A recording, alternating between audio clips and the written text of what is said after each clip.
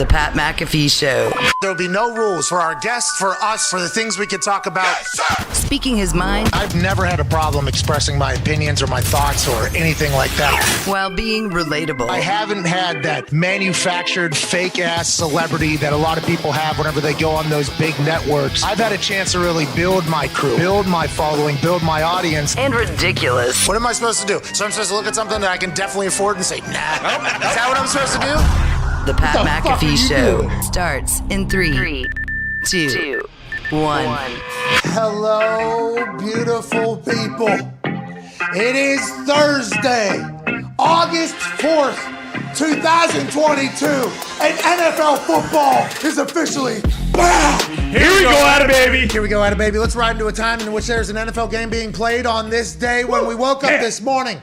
Maybe took your morning grumpy, had a shower, had a breakfast, had a coffee, had a tea, whatever you had to do to move on to the next portion of your day. You knew that you woke up on a day in which there is NFL football. Yeah. You knew you could go over to FanDuel Sportsbook and there was NFL lines to bet on. Yep. You knew that you had gone through months and months and months of tedious bullshit talking about off-season stuff in the NFL and talking about sports that none of us know enough about because we are an American football program. Hell yeah. Today's the day in which two teams donning NFL equipment will be playing football in a high school stadium in Ohio. Which high school stadium? The same one that one of the head coaches played in as a high schooler, and now he's back as a head coach representing the Las Vegas Raiders. Wow. Josh McDaniels will take a team wearing Raiders jerseys into a high school he played at when he was in high school to take on Doug Peterson and the Jacksonville Jaguars. Both teams looking to change the face and the kind of the image of their program and go on and win in different ways. Doug Peterson obviously had the whole Philadelphia Eagles wins the Super Bowl, and then what the fuck happened? Let's burn it down. We're going our separate ways. I'm going to take a year off. Mm-hmm. Yeah. Whatever happened there, we will never find out. No. It ended with Carson Wentz leaving, Doug Peterson leaving, Nick Foles leaving, and 2 out of 3 of those have a fucking statue of themselves outside the stadium there in Philadelphia, and they go run out of time. Wild. What will he do in Jacksonville? He pays Christian Kirk, changes the entire NFL market. They're trying to build a little bit of a monster down there. Good luck to the Jacksonville Jaguars. They're still in the Colts and the Titans division. Uh-oh.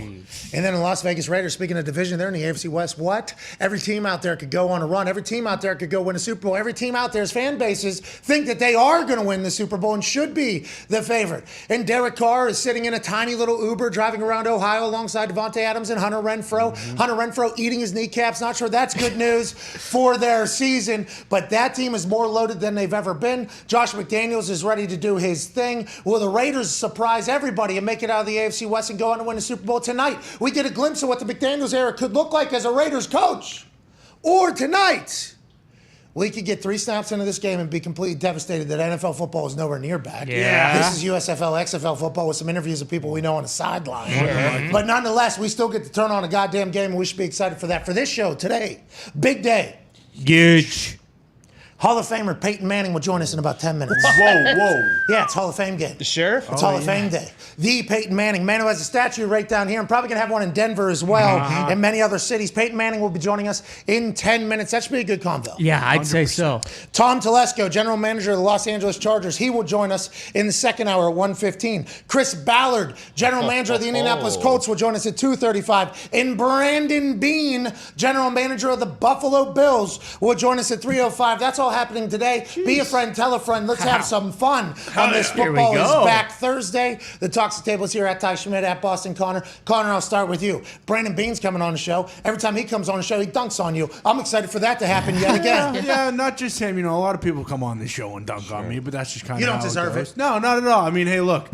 Bills are a good team. I'm excited to talk to Brandon Beane, especially because now it's no longer like, oh, Josh Allen and the Bills, what are they going to do this year? Now it's, hey, the Bills are going to the Super Bowl. If they don't go to the Super Bowl, then it's kind of a disappointing season. Much different attitude in Buffalo now. I'm excited for him. Sal Capaccio told us just yesterday that although there is a new play caller, there's a lot of experienced play callers around the offense. Josh Allen's more mature in that offense. They're ready to go. No Dayball is a question, though. Yeah, huge. You lose the play caller, especially when you're that efficient of an offense. It could, see a drop, but maybe they add some wrinkles that nobody's seen before, and they get even better. We shall see. Brandon Beane, always a good convo. Chris Ballard, always a good convo. Tom Telesco, always a good convo. And Peyton Manning's a good conversation with anybody he has. Today should be a glorious day. At Ty Schmidt, big news yesterday. Came out after we went off air. They had until 8 a.m. this morning. They made it a little bit ahead of time. The NFL will appeal Judge Sue Robinson's ruling of 6-game suspension for Deshaun Watson. Now, we had chatted about this from the very beginning, that although Judge Sue L. Robinson, former federal judge who retired in 2017, was hired to be an independent judge so that Roger Goodell was not the judge, jury, and executioner. That was what the players did not want. So now we're getting a chance to see the new CBA, the new process work for the first time. Judge Sue Robinson overheard the entire court case. The NFL had their lawyers representing, wanting Deshaun Watson allegedly suspended indefinitely for at least one season as more information rolls out. The NFLPA was representing Deshaun. They said no games, and then allegedly they were okay with 6 to 8 games, and allegedly the NFL was okay with 10 to 12 games. But once again, nobody knew shit about fuck because nobody was in there and there was no leaked sources. Now it is alleged that not only will Roger Goodell appoint somebody from the NFL to oversee the appeals process, but the NFL is in control once again of what the ruling is, how this will go. The internet backlash after the 6-game suspension was given was loud. Loud. I think we were all very, very surprised about the amount of allegations, the narrative that seemed to be pretty true in all of those allegations. So maybe there was a conspiracy to get Deshaun Watson to make him look terrible and maybe extort him out of money, or maybe there's some definite truth in some of these stories, and we got to think about that being the highest paid contract in the NFL, representing a league full of very good people where negativity normally hogs publicity. So there's a fine balance in there of what's going to happen. New precedent. Judge Sue Robinson puts a 6-game suspension. Now it's back to the old CBA. The NFL is back in charge. And this thing, everybody's assuming, is just going to be a full league year because that's what the NFL lawyers who represented the NFL in the case in Judge Sue Robinson's courtroom are going to be pitching to the next appeal, which is not Roger Goodell. He's going to appoint somebody, maybe Condoleezza Rice or something like that. All of this is precedent, though, Ty, right? All of this is precedent for future situations that arise. Obviously, we hope that this type of situation never pops up again in the NFL. We hope nothing bad ever happens again in the NFL. But with thousands and thousands of employees in basically every single company in the country, something bad's going to happen. Negativity will hog the publicity. It'll be huge, and this is going to have to take place yet again in a different avenue. And everything that happens here is setting up for what the future punishments are going to be and how everything's going to be handled. The NFL knows that, right? Yeah. Everybody's thinking they're going to come in and just do a full league year. If they do that, that'll set up for the future discussions to be like, well, who's actually, what's the purpose of this court case if we're just going to appeal it and they're going to be doing it anyways? It's a fascinating time in the NFL, even though it's obviously an incredibly serious allegation coming against Deshaun Watson. Yeah, for sure. And we talked about it yesterday. Like, in simpler terms, like, it seemed like this was the opportunity, maybe in the only time in his career as commissioner, for Goodell to go babyface and kind of make this decision on his own. And you wonder if maybe this situation almost has an asterisk. Like, and it's tough because this is going to set the precedent, but maybe this almost has an asterisk because there are so many cases, and because we know bad things are going to happen. But when it's the number, I think, is what everyone is kind of, you get hung up on that. It's like, it's not like this was a one-time offense. It's whether the stuff was right or, whatever happened is whatever happened, but it was a repeat case. So, like, maybe, I guess, and it goes just to the, like, what the players were saying, that they didn't want Goodell to be judge, jury, and executioner. But if he just hands this off, like, what's the deal? Exactly. So now I'm wondering, what's the deal? Why Roger Goodell doesn't want to make a decision now, or does he want to continue to be like, hey, I heard what everybody was saying about the fairness of me having every decision, all the power in the book, so I'm going to continue to kind of be hands off of this? Or is he nearing the end of his career and he's just like, I don't know if I should be the one setting precedent in this entire thing. Yeah. I'll let somebody else do it. Who are the names that were potentially going to do it? Condoleezza Rice was one of them for sure. I think there were 2 more maybe that were options. But again, it feels like with this stuff too, like, you look at the suspension numbers, it's like when they were first reporting it, it was like, oh, it could be 0 games. It could be 1 game. It could be 2 games. Like, and it's gone from like 0 up to an entire season. You know what? I think it's because nobody had a clue. No I think all idea. the people that report and stuff were just literally just grasping for straws. pissing into the wind. Yeah. Just like hoping it does, like just hoping that something was going to happen. Because I think Ian Rappaport came on our show and was like, it might just be a fine. It was like, who the fuck is saying that? Yeah, not a chance. There's no way that was what it was. No. And then when it came out 6 games, everybody thought it was very, very low. So was it a misread maybe by the powers that be on what the expectations were outside of there? Or is this just Sue L. Robinson was like, this is my first time. I have to go off of precedent and what has happened in the past. I have to go off what was presented directly to me. And she's just like, hey, this is how it goes. Like, this is what's presented. This is the precedent. This is what this has been. This is my ruling, because that's what a federal judge would do. So as Judge Sue Robinson, the NFL are trying to figure out how they're going to manage this relationship, I assume we're just watching it unfold publicly. And hopefully this goes for 10 years. I think all parties would be excited about an independent arbitrator. But this is all very, very important. Like, every step of this is very important for future shit. Yeah, I think they were guessing because they didn't know what Sue L. Robinson was going to do. And she basically, like, what I've been reading is she said, like, I guess violent versus nonviolent was a huge thing in the player conduct policy. If it's nonviolent, it could only be so many games or whatever. And then she was only presented the 4 or 5 cases. I'm sure she knows about the number 26 or 24, whatever it was, but she was, like, in her ruling, I don't think she was allowed to have that number in her head. So Did Deshaun Watson's lawyers text the NFL's lawyers? Yeah, all of his text messages for the last 2 years. Every single one. Deshaun. Yeah. I don't want to make light of anything. No, of course not. Gets lying. Of course not. Yeah. That's a good watch, though. If you need a good laugh, that is a good laugh. Switch it up a little bit, maybe. Sir, do you know what perjury means? He is getting killed. Oh, in yeah. Oh, yeah. I mean, Sir, this is not your show. Yeah.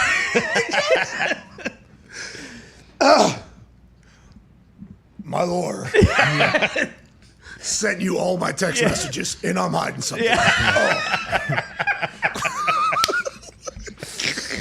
Oh, man.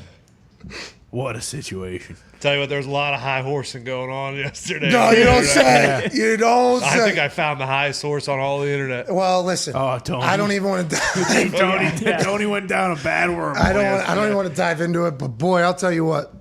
There's a lot happening in the world, and I think the Deshaun Watson thing is going to continue to be a storyline, at least for the first 6 weeks of the season, which doesn't start for 4 weeks from today. So we're talking at least another 10 weeks. I mean, that is 11 weeks, 5 weeks until actual season. 5 weeks until the season actually starts from today. Okay, so we got at least another 11. we got This at least is a 3 month. months. Yeah. This is 3. We got a quarter of a year still to chat about this entire thing, because it's going to be a reoccurring conversation, because the Browns are a good fucking team. It's the biggest contract in the history of the biggest league on earth. They are a very, very, very, very good team. And on the field, the last we saw him, which will be years ago, whenever he potentially steps on, he's a good player. Oh, yeah. He can make their team very good. So there's a reason why we have to talk about it, even though I do not love it at all. We have to chat about it because it's super negative. There's a Hall of Fame game tonight. Yeah, exactly. Real football. You know, the odds have been moving a little bit. Oh, they have. They've been bouncing back and forth, and I think it's because there's more film that comes out of practice on these quarterbacks that nobody's ever heard of, or these wide receivers nobody's ever heard of. And the sports books are like, oh, looks like they might have a 4-3 at slot right there. Can the guy catch and run the right routes and know what the quarterback wants him to do? Probably not. No. But if he happens to get the ball in space, that's gone. See ya. Yeah, swing the thing the other way. I have no idea how they're putting odds on these games. I do know that 30.5 has moved to 29.5. It's moved to 29, I think, at one point. Back up to 30.5, I think. I like the over, but I can't wait to watch NFL football, and I can't wait to watch, a celebration of what the game has been, what the game is, and what the game will be, which is what the Hall of Fame weekend is all about. Absolutely. Always get good interviews on the sideline of these games. Yep. Awesome. Now, normally people just see them as clips on the internet because it's tough to watch the entirety of the Hall of Fame game unless you have a family, friend, or a school player playing in the third or fourth quarter of a preseason game. It's tough to keep it on full time, but the clips and the interviews that come out, you listen to Hall of Famers talk about their day, what they're thinking, what they're celebrating, what they're looking forward to the weekend. Joining us now is a Hall of Famer. Joining us now is a man whose name is synonymous with the NFL and will be forever, not just because his family is a massive part of it, but because of how damn good he was on the football field. He also has a big-ass brain, both literally and figuratively. He has transitioned away from football in beautiful fashion, being an incredible businessman, philanthropist, and a guy who might be an entertainment mogul. Yeah. Started a production company that might have 55 shows in production right now. big brain, genius, Hall of Fame quarterback known as the Sheriff. Ladies and gentlemen, there's a statue of him like 3 blocks that way, Peyton Manning. Yeah! What's up, dude? Wow, not that intro. Hey, Hey, Pat, I think you missed your calling. I think you can make a lot of money doing walk-up intros for like youth baseball and softball. I mean, all they do is play music now. Yeah. If you got on there and introduced each player, I mean, there's a big opportunity for you there, I think, pal. Okay, so I saw that kid a couple weeks ago, right? They started playing Biggie, and he started dancing, and then he hit that ball off the tee, and then he ran off to the side, and the whole place went bananas. Is there intros happening there? That does need to happen. I mean, that's a retirement gig for me, I think. I mean, every kid has a walk-up song, right? But it's 6 seconds, it's, This Girl's on Fire is a big one for my, daughter's softball team. All kind of different songs. But I think to get you on there, start throwing some personal accolades out there, some stats, that's kind of next level stuff. That's guaranteed home runs. Okay, so if I could boost some, the next Juan Soto. Yeah, anything. The big polar bear. that's right. Pete Alonso. Pete Alonso. Like, if I can motivate the next one of those, I'll feel accomplished in life. And we'll obviously talk football. Go ahead. No, I was just saying, and get a piece of their contract, when Juan Soto they stop. Like, you started it. You were the foundation. Yeah. I want to cut. Hey, you remember when you were going to go play music? You were going to quit sports because of how bad you were at baseball. Then we started giving you a little confidence. You started hitting dingers out there. Remember that whole thing? You could be in a band right now.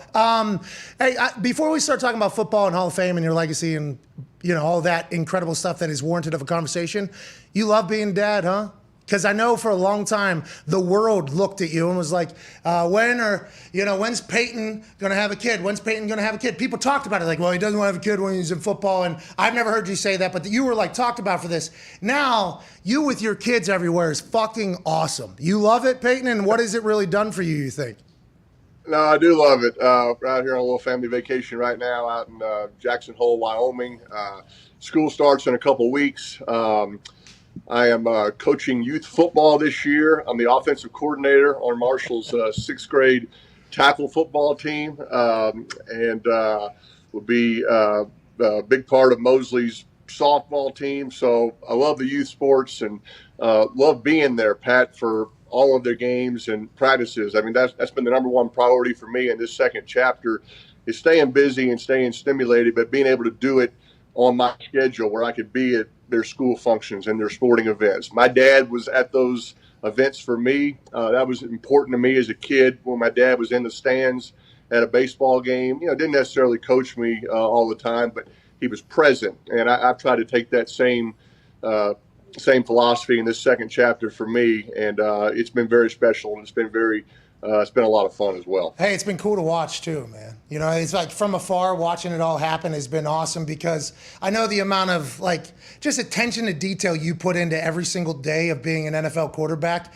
and how much you respected the position and how you literally they say all that cliche bullshit about somebody that works hard. You were the living embodiment of it, and I fucking watched it and it was like, I can't believe this human is like this, but this is why this human is the way it is. You always had great relationships with people. You're always a human, but you were committed fully to football. I think we all know that, and that's why you had success. So watching you enjoy your life, I think all your former teammates are very fucking happy for you. Just want to let you know that. And talking about your dad being present, he sent me a picture of you. I think last year you were coaching a team.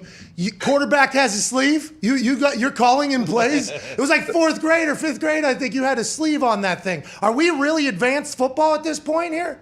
But I mean, I tried to get the earpiece. Tried to put a little speaker in my son's ear to try to talk to him that way. That was illegal. I only had 5 kids on the team, right? No subs, right? Every kid gets to play, every play, both ways. That's the way to do it.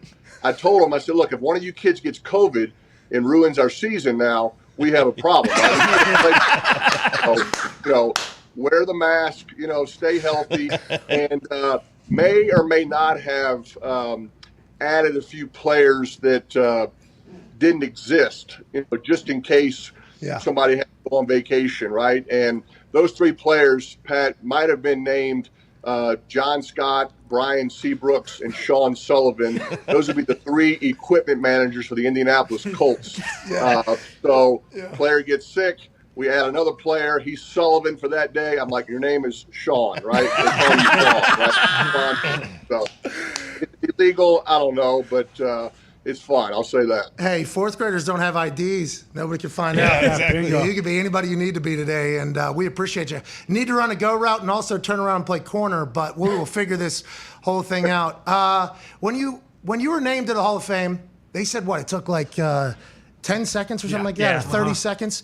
And I thought it took too long. That's like just expected, I think, from all of us while watching you play football. Like, Peyton's going to be a Hall of Famer. Was it a big deal for you? I assume it was with the way you view football, but it was a given. We all knew that. I assume you did as well. But when that honor is officially bestowed upon you, what were the feelings as a man who has accomplished fucking everything literally at this point? It was a special feeling, Pat, especially the way that I found out. Ashley kind of organized, due to COVID, they weren't doing the hotel knock. So Ashley was told that I was going to be inducted. And so she organized for David Cutcliffe, Philip Fulmer, Tony Dungy, Jim Caldwell, Gary Kubiak, Tom Moore, and John Fox and Jim Moore via video. Anyway, they came and sort of tapped me on the shoulder and said, I've been inducted. So to find out that way with all these coaches that have been a part of my football journey since I was 18 years old or even 15 years old. My high school coach was on a video. That was pretty overwhelming to find out that way. It's a great fraternity to be a part of. I love the history of the game. I never assumed anything, never talked about it, but it was a special weekend last year in Canton. And, to kind of rejoin teammates like Marvin and Edgerrin, it's been a lot of fun too, and hopefully we got some new ones, Colts and Broncos, coming along the way in the next couple of years. Now, whenever you get voted into the Hall of Fame and you're in there, there's a lot of I'm on a new team now. I think I've heard Ray Lewis does a lot of that, ownership of the Hall of Fame almost by this younger generation of Hall of Famers. What does that mean, and what do you think you guys can accomplish? Can you guys have real effect, you think? Well, I certainly hope so. I mean, the game has been under attack for a number of years now, and I think Commissioner Goodell and the league are trying to do the right things to make the game safer, make it better, trying to encourage youth football participation. I did a little PSA for the NFL talking about encouraging youth football participation, flag, tackle, boys, girls, because it is fun. And I'm not sure I look very good in this commercial. The kids are basically making fun of me the entire time, but I was a good sport about it. But look, it's a great game, as you know it, Pat. I'm a staunch defender of it. It teaches valuable lessons. It's the ultimate team game. So the more people that can play it and experience it is important to me. And I do agree. Ray and a number of guys have taken this sort of leadership role in trying to grow the game and in trying to protect it as well. Yeah, it's there's separators at every step of the way, and you talked about your coaches from every step. As somebody who's just been an NFL fan my entire life, and I grew up in a football city, you kind of watch it. Every town has a guy who's the best on their team. He's obviously huge. They all go to college. They're the best of every single town, and then that group gets obviously cut down to the NFL, the best of the best. And then there's that separating class. And that separating class that is just of elite individuals, that obviously you don't fall into earth that way. There's a lot of hard work. There's a football IQ and everything that has to happen, and maybe some chances along the way. But that group can change things, I think. In the NBA, the NBPA, Peyton, LeBron's in there, Chris Paul's in there, Russell Westbrook's in there. So when they're negotiating with the NBA, there's real business chatter happening. I think with the way the NFL is going, I think the NFL and the NFLPA business-wise are only going to grow bigger and bigger and bigger. And Peyton, I think you can get the ex-players in that game too. You know what I mean? I think the Hall of Fame guys can get in there, and I think you can really have an imprint on the way everything goes forever. Not that you haven't already. I got immense respect for you. Let's talk about Omaha. Hey, this is genius. You hear me? Everything you are doing right now is genius, Peyton. I got nothing but respect. You got a whiskey that is Delicious. To die for. Delicious. You got a whiskey right now going. Omaha seems like there's a smash hit every other day. That college trivia game or whatever, your reading was impeccable. I have no idea how you read as well as you did. I didn't know if there was cuts. It didn't look like there was any cuts. This Omaha Productions is incredible. How long have you been thinking about this concept? And is it just every step of the way you're just loving it? Because it has to be a blast to do all this. Pat, it's been a lot of fun. And real quick, you mentioned the trivia game. It's called College Bowl. Believe it or not, I had an hour pronunciation meeting with like my coach every morning. And I'm like, I don't know what that word means. Tell me how to pronounce it. And here's how I need it spelled in my monitor, right? These are my New Orleans / Tennessee phonetics, right? S-U-H. She's like, I don't know what, I'm like, just spell it that way. I can pronounce it. So yeah, you don't have to read it. I do. It was challenging but fun, but the kids were great and they were playing for scholarships. Pat, it's been a lot of fun to be on this side of it, right? For so many years, I was always, kind of had to be in everything. I never really been a part of something where I could kind of be in the background and sort of providing counsel and resources and support. And it's just been fun to be on that side of it, being around another great team, got some great teammates, if you will, to use the football analogy. And we're trying to create positive, uplifting content that celebrates community. And to me, there's a lot of great stories to tell that way. And it's really been a special run so far. Wow. I think it's time. You know what I mean? I think it's time, Peyton. And, all right. This guy right here, when I get into the NFL, I am drafted to the Colts to play a position I didn't really know that well, punt. But Bill Polian said, I thought you're athletic enough, you'll figure it out. That next week, we get shown around the facility, kind of just get shown around the facility, and we go into the locker room, and we're sitting in there, and holy shit, there's these monsters of men walking by. And I'm kind of, I'm sitting next to Austin Collie. Austin Collie's right next to me. I'm sitting here. Donald Brown right here. Fili Moala. We're just kind of hanging out, watching all these guys. And guys are coming by, and they're like introducing themselves to us. Dallas Clark comes by. It's like, oh, damn. All right. I remember him from like my brother playing the video game. Yeah. Dallas Clark playing in his busted ass fingers because he never wore a glove or anything. And like, oh, that good old farm boy out there. That's right. Yeah, and Jeff Saturday comes by. It's like, nice to meet you, Jeff. Damn, those blue eyes, right? Oh, hell, those things cut. Like, very nice to meet you. Yeah, and then there's like, little shorter guy. I've said this before. Looked like would have been my uncle if my uncle was black. And he goes, hi, I'm Gary Brackett. Nice to meet you. It's like, oh, all right, Gary, nice to meet you, man. I did not expect middle linebacker for the Indianapolis Colts. Rutgers, absolute dog, by the way, on the field. And I was like, eye to eye with him. Like, hey, Gary Brackett, oh, this must be the smartest son of a bitch all the time. Turns out he was on the football field. And then this guy from the back corner of the locker room comes walking over, had those southern things. What are those things that go around sunglasses? What are those? Croakies.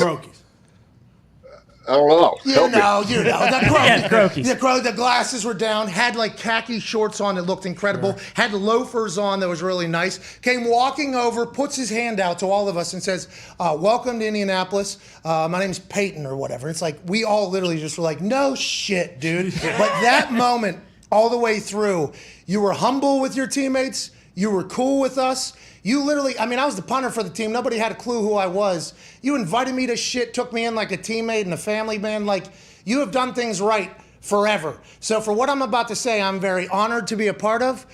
Peyton Manning and I are getting into business together. We have officially agreed, alongside Omaha Productions, to simulcast 6 big-ass college football games this season. We will be on ESPN2. The main cast will be on ESPN. Omaha is obviously helping us along the way, and we will be running it. Peyton, you're the fucking man. Thank you for the opportunity. Thank you for the business. And I think we have to celebrate,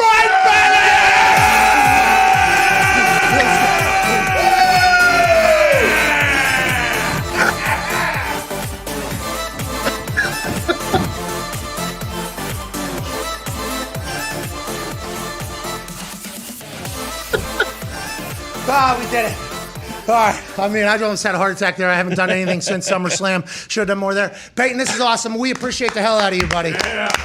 Can't thank you enough, man. Looking forward to it. You're the best. Honored to be your teammate again, if you will. And you will kill this. You know this. and everybody's fired up to watch. I can guarantee it. Well, we appreciate it. I'll be working directly with Peyton in Omaha and nobody else. We will have, I think, creative liberty and freedom to do whatever the fuck we want. And I am so honored. Thank you, man. I appreciate you. Have a great Hall of Fame day. Have a great Hall of Fame weekend, and we'll see you around, boss. Thanks, Pat. You're the best, pal. Thanks. Ladies and gentlemen, Hall of Fame, Peyton Manning. That was awesome. Yeah. Pretty sweet. Unbelievable. Yeah. That is a here we big go. deal. That was a hilarious conversation to be had there. You know, and it was pitched to me. The idea was pitched to me. I was like, you're telling me the people at ESPN are going to let me on ESPN too, do my own thing? No, probably not. But we are. Omaha umbrella. Omaha, yeah. We are You're able with to. us now. I'm like, okay, sweet. They're like, yeah, you're not going to be able to, swear and stuff, but you can do whatever you can do whatever you want. All right. If you say so. If that's the deal. Yeah. I love it. And also, by the way, we would like your ideas too, though. Like, hey, Peyton, if you have an idea, love to hear it. Yeah. Shoot them over. If anybody else has an idea, would love to hear it. But we're basically allowed to form this thing however we see fit. The games have not been announced yet because they don't know when the games are going to be when. Sure. But we were just told 6 big-ass, like, hey, this is going to be 6 very important games. We'll be simulcasting alongside of it live from the Thunderdome. Here we go. We got a lot of room for activities. Yeah. Yes, we do. Everybody that'll be a part of the simulcast will be live with us. It will not be a Zoom type deal. type situation. Will be there, and honored and pumped to do it, and can't thank Peyton enough for the opportunity and also the platform. I mean, that's literally what he's allowing us to have here. Yeah, that's going to be awesome. Like, hey, we have this spot. Basically, ESPN has entrusted us with this spot here, and we would like you to do your thing. It's like, You got it. thank you. right. We're going to try to fucking kill it then. And let's go enjoy the hell out of that. There's going to be giveaways. There's going to be a lot of action, I think, during those. Oh, yeah. I'd say so. 4 quarters of just watching a game with us. Oh, yeah. Prime time games. Could you imagine? AJ's going to get his big ass, obviously, into Indianapolis, into the Thunderdome. Other special guests will probably join us. Not too many, though. Like, hey, let's make sure we're keeping the main thing, which Right. is watching the game thing. But let's have a blast. Let's get to a break. We'll be back in about 4 minutes or so to chit-chat and react to all of this and more. I believe the music's playing. Perfect. We got it. It's first time today. Here we go. Here we go. So this should be a big year. Yeah. Yeah, it's going to be very cool. That's not it, though. There's more. Whoa. We're back in 4. This is the Pat McAfee Show.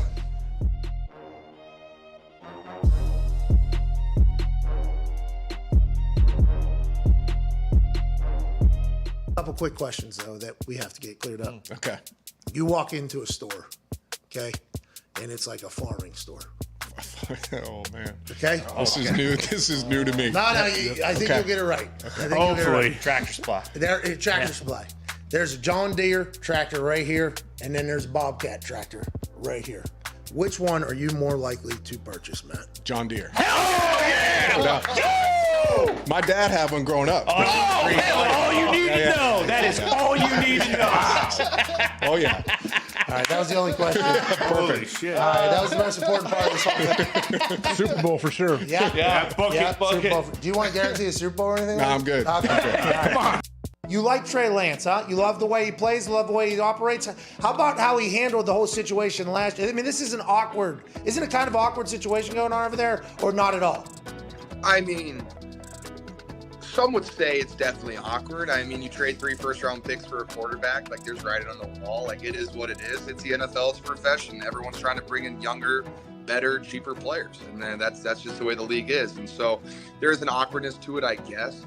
But at the end of the day, we're all here on the same team, and we're trying to win Super Bowl. So it's the lucky thing that we have here at the Niners is I feel like we have a fantastic culture of guys that just want to get better every day, and we love everybody in our locker room. So, Jimmy G could have, he could have been a dick and said, it's not my job, not my responsibility to take care of this guy and put him under my wing. But instead what he did is he was professional every single day. He didn't complain one time. He showed up, he worked, he started, he got us to an NFC championship game and helped Trey along the way. And so I thought Trey took a bunch of steps forward. And for Trey to become a really good quarterback in the NFL, he needs reps. And so once this kid gets a lot of reps, just watch out, because some of the things I've seen him do in practice kind of mind-boggling me, so I'm waiting for it. Yeah, he's considered what? Great athlete, right? Because obviously Aaron waited behind Brett Favre for 3 years, right? And I wish, and I've said this publicly a lot, and I'm sure the Luck family doesn't like this, I wish Andrew Luck would have sat behind Peyton for 1 year. Like, I wish Andrew Luck would have sat behind Peyton for 1 year to see how he operates in the building, how you operate with equipment managers, training, like everything like that. Trey getting an opportunity to watch Jimmy G do this, who's from the Tom Brady mentor camp or whatever. Did he make leaps? Like, did you see leaps and bounds as him as a player, as a football, as an NFL guy? Or is it just like a consistent growth with him and he's kind of just chill? Both. I think it's consistently gotten better, but like you could see, like Jimmy G is a professional through and through. Like Jimmy G takes notes every single meeting. He asks questions every meeting. Like he's in his books. And I think once Trey saw that, he was like, oh, I need to do all that and more. And it's also too, we have a great quarterback room. We got Nate Sudfeld in there, who's also got he's got a nice little silly release. I like him a lot too. He's great for Trey too, because he's a people person. He helps Trey with the offense, and he did a great job helping him all year too. So Trey has taken, in my opinion, big steps forward. Like if you compare him to last year's OTAs, I think he's two different players, and that's just exciting to see. Now, if Trey Lance was the starting quarterback, and if I say if, because I have no idea what's going to happen. Yeah, not your decision. Not your decision. Yeah, thank God it's not my decision. It's all you, Kyle. You got this. I believe in you. But all reps, and if there's growing pains, there's growing pains. I think we have a good enough team around him, from Trent Williams to Nick Bosa to Fred Warner to George Ayuk to Brent to Debo Samuel. We have enough guys around him to help him out through those growing pains. And so if it happens, it is what it is. And hey, you know what? If at the end of the day we have to run the ball 35 times, count me in, baby. Yeah, you love that, huh? Just fucking mauling people. Oh, hell yeah. Was that last season where you threw a guy and then continued to run, or was that 2 seasons ago? I don't remember. It's kind of all getting tracked. You're an absolute savage, though. Huh? It happens every season.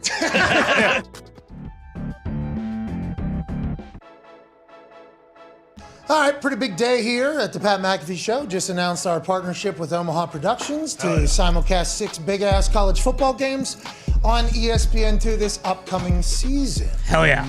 Dates to be determined. Mm-hmm. Sure. Games TBD. Right. Activities also to be determined. That's right. We good. But we are excited. Oh, yeah. We are pumped for the opportunity, thankful for the opportunity, and cannot wait to dive in and see what we can do. All right, let's hit some news around the NFL. The NFL will appeal the Deshaun Watson ruling. That happens, who knows? On the NFL schedule, the NFL chose to appeal the ruling. The NFL will also assign the follow-up. Correct. Yeah. Judgment. The judge. It's in the NFL's hands. They can do whatever the fuck they want, however the fuck they want, whenever the fuck they want. Allegedly, Roger Goodell is going to appoint somebody to handle this instead of him, even though if he wanted to, he could handle this and do whatever he wanted, just like the old CBA, as he, the NFL as a whole, and Judge Sue L. Robinson try to figure out what the precedent's going to be for this new independent arbitration system that the NFLPA fought hard for the NFL to institute, that inevitably ended up with all the power back in the NFL's hands, which you could have figured out if you just saw the way it was written as soon as it was written the way it was, which we were kind of talking about at the very beginning of this whole thing. But at least it's much better process than it was before. Allegedly, we shall see how it goes. I don't think anybody would be upset with however many games are added on to the original sentencing, other than maybe Deshaun Watson, his family, his friends, and maybe some members of his team. Because I assume there's some members of his team that are also like, all right. Let's end this. All right, let's get this thing over with. Everybody's assuming it's going to be a season because an indefinite suspension is what the lawyers who were representing the NFL were pitching Judge Sue L. Robinson for. And those lawyers that were representing the NFL now are representing the NFL in a case against Deshaun Watson to the NFL. So I think indefinite suspension, at least of a season, feels like what's potentially coming, but then there's a lawsuit, I guess, that could happen from Deshaun Watson, and then there's, after 6 games, it could be held up. I mean, none of us understand any of it, but I think everybody on earth would like this to be over with and hopefully never, ever, ever happen again for the good of all society. Yeah, but, I mean, is it going to be over with? Like, you would think at this point, yeah, like, let's just kind of, whatever happens, and let's move on, put it behind us, but we keep hearing Deshaun basically is adamant that he didn't do anything, and I don't know, well, that's a whole conversation piece now, too, because Jimmy Haslam, owner of the Cleveland Browns, who just gave $230 million of his money into Escrow, because that's the guarantee. In the NFL, the owner has to put the amount of guaranteed money into escrow. Now, I believe they are still investing that and getting interest off of that, but they have to have that amount of money fluid anytime they give a guaranteed contract to anybody. That's why a lot of owners don't give these massive guarantees. Jimmy has them groundbreaking, trailblazing, first fully guaranteed deal worth $230 million for Deshaun Watson, a man who we had no idea how many games he was going to be able to play this upcoming season after missing an entire season last year. So Jimmy Haslam had to put that money into escrow. He signed this, had to make this decision to move on from Baker Mayfield. Baker Mayfield won them a playoff game for the first time in forever, but for whatever reason, it didn't work. Sounds like all parties were in on that ending. How'd they fuck that? How does that happen, by the way? Beat the Steelers in the playoffs. Just 2 years ago. Without their head coach. Jimmy Haslam's coming out, though, and saying, hey, we're watching Deshaun on and off the field. He's remorseful. He's changing. He's ready to do his thing. And then, everybody that's speaking for Deshaun Watson, his camp is like, Deshaun Watson is adamant he did absolutely nothing wrong. Mm-hmm. So is he being remorseful and did nothing wrong? Maybe. I don't know. That'd be quite a good case study. But it feels like this is going to get nitpicked the entire time. And if they sue, if Deshaun Watson, I guess he can file an appeal for the 6-game suspension by today. Like 3 p.m. probably. Mm-hmm. If he files an appeal to the original 6-game suspension, then that is when it could potentially get taken into court and the Tom Brady situation could happen. Yeah, but a lot of legal people are saying that it wasn't easy for Tom Brady to be able to play while that whole thing was going on. It was some sort of addendum that they had to enact and do. It's not just like a matter of fact thing. It's not like Deshaun Watson is going to appeal the 6-game suspension, which is what he would have to appeal to be back by week 1 to hold it up in courts to delay the suspension, like what happened in the Deflategate situation. Yes. I guess it's not just a matter of fact that because he does that, he's back week 1. I guess there's some bunch of shit that also has to happen and a bunch of things that have to get agreed to, whatever the case. They're going to fight back and try to get him back at the beginning of the season. The NFL is going to do it. So there is still so much shit that has to take place. And if Deshaun agrees to delay the suspension, he's making like 40x the amount of money the next season. Yeah. So the $1 million salary for this year is what he's losing. Now, people are pissed about that as well. Hey, listen, people are right, justifiably pissed for that. If you are pissed, I think there's a lot of people that are on your side. And I think everybody can understand why, because he's literally taking zero fine. He got like $49 million guaranteed this year. Yeah. And the $1 million is the salary, which was beautifully laid out, I guess, by his agent, David Mulligata. Mm-hmm. And then, that's the only thing that's really getting cut into for the suspension this season, because you lose those game checks that you're out. I lost one. Yeah. Indianapolis fined me $140. Colts 1-game suspension was like, I don't know, $39,000. Yeah, hurt a little more. So I got fined $39,140. Mm-hmm. That'll happen. Both by the city and God damn it, the Indianapolis Colts suspension. Those game checks are a big deal, though. Yeah. Anytime you hear somebody put a game check on it, a lot of money, a lot of money. He's only missing $1 million salary worth, which is basically vet min. And then his next year of his contract, that money goes way up again. Mm-hmm. So if he delays the suspension to next year, that would counter, every decision that was made in the contract structure to have the $1 million be there. So I think whatever the appeal is, I think it's over. Yeah, and it doesn't seem like he's gonna appeal the 6-game suspension. It's if he's gonna sue the NFL for appealing the ruling from Judge Robinson. So he would have to appeal the first ruling to be able to sue it to be back for week 1. Yes. So he can't appeal the next ruling because he would have to appeal this one first before appealing the next one. And the NFLPA already released a statement that they wouldn't appeal the original suspension. One. Yeah, but now because the NFL is appealing, yes, are they thinking about appealing so they can hold it up in courts and not get suspended ever this season? I don't know. Business-wise, it doesn't sound like that would be the right move. But business-wise, they gave a guy $230 million guaranteed, and they have no idea if he's going to be able to play again. There's people pushing for 2 seasons. Yeah. And if it's an indefinite suspension, I mean, there's a lot of eyes, and they're just kind of calling it as they see it. 10-game hasn't been enough. Let's go talk to him. How you doing? Still innocent in this motherfucker? Didn't do anything. All right. Yeah. Hey, how you doing? Do anything? Oh, no, I still didn't do anything. All right. Is that what they're going to do? How does that whole thing work? How does an indefinite suspension? Then they're going to have another court case, another trial to find out if the indefiniteness is up? I don't even know how that goes. I think it's like when you put a kid in timeout and then you're sitting there watching TV and like, oh, Johnny's been in timeout for a while. We should probably let him out. Oh, so once they forget about it. Yeah. Once so many other things have happened, it feels like, all right, now it's probably the time. Because then that's another ruling they're going to have to make. Right. And then it's a whole nother conversation. I think they have to give an amount. I don't think they want to do the indefinite. No, yeah. Indefinite suspension leads it actually lingering forever. Correct. They don't want that. No. Nobody wants that. If they want to kind of meet them halfway, too, would it be like 12 then? Instead of the full season, they'll give them 12 See, I think games? it'll be one season. Yeah, once. I think it'll be like Right. a full season. So if they fine him like the $10 million that he made last year, do you think they'll consider that as like, okay, now he didn't play for the first 17 games? Well, that's an interesting thing because if you're not in timeout, but you're acting like you're in timeout, Are you? sociology-wise, were you ever really in timeout? Yeah. Correct. Yeah, and he chose not to play those games. Exactly. That's what I'm saying. Like, Yeah. did he feel like he was being? That would be what people would. Was it treated as if it was punishment aside from him paying back $10 million after receiving $49 million? Will be people's argument. Is that Like, like Right. college he didn't football? even know he was on a fucking island. He didn't even know. Yeah. He was playing more video games than Kyle Murray last year. Like, that's what people will Is that say. like college football programs who know they're about to be investigated and they're like, we'll sit out 2 months of playoffs. You said it. We won't go to a bowl game this year. Yeah. Like Urban Meyer?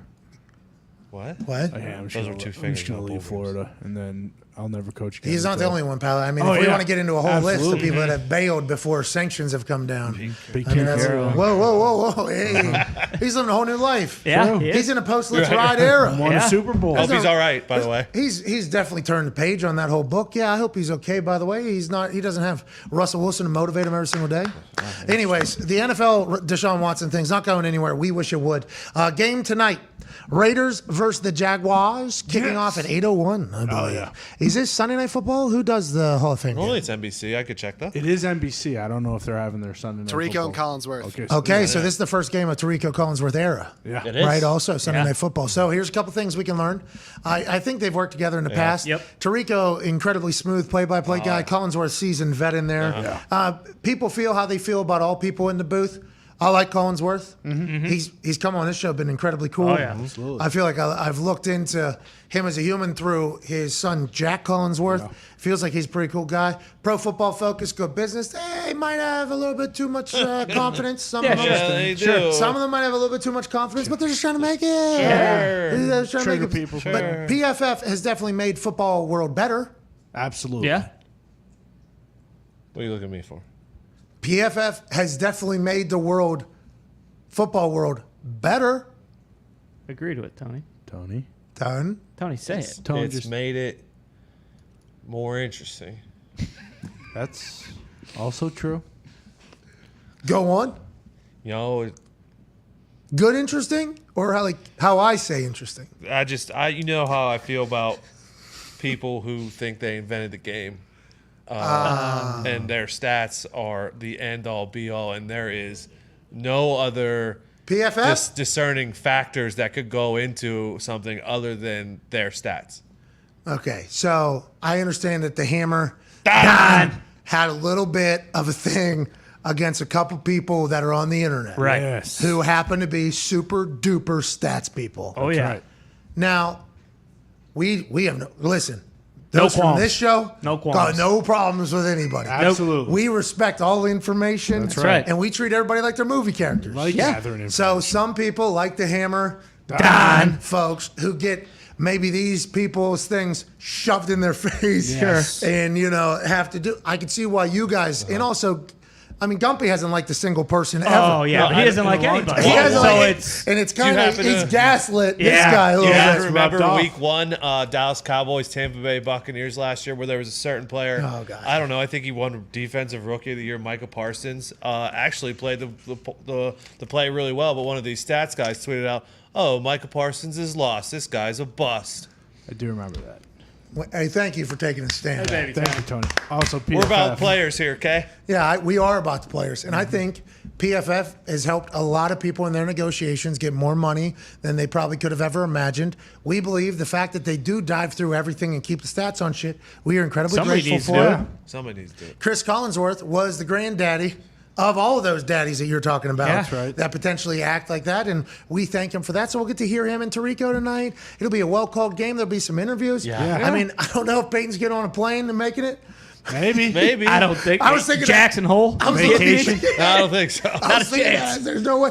That sounds amazing. He deserves it, by the way. He's been hustling, man. Oh, Yeah. yeah. This guy was in Indiana selling whiskey, and then the next day he was at an event, I think in Tennessee, selling whiskey, and then the day after that he was in I believe Arkansas selling whiskey, and it's like, damn, this dude is hitting. And he said he wanted to stay stimulated, needed to stay active, because I think him getting away from the game, he knew, and everybody around him knew, like, hey, this is gonna be a thing. Yes. You know what I mean? You play football a long time. It's been your life. You are incredibly dedicated to this sport. It's going to be a thing. He's been very active. So I'm not sure he's going to be there and give any interviews tonight. But somebody will say something electrifying tonight. Yeah, one of the owners. Maybe, yeah, Mark we do Davis. have Mark Trot Davis. him out there, and let's just have a conversation with Mark. What if he has a gold Hall of Fame starter jacket on? Yes. Oh, Here we my go. God. Here big, we go. big one of those big puffy ones. Puffy ones with the front zip. Yep. Yeah. And then like the patch right here. Yeah.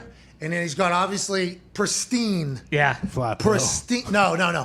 Haircut? His hair. Oh, I thought Yeah, he, I said thought he he did could have a flat bill on and with the one. Yeah. Yeah. Yeah, I'm talking the haircut. Sure. He's got Barber in plane with him tonight Yep. as they're flying across, and they're not hitting any turbulence. No. That thing is straight across. Boom. He's got that starter jacket on. Bang.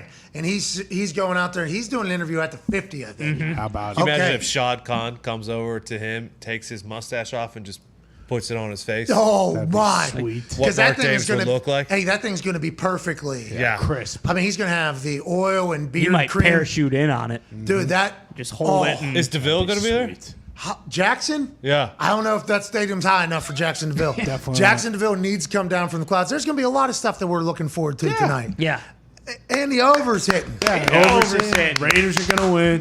If you're wondering what you, Raiders. Mark Davis looks at altitude, here is he on. Of course, he's flying Southwest Dog. to Hall of Fame. Mark. He needs to get his barber on the horn right now because NFL that hair looks owner. terrible. This guy's the fucking best, dude. I guess. I mean, Look at him in this one-piece Is this a lie? sweatsuit. Yeah, He's is it a wearing live pajamas. photo? Are we sure that's Mark Davis? 100% certain. Yeah. he's got There's his only one Game of those Boy. guys. You know, it doesn't matter. That if guy he's- behind him just got out of 5 hours of meetings, fucking over it. Going home for the first time in 2 weeks. This fucking guy. That guy looks like a corpse. Who? Mark. Or fake Mark. I don't believe that's Mark Davis. There's no way. Who is that? I don't know. That's a Mark Davis impersonator flying Yeah. on Southwest? Like a Chris Angel wax figure of Mark Davis. That's not Mark Davis. First of all, Chris Angel, I met him. Yeah, Good guy, good handshake. absolutely. Didn't surprise me. So there's no reason to do what you just did. I still You're a don't know. scumbag. I still don't know if the Chris Angel we saw is Chris Angel. The one you saw, absolutely, Chris Angel. I saw the one that was in the football pants. I see. I don't know. Yeah. The wax figure. Same one I gave a standing ovation for. Oh, Remember? shorter hair. No. Same one. All the there's only one Chris Angel. Well, I still don't know. You think somebody else is dangling from the roof of fucking Allegiant Stadium in the middle of Las Vegas, spinning at the speed of fucking sound? Not a chance. In Two straight jackets. two straight jackets? Absolutely. Hanging over the 50? happening. Wearing football pants so if he falls, he can land on all fours? Yeah. You think somebody other than Chris Angel's doing it? No. Get the fuck out Yeah. of I here. don't Not a think chance. someone other You than think somebody other than Mark Davis is doing what he's doing right there? Not a chance. No, I just think that might just be a fat slob that might look like Mark Davis, and someone's Jesus. just saying it is. Mark Davis Guy's is hosting a definitely- Hall of Fame game. Like, Yeah, and he's flying first class private over there. And when it comes to Chris Angel having a clone, why don't you look into Antarctica a little bit? Okay?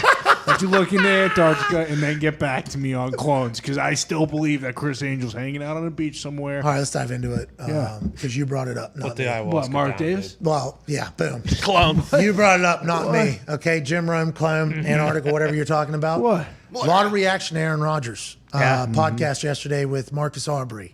And obviously, that was a podcast that was going to be big because it's Aaron chit-chatting about his usage of plant medicine, Sure.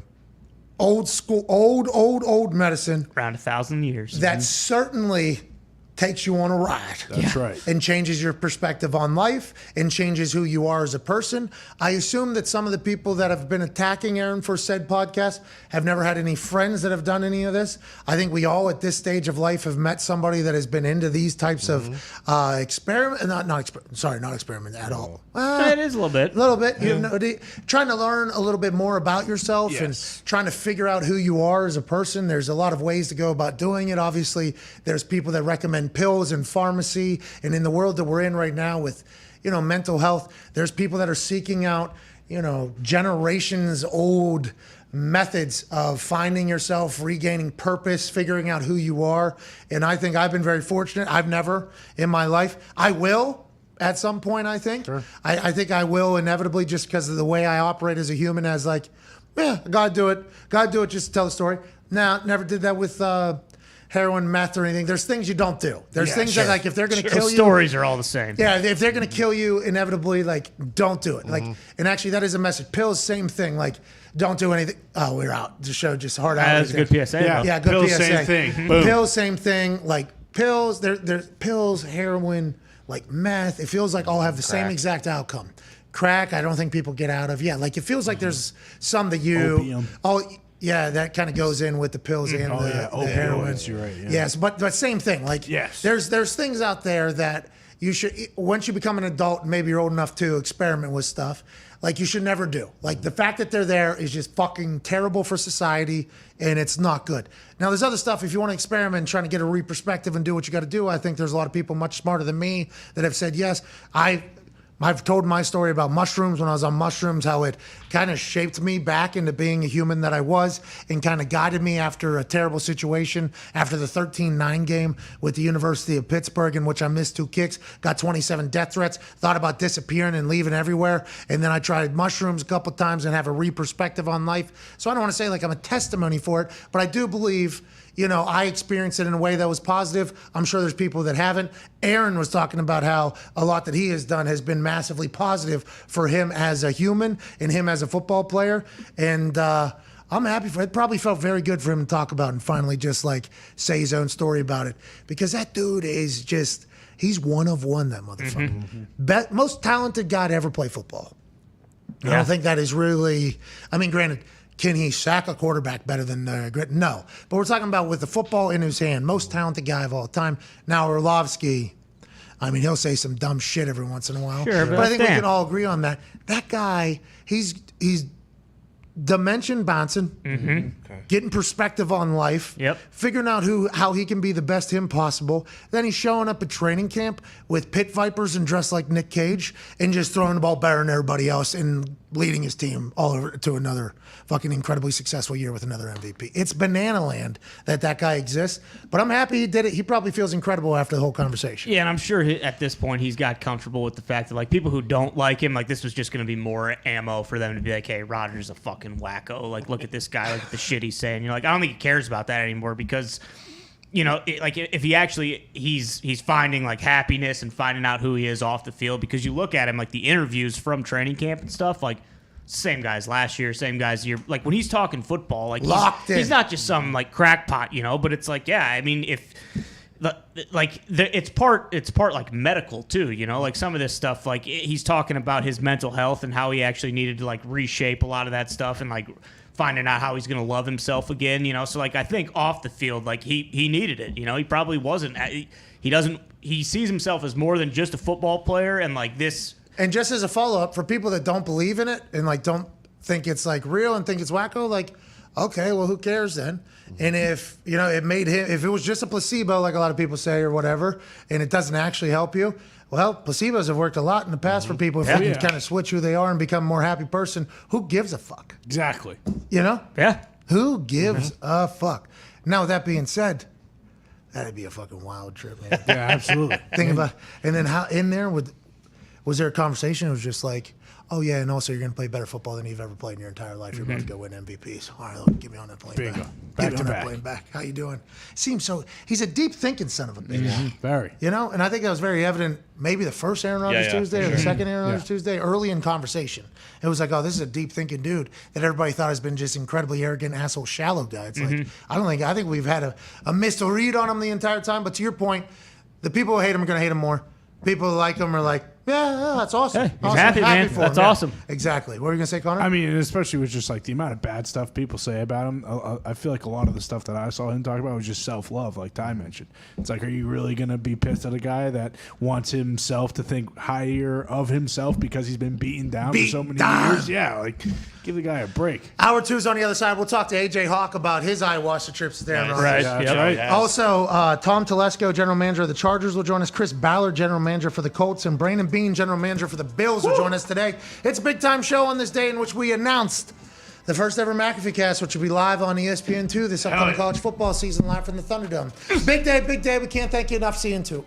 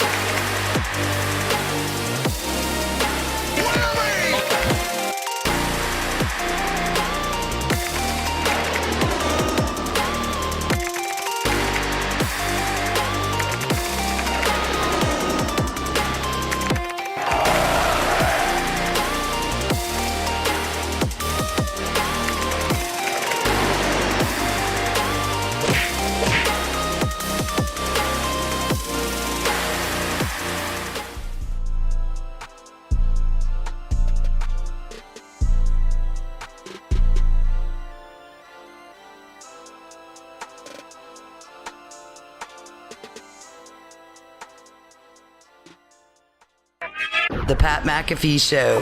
There'll be no rules for our guests, for us, for the things we can talk about. Speaking his mind I've never had a problem expressing my opinions or my thoughts or anything like that. while being relatable. I haven't had that manufactured fake ass celebrity that a lot of people have whenever they go on those big networks. I've had a chance to really build my crew, build my following, build my audience. And ridiculous. What am I supposed to do? So I'm supposed to look at something that I can definitely afford and say, nah. Is that what I'm supposed to do? The Pat What the fuck are McAfee you Show doing? starts in 3, 2, 1. Welcome back to that show. Hour 2 on this Hall of Fame game Thursday, August 4th, 2022. Shall begin right now. Here we go, out of baby. Here we go, Ada baby. Here we go, Ada baby. Hey, how about you guys? Here we go, Ada baby. Out of baby. Toxic Table at Ty Schmidt at Boston Connor will be seen on ESPN2 6 times this upcoming college football season as we have partnered with Omaha Productions, Peyton Manning's company, for a simulcast / watch along that we get to control basically. What a life, huh, boys? Yeah, incredible. Unbelievable. Hopefully we can wrangle maybe, the Hawks for one game so I could watch Kirk's Dogs on a Saturday night. They're That'd be going to have great. to be in a big game. see. We're only doing it for big games. Oh, yeah. Hopefully they're lying. Every time the Hawks take the field, it's a big game. Okay. You know that. In Iowa, maybe. Well, if Tory Taylor is stepping on the field, you're 100% He will right. be. He will be. A lot probably. They won't based on actually be last playing night. Well. more than anyone in the. Well, Anyway, we'll see. so It's maybe the we get defense. Hawks. It's the defense. Jack Campbell. Hey, maybe The we get a dog. Hawkeye game. Maybe. Maybe. But why don't they earn it? Tory Taylor's going to try to earn it. Maybe the rest of the boys will try to as well. Help him out. The offense needs to earn it. Offense sucks. It was so boring last year. That's why Tory Taylor is fucking electrifying. That's why you get a good punter, by the way. Yeah, defense, punting, special teams. Who says no? Nick Saban said that's not how you win football games He anymore. did. do it. He He actually did. said that exactly. He did. And he said last year was a rebuild year for them. He did say that too. And National that's championship. unbelievable. There probably a couple roll tag games, if I Yeah, had to guess. yeah. At Tone Diggs, one half of the Hammer. Dahn. Cowboys. Tone. I mean, pretty big deal. We're in business with old Omaha, ESPN2, I guess, huh? This is a big deal. Just living the dream, dude. Something new every day. Fucking comes up and bites you right in the ass and go, what? That was awesome. That was awesome. Yeah. Why'd it bite you in the ass then? Just to wake you up. I wake you Surprise. up like, hey, you're not dreaming. This is real. Oh, so it's Nice. like a pinch, but instead for you, because you're a cowboy. Yeah, it was It's a taking full my chomp. loot. That I had a Fucking- horse fly. Steak Chomp my boot on in your front of you. ass. Still That's doing right. that Cowboys thing, huh? Yep. Enough. Yeah.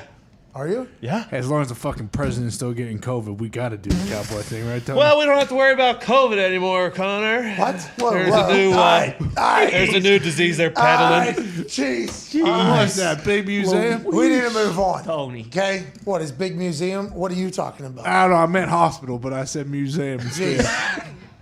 All right, let's move on. No, it's we don't big. know anything about that. I'm happy you are still the COVID cowboy because you're right. We still need to be cautious. We do need to be cautious. We still need to think about it. We have been on top of that since day one. Wear your mask if you can. You don't have one on right now because. Well, 6 feet away. So social distance as well, you're saying. Wear your And wear- mask, social distance. Wear goggles when you can. Joining us now is a man who has also survived COVID a few times, and we are incredibly proud of him for that. He's won a college football national championship. He's college football icon, this guy. Yeah. Super Bowl champion, all-time leading tackler for the Green Bay Packers, the face of Ohio. Ladies and gentlemen, AJ Hawk. AJ, how you doing? Oh, good. I heard the big news. Is Peyton coming to town at all? I assume that we could, if we really wanted to leverage him, we could, but I'm not sure if we will do that If or not. volunteers are playing. Yeah. Tennessee going to be a big game. I know they They got are good. sanctioned. They are going to be good this year. No, they got sanctioned because they pulled those McDonald's bags out from underneath the did. table and That's said, right. hey, They did. got a couple double cheese, extra cheese, you know what I'm saying? Right. That's what Prue was saying to the boys. Yeah, it's a whole new era right down there. Yeah. Got a good team. Maybe we'll get Peyton in there. I don't know. I feel like he's done enough already for us. But, yeah, I'm excited, AJ. Your big ass is obviously going to be flying over from Columbus for that. It'll be in the Thunderdome. And look how far we've come, AJ. Hey. Wow. I mean, the fact that it's on ESPN too, that's crazy. Yeah, I think so, too. And Do they know what's going to happen? no. What do you mean? But also, quick follow-up. I'm not sure it was guaranteed to me that everyone's on ESPN2, but I was told probably ESPN2. Okay. So in rollout, we say ESPN2. Right. And then we potentially get ESPN2. There's a chance this goes to ESPN News. Uh-huh. You know, because college football, there's a lot of games on at the There same are. time. There True. But I was told ESPN2 potentially for most. What about ESPN Plus as well? Well, then why would we do it then? You know? 'Cause- Would it be on, no, I'm saying they do it on both when they show it on Plus and 2. Oh, yes. Sure, I would that's assume fine. everything, is on there. On the app sometimes too as well. Technically they're not on ESPN2, but on the app like live, and you can scroll and find it. See what we're doing right now? Put that graphic back up. Look down there at the bottom, AJ. What's up? What's that say? More details as they get figured out. Bingo. A lot of that Peyton going on. Wright's right. A lot of that going on right now. No, that was not Omaha Productions strip. That was ours. And I think they feel the same way. We're just pumped to make good shit, I think, you know? Yeah, absolutely. And they've, you know, ever since the Manning cast when I went on there, you know, Peyton, I think, has put in a good word for me a lot. But, like, I think after the Manning cast, the people that run Omaha, we're good with that, Foxy. The people that run the Omaha is a lot of really impressive motherfuckers. Like, the resumes of people that either, I don't know if they have a stake, part own, or work for at Omaha, very, very impressive crew. Like, I get a text from somebody with a name on it, and then I Google the person, I'm like, holy fuck, this is Did Peyton put them all together? Did he recruit them and put them all together, or what? I have no idea. Like, at some point, I'd like to have a full sit down, and maybe Omaha will help produce that with their entire thing. But, like, I would like to know how it all came together, because it is it's efficient too. Like, when we deal with some companies, and I'm not just talking about when we simulcast and make licenses deal, we're talking about advertising deals, not currently, just in the past, what has had to happen. A lot of companies don't understand what the fuck we are, right? They know that we're popular. Like, oh, hey, people watch this show because their kids tell them or something. So they know that we're popular. And then when we start talking to them, the conversation's like, oh, these motherfuckers have no idea who we are, how we are, what we are. Like, this is not going to work. Like, this is never going to work. The Omaha people, for how established the motherfuckers are that are running it, like, they were very much like, hey, like, let's just make this however, like, we just want you to basically do what you got to do. We will help out however you need to do it. And I'm, like, so thankful for that. So for them allowing us their platform, which is basically they're the ones that negotiated with ESPN, right, to get that platform to happen. So then they asked me to basically help produce it alongside them with our crew. Like, we got to fucking do it. You know, like, we got to try to kill it there, because I don't think the network would have ever done that, you know? So, like, I'm very thankful that Omaha's doing it and Peyton's crew's doing it, you know? And why wouldn't you? If you're involved with good people, that's the number one thing. Like, even like money sometimes doesn't matter nearly as much if you know, hey, this has a chance to be really cool and you get to work with cool people. Why not? And like you said, all the people behind the scenes are great. Yeah, it should be fun. I've turned down, some pretty large offers for this show, this operation, this company, strictly because the freedom. Like, anytime I talk to anybody at any of these networks that I chat with, every one of them say, like, I wish we could do what you could do. And I'm like, well, you could have, right? At the beginning, all these networks just say no to you, and then you just kind of have to do it yourself, and then you kind of build that type of thing. But I understand what you're saying. I completely understand what you're saying. Everybody says that. Everybody's like, hey, that freedom of being able to do whatever you want. So, like, there's been a couple times where we've been in conversation over the last year or so with a place, and in the tone or in the writing, it's like, final say of what happens is by whatever, like it's a vote, 51-49 though, in the vote, and I'm 49 or whatever. It's like, okay. It's like Raj. It's like Raj over Judge Sue. Exactly. Yeah. Exactly. Yeah. It's like this means nothing. It's not 49%, by the way. This is 0%.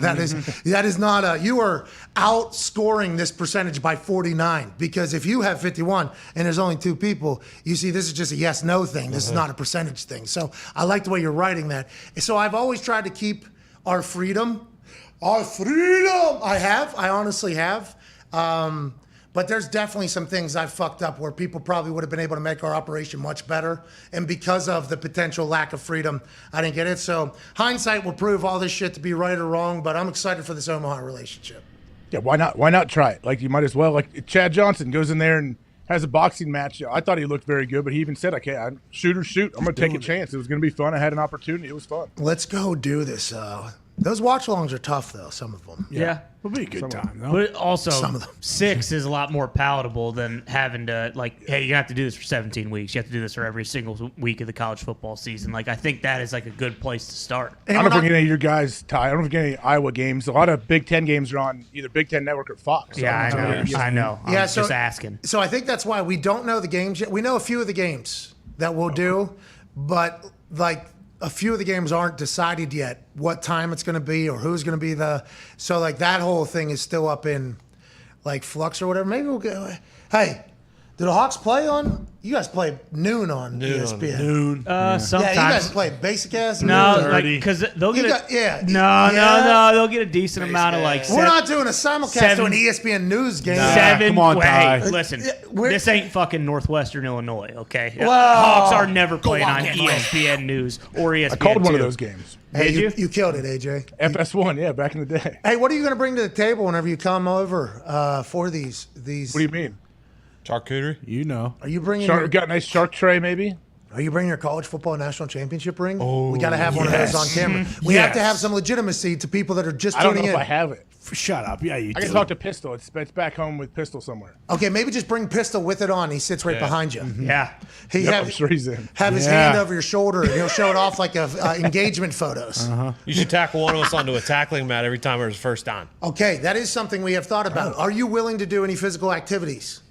Yeah, I'm very good at like unskilled grunt labor. Perfect. All right, so I'm thinking like if something good happens, we have an alumni from said school where that person has to accomplish a task, and then that determines a giveaway. Oh, so what do you mean exactly? How would that work? So like at the Thunderdome, we're going to have a lot of fucking shit. Like there, A lot of room for Zip activities. lines and all that stuff. I mean, haven't even thought about, but yeah, I mean, we could. Zip lines That would be would be sweet. very. Hey, easy we really to put- should. There's a second story, right? Yes. You got to have a slide down to like the first story, though. Well, already. Yep. Okay. This is like Fireman's fire pole.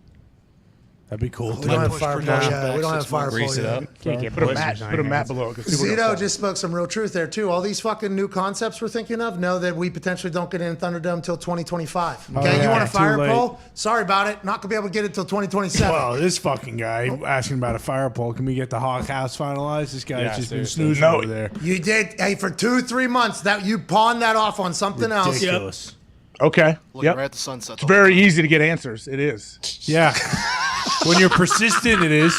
When you're not there and you're not in the thing and haven't seen the space, it's very easy to go back and forth and try to get stuff ordered. But we got some stuff going. I feel like AJ did not put his hands with the fingers Yeah. into the Hawk House planning until he knew probably when Hawk House planning was going to have to happen. No, I did. I just didn't communicate well enough with you of exactly what we need. Well, there was no planning beforehand. There was conversations about what was there, and then there was nothing. I saw it was like a stage 0 has been complete. Oh, this It was guy. like no, it wasn't from him. It was Okay. It was from like architect. They drew it out or whatever, and they just arbitrarily put fake things in there, and they're like, "How does this look?" It's like I could have fucking done that. I mean, we that is no problem at all. Is this real? And they're like, "Oh, we're still figuring out the thing." It's like, "Oh, so you just showed me a room that we designed." Okay, got it. All right, I get it.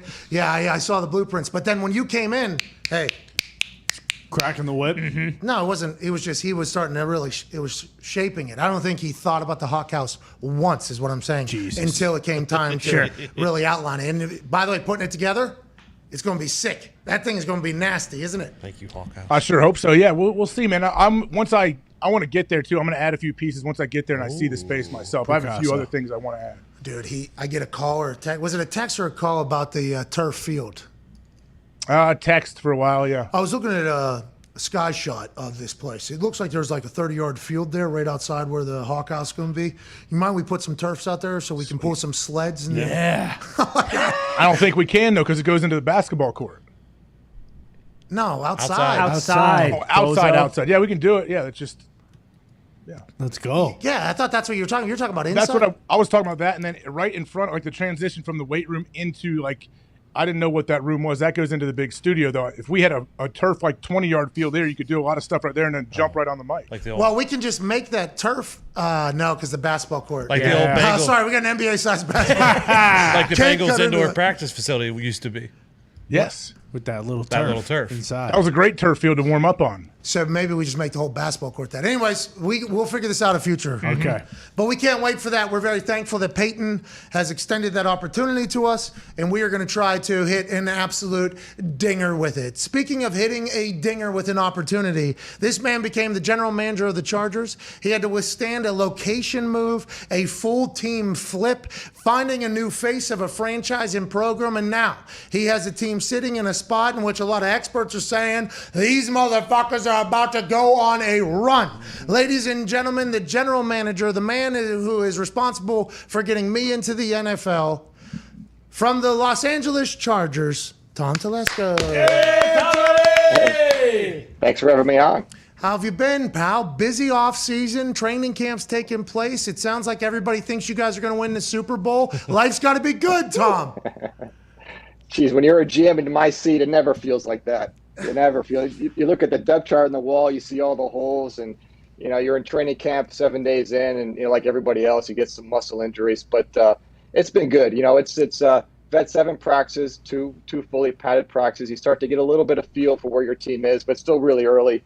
But so far so good. What is training camp like for the GM? You're just trying to figure out numbers at all times, because a lot of my teammates have obviously been let go in training camp because a tight end gets hurt and you have a lot of talent at corner. And although this guy really good at special teams, really good at corner, it's like you're actually our 4th guy. We got to lose you to bring in another tight end. Are you just always trying to do the math to see what would happen, how it would happen, or are you just playing it as it goes?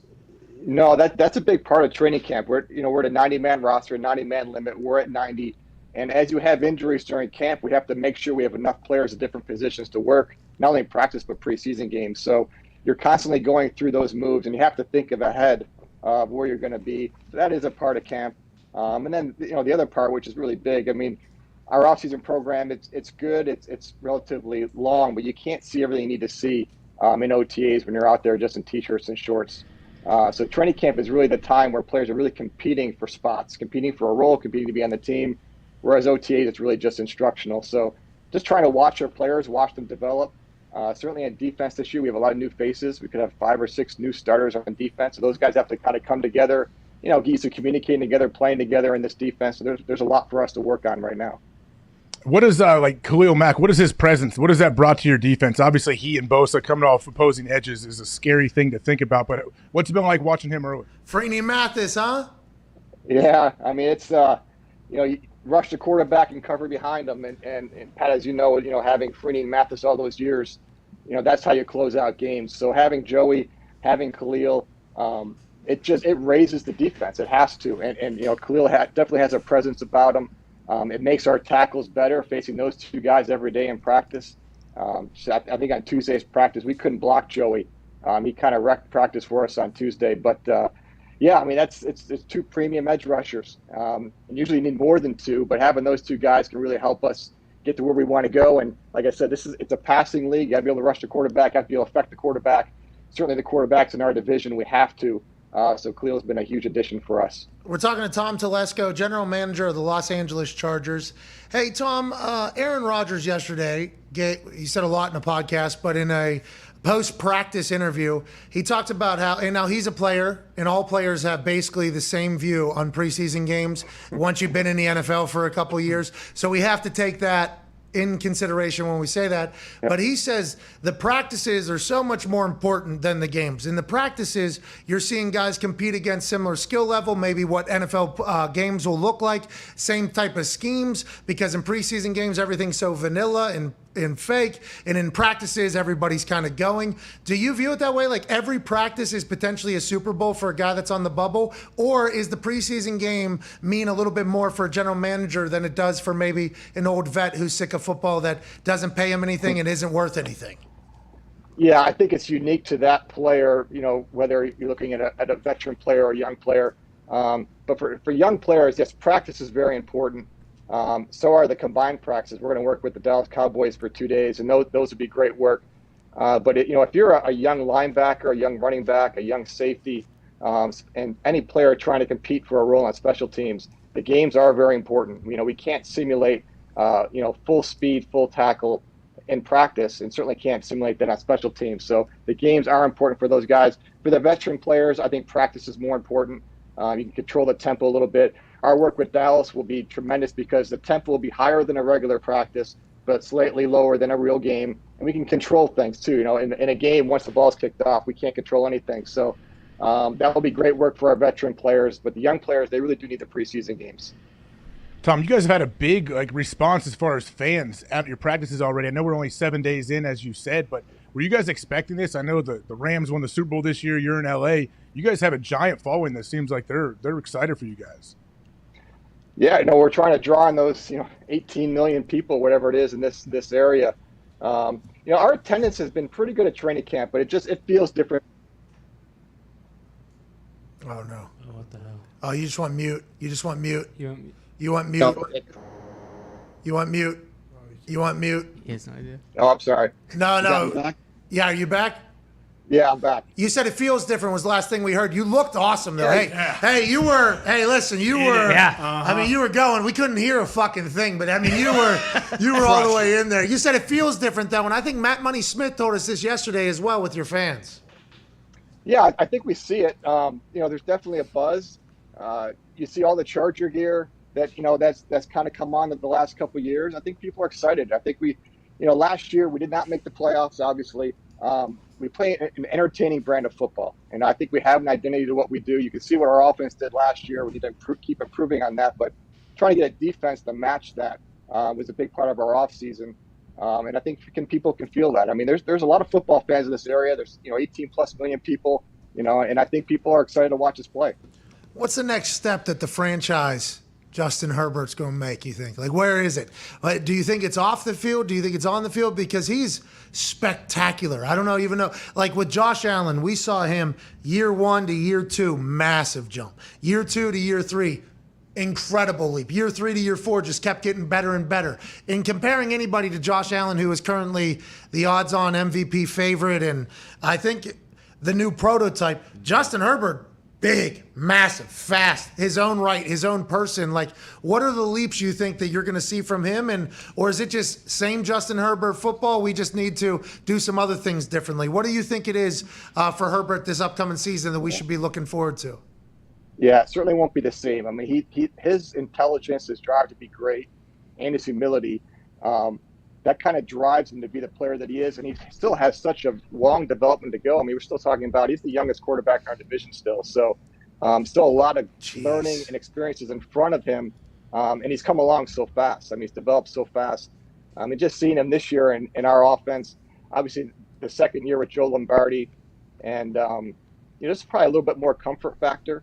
And I think you can see that you probably have to ask him. But when I look at it, I think every young quarterback, whether it's high school, college, or pro, you kind of start off with, how do we run this play? And then as you get more comfortable and you know the offense more, you get more of the why. This is why we're running this. This is what they do, and this is how we're going to counter it. So I think you're seeing more of that from Justin this year, more input in the offense and just a better feel. But he's still a young player in this league. He's going to keep getting better. I don't see him leveling off anytime soon. Youngest in the division. You got to be so fucking happy, Tom. I'm sorry. Go ahead, AJ. You got to be pumped. It will follow up on that. I was going to say, how nice is it to know that you have your franchise QB in place, you drafted right, and that's something that if you don't have, you are constantly searching for until you find that guy. You have him now. Obviously, a lot of other stressors and things to do with the roster, but it has to feel pretty good. It does. I mean, we've kind of had to transition from the Phillip Rivers era to the Justin Herbert era, and luckily there wasn't a big gap. If you go back in Chargers history over time, I mean, they had Dan Fouts forever, and then they had a little bit of a gap there before they got to Stan Humphries, who went to a Super Bowl here, and another gap before Drew Brees. If there's that gap's too long, then there's somebody else sitting in this chair doing this interview with you guys. So, it was really important, especially moving into this new stadium in Los Angeles. The amount of marketing you have to do off the field to get people excited in this team, and it really starts with the quarterback, and that's where it all begins. And to have that face of the franchise, we have that, and then we also have a head coach that really has an identity with this football team. And if you get those two right, you can really take your organization to great heights. I think that's why everybody's so excited about your program, Tom. Honestly, it feels like the Chargers have a lot of momentum and popularity and conversation, and I think that's not an easy thing to do, especially with the Rams in town with what they were able to accomplish. And I think it's because the team that you've built, you should be incredibly proud of yourself, man. I know we're all pretty pumped for you. I'm also very thankful that you hired my guy, Pat White. Let's go. I saw a photo. There was a photo sent over today from Chargers camp. He had a pencil in his hand. He looked very diligent in there. I love that you brought him in. And I texted you this. I said, hey, we would have followed him into Baghdad whenever we were in college if Pat White said, let's do it. I think he's going to be an incredible coach. I think he's going to be an incredible person to have around. I love the decision you made, and I appreciate you for that. No, I think you can see that. He was an intern coach with us last year in training camp, and he really stood out to Brandon and to a lot of us. And I really think there's something too. When you're a quarterback, you just look at the game through a little bit wider lens, and you already have that leadership ability that you were as a player. And I think that's why so many quarterbacks, they go into coaching, and you see why quarterbacks end up a lot of times being head coaches in our league. And Pat has a pretty bright future, and he's got a great staff to work with here. He's going to work with all different positions on offense, and kind of see how far he can take it. But we're excited to have him. I can't wait to see the photos of him slinging it in warm-ups. And going around. It's going to be good to see. It's going to be good to see. Tone Diggs has a question for you. Is that all right, Tom? Yeah. Go ahead, Tom. Tom, you've went O-line first round in the last two drafts. You brought in Filer, you brought in Lindsley. How much of that is you're like, hey, we found our franchise, we need to protect him, and how much of it is that you just think that's where the games are won? Well, both. Obviously, I think it's really important for us to protect our quarterback. We have a franchise quarterback. We're invested in him, and we're going to make a real big investment in him in the future. You have to be able to protect him up front. So that was a big priority. And Brandon said it when he came in from day one. Offensive line and defensive line. That's where the games are won and lost. So we had to make an investment in the offensive line, but you can't do it all through the draft. You can't do it all through free agency. We had try and mix and match that. So that was a big priority for us. And it's not just protecting the quarterback, but when we have a lead in the fourth quarter and you got to run the ball to close out a game, very important. It's also important in the red zone to be able to run the ball, especially when teams know you're going to run it. So, those, typically, back-to-back offensive linemen, not maybe the most exciting picks in the world, but we feel like we had some weapons here. A receiver, running back, and tight end, but we got to keep protecting our investment at quarterback, and that's what those guys can do. What was that? Was that 2 years ago the 4-minute offense killed you guys? Was that 2 years ago, or was it last year as well? I don't remember. I think you guys had 4 games won. I think it was 2 years ago with a couple different stay in bounds, clock run, no timeout run, situations that just kind of popped up at the end of a game. That I think it was Herbert's rookie year. Before Staley. I think it was Herbert's rookie year or whatever. Couple different kickers, Pat. All right. I mean, we didn't need to. I mean, the kickers take enough heat, but you're right. There was a lot of that. There was a lot of that happened. And I enjoy, like, you guys attacking head on, like, hey, this is where we obviously need to get better. And I think those next steps are why everybody's, like, incredibly excited for you guys. I forget, Justin Herbert, he did something a couple weeks. That was last year. He kicked the football. He's handsome. I mean, are you guys, is he out in the community every single day? He's going to become a full-on rock star for you guys, right? I'll tell you what, part of being a franchise quarterback is handling all that off the field. He handles it unbelievably well. I mean, at practice, we have different position groups every day designated to go over and sign autographs. He's over there all the time when he doesn't need to be.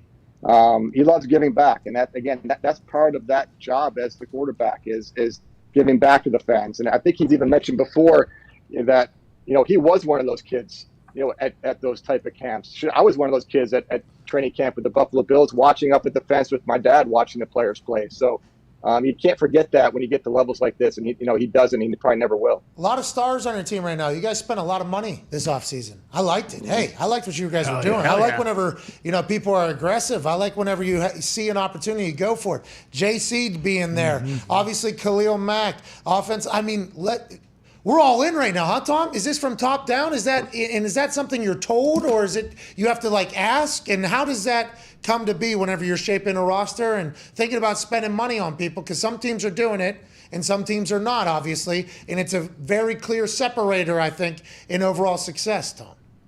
Well, I mean, from my position, we're all in every year. There's just different ways to build it, and a lot of it determines where your team is at that point. What contracts you have at that particular time, what your cap space is, and where your cash is, and that's things lined up this year for us as far as having a good amount of money to spend in a year that we felt like there were some players at positions that we wanted to get better at. They were available, and then it's a matter of just making sure you evaluate the right players, you're signing the right players, and they come in and perform. So it lined up for us this year, it really did. Just having the space, having those players available. The Khalil Mack trade, that just doesn't happen very often. That presented itself, and we jumped on it pretty quick. You can't predict that. Free agency worked out well for us the last couple of years. Even like it was mentioned before, signing Matt Filer to us was a big deal. To get a guy like a tough veteran guard to build a wall in front of our quarterback. He's also a pretty good athlete. He's smart. He's tough. Those are really important players for us to add. So it's not always just the big star players. It's players like Matt Filer, and it's players like our punt return player, hopefully this year, DeAndre Carter. Adding players like that to help us was a big deal this offseason. So it worked out well for us so far. We'll see how this plays out in the season. Yeah, Tom, but when your fans see you guys making those moves, the fans get excited. What I mean? There's it's a full momentum train you guys have because you're doing everything that I think every fan of a team would want their team to do. We can't wait to watch. We hope it obviously brings a lot of success. Go ahead, Connor. Yeah, Tom, another one of those guys you kept around was Derwin James. How is that hold-in process when it comes from the front office and him still being there? And were players coming up to you hey, give this guy his fucking money, or were you just kind of under the understanding that it was going to happen? Yeah, sometimes you do get that. This is not our first hold-in. I know the first time we had one, it was unique and different. Had never had that before. I mean, everyone's had holdouts, but hold-in was relatively new. This situation's been a lot different, just based on the player and who he is and how he stays engaged. It's a process to work through in this league. It happens, but you just kind of work through it. But it hasn't been a distraction, and we'll get it figured out. It's just taking us a little longer than I would have liked, but on our end, we'll get it figured out and get him ready to go. But he's been all in, fully invested. And everything that's going on, and we just got to get this finished up. Tom, what was it like back in the old CBA when people did hold out? You'd have big vet O-linemen hold out for the first 3 weeks trying to get some extra money or just to miss camp. What was it like trying to navigate those waters? Do you like it more now? Yeah, and follow up. Do you like it? I guess it kind of depends on the situation with the player is. I mean, what's kind of nice about it is the player is still engaged in meetings and working out, but obviously you want the players to be on the field practicing. I mean, there's a reason why the whole team's out there. But we also know it's just the nature of the business. As far as the business side of it, typically you like these things done in the spring. Get all the contract things out of the way early, and you get the training camp, and it's just football. But when you're doing an extension for a player, every now and then it could bleed into the training camp. It happens. This isn't the first time. You just got to work through it. then we're going to get there. But yeah, you just got to make the best of the situation. Don't you think, though, like, it's so fascinating that they're there because you guys are doing business right now, and business is sometimes a little negative every once in a while because nobody wants to hear what they don't think of themselves on both sides or whatever, you know? So them being in the building, I'm happy to hear that it's not just like an uncomfortable situation. It's very professional. But every time a player like Jensen tears his ACL, like in a two thing, like the players, it's only going to continue, you know? So I'm happy that it's becoming like a functional negotiation, it feels like, you know? Is that right? Yeah, and these can't be cookie cutter negotiation. Everything is a little bit different, and you just got to be able to work with it. You have to be able to adapt and move. That's just the way that it is, and this is the situation we're in right now. We're going to figure it out, and we're going to adapt and just make it work. And that's, you know, part of the GM's job is you got to make things work. It may not always be pretty, and you may have to, you know, move some things around, but, you know, it's our job to make things work and make sure the head coach, you know, has the players he needs to win with. But we'll get this figured out. Hey, you're the man. I got nothing but faith. Last question here, Tom, from Ty. Tom, when you look at the point about like you guys going all in, we always hear about teams, how good they are on paper. And you look at, you know, your team and you guys are unbelievable on paper. And that's largely a testament to you. And you alluded to it earlier, you know, you're looking at the depth chart and you see like a couple holes. How do you temper expectations like internally and kind of, you know, give yourself a kick in the ass when it's probably pretty easy to look at what you've done this offseason and the team you have and be like, how do we get any better? Yeah, you know, the term I hate is look good on paper. And I know the offseason, there's nowhere else, you know, there's no other way to look at it than you know, how you looked on paper. But I hate that term because what we don't want to do is we're a big team. We're not just building a team where it's just a portfolio of players, and you can look at that listing of players and say, oh, look at all these good players. You have to really build a team that can win together, play together, that's got some toughness and grit and can handle all the adversity, the ups and downs of the season. You can't really see that on paper. So that's what we're trying to build a team, not just put a bunch of, you know, flashy players together. And to me, there's a big difference between those two things. So, yeah, but as far as expectations, I mean, we want expectations. I mean, that's, you know, a lot of us are in this business because we're competitive and kind of like the pressure of that. Like I would much rather be playing in a game and competing in that game than watching from the outside. I'd rather go in, win or lose, than just be watching as a fan. It's just the way that I'm wired. I love to be a part of that and compete with that. But it's all about building a team and not just having, you know, a good looking roster on paper and then you just do this and, you know, you wait for for next year. So it's not how it works. The competitive drive is the thing that has you, you know, away from your family and in the office for hours and hours. And we all appreciate you doing that. And I wanted to follow up on your first answer, though, where you said, you know, you're trying to build a team.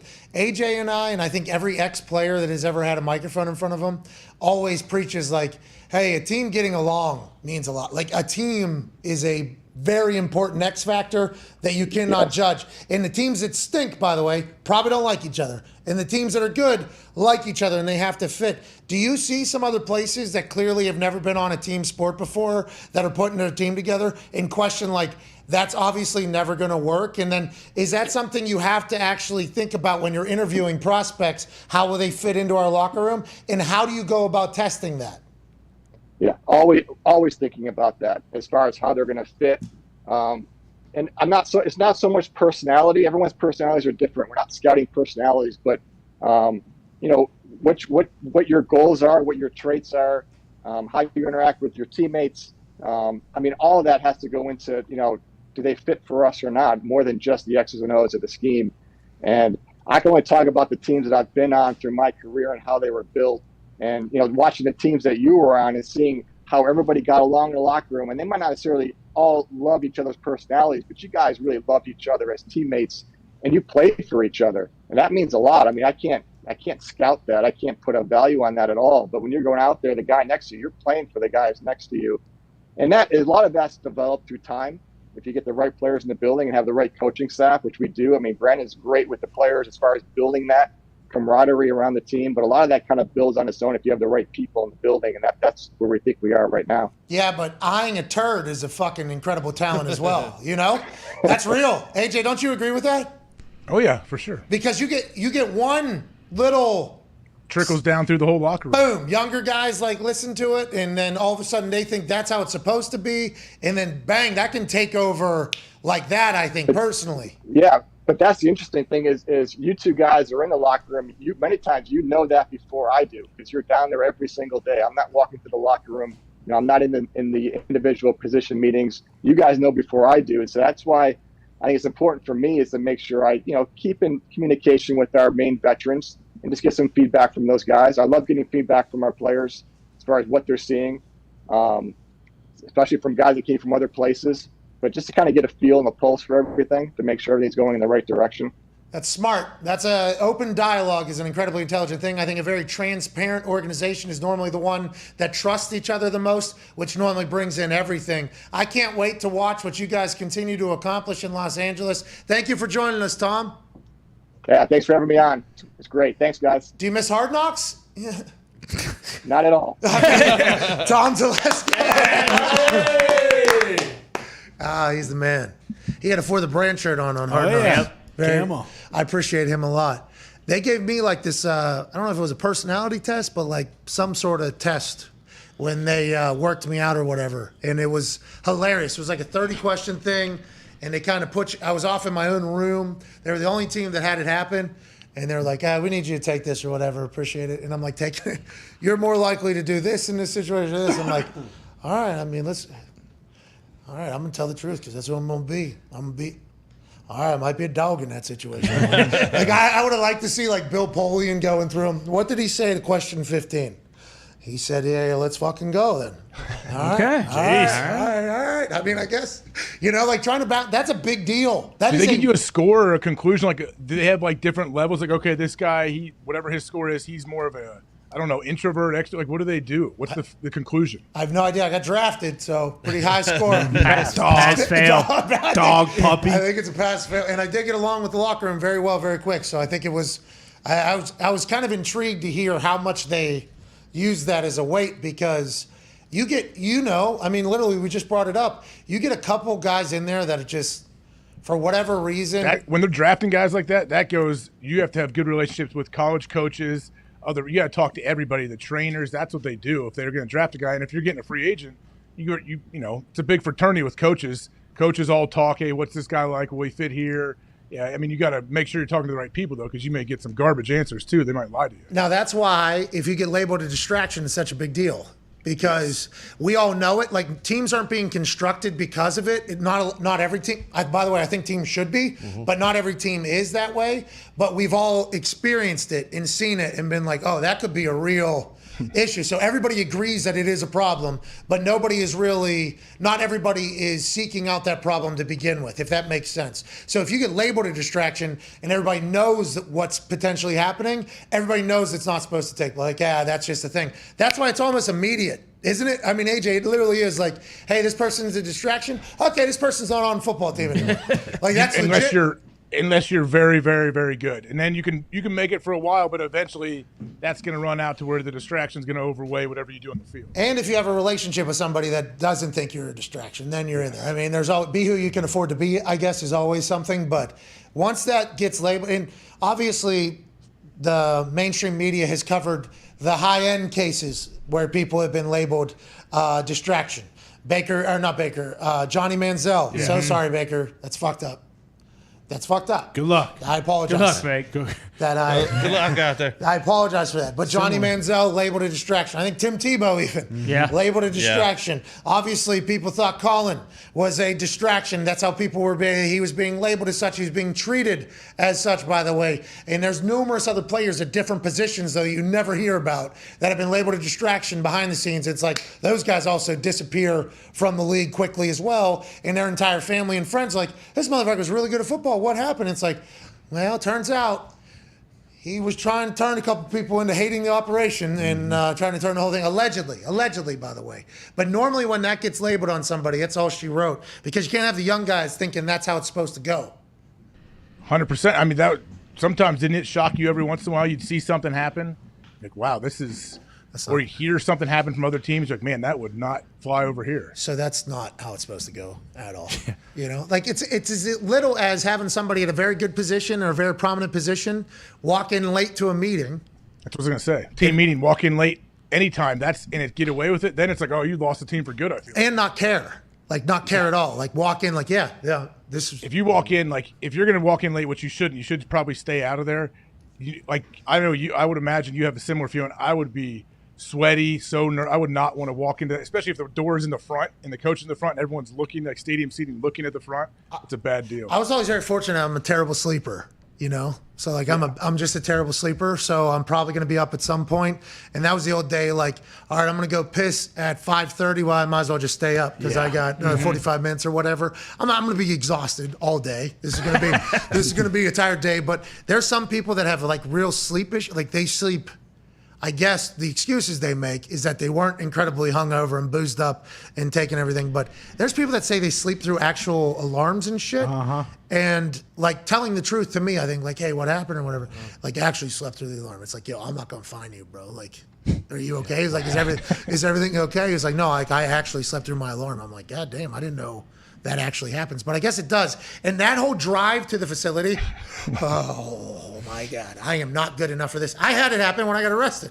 When I got arrested, I was on my way sitting passenger side to the of the lawyer driving me or whatever, wearing inmate's clothes, obviously, who was probably doing life. I'm driving to the facility. I am not good enough. Oh no, for this to be happening. It's just full regret, everything, every decision you've ever made in your entire life that has led to this point.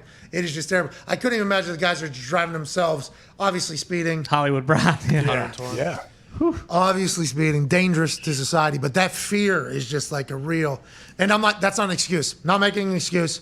I'm just saying, walking in late to a meeting, if you have no guilt at all, then it's like, all right, probably not a person that we definitely want to keep around in this. If you're like, man, what's the big deal? Then fucking traffic, dude.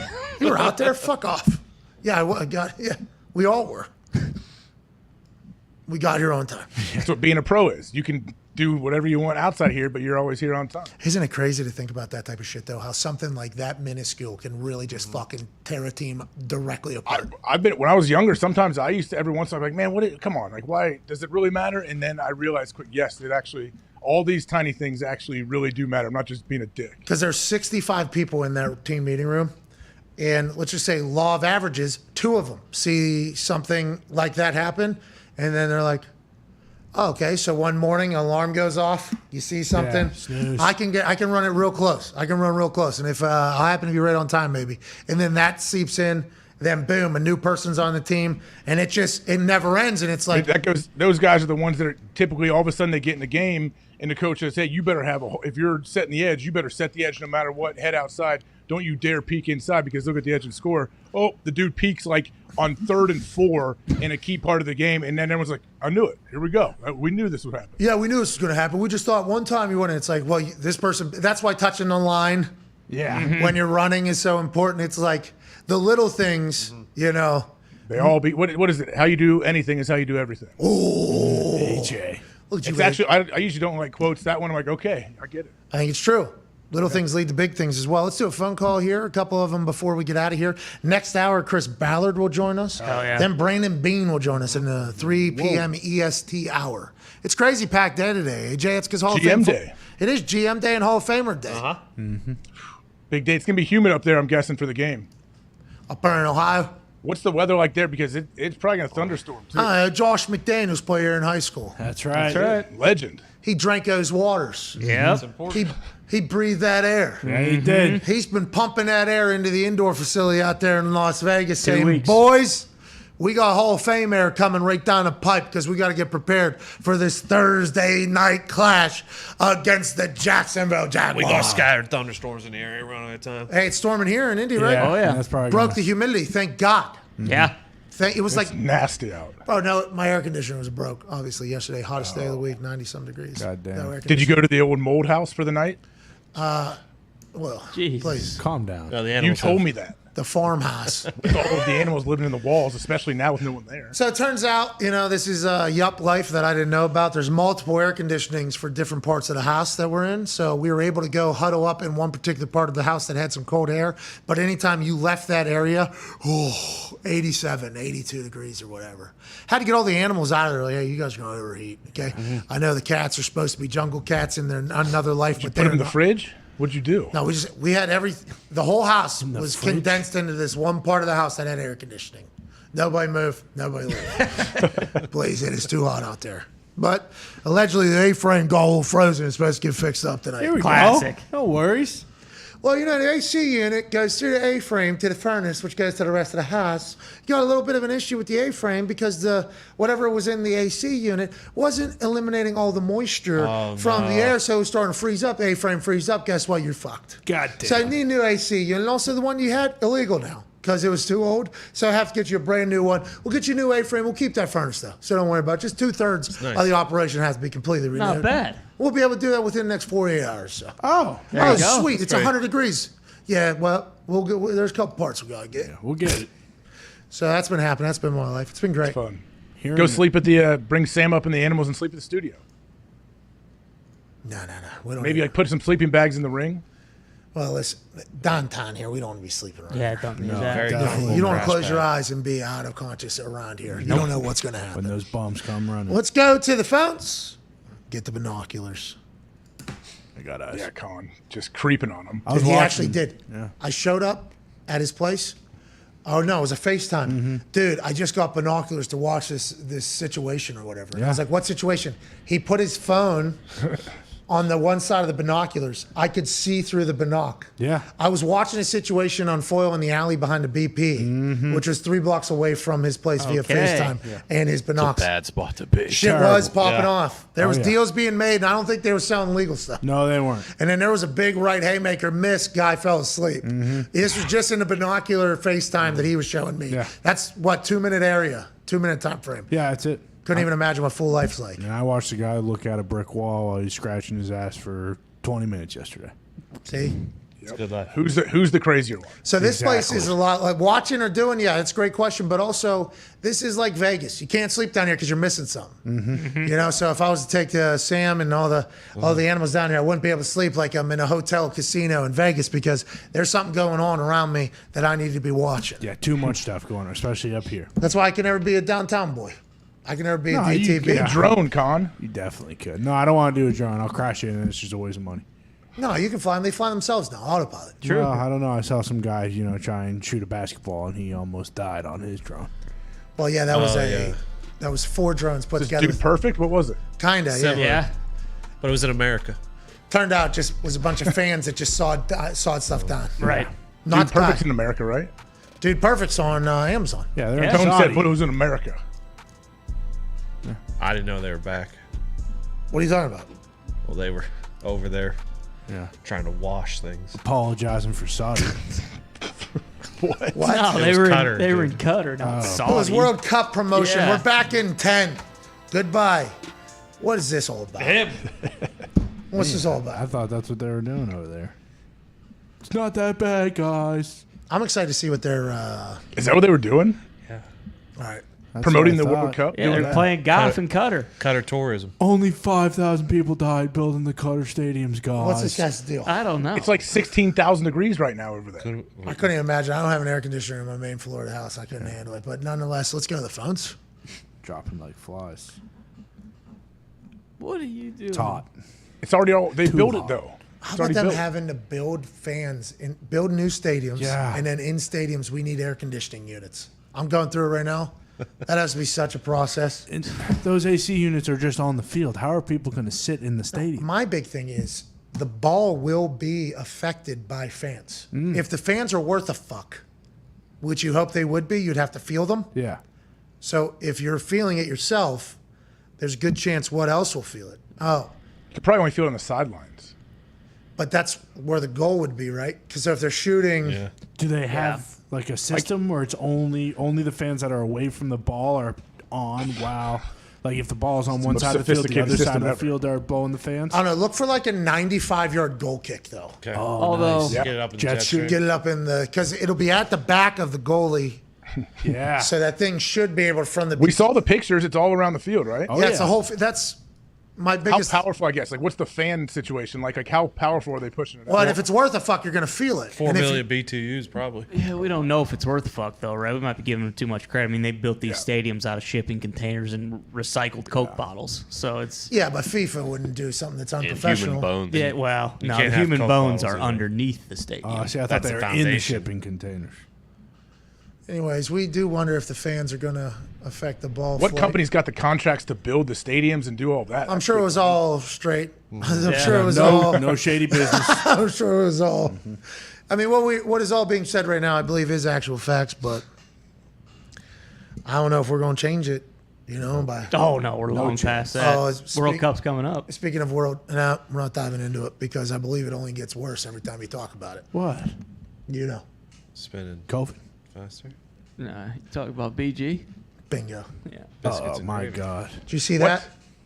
Well, no, I'm not saying it because I think this is me speaking 100% truth. And I wear a tank top every day and I'm a doofus. And I don't know shit about fuck. But this is me speaking the truth. Every time that gets talked about, I think if I'm just trying to read humans, that could potentially be a try to somebody over there who's not really like a, hey, you should stand up to me. Let's see who's tougher type guy, right? Yeah, No, I not think at that's all. a safe assumption. Right? Don't you think, AJ? What are we talking about? Come on. BG, dude. BG what? You tell me. Brittany I honestly Griner. don't know this one. AJ. Oh, geez. See, that's what I'm talking about. What? That's we Can't shouldn't know. even mention it. We I didn't shouldn't even hear Connor. If you talk about it, the deal won't get done.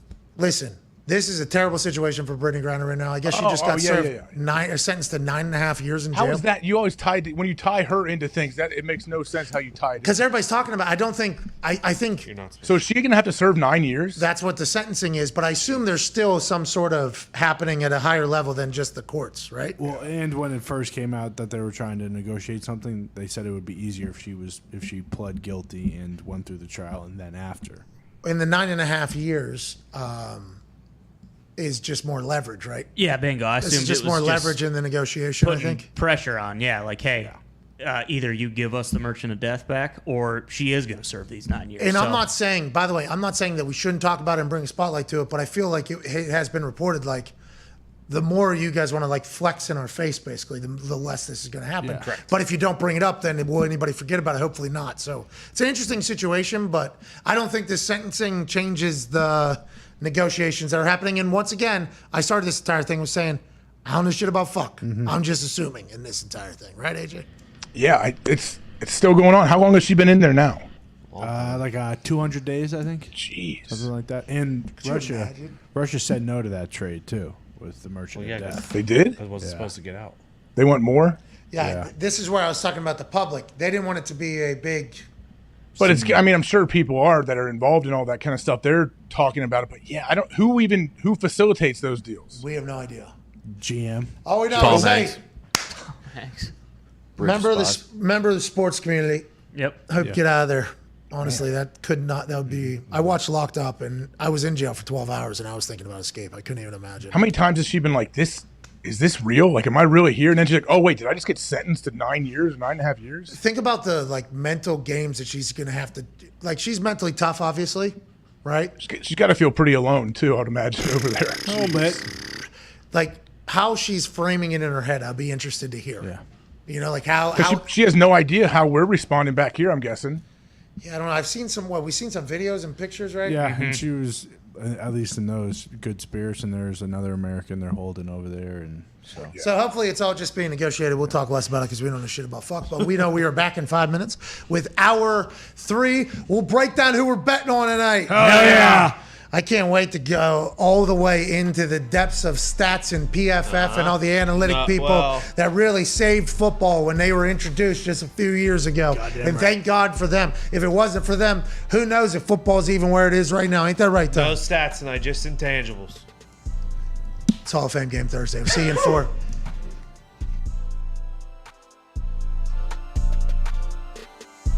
you have got to experience so many things, both as a businessman off the field and on the field.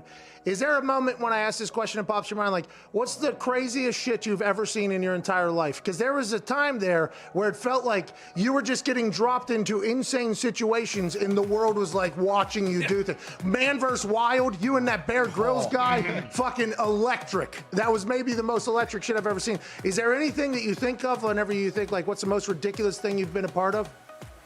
Probably some of the most ridiculous shit I ever been a part of was, you know, I had got the restaurant which I'm in right now, and you know, when we first got it, I would come in here and I would, you know, clean up and go outside in the front, sweep up, you know, make sure everything looked nice and shit.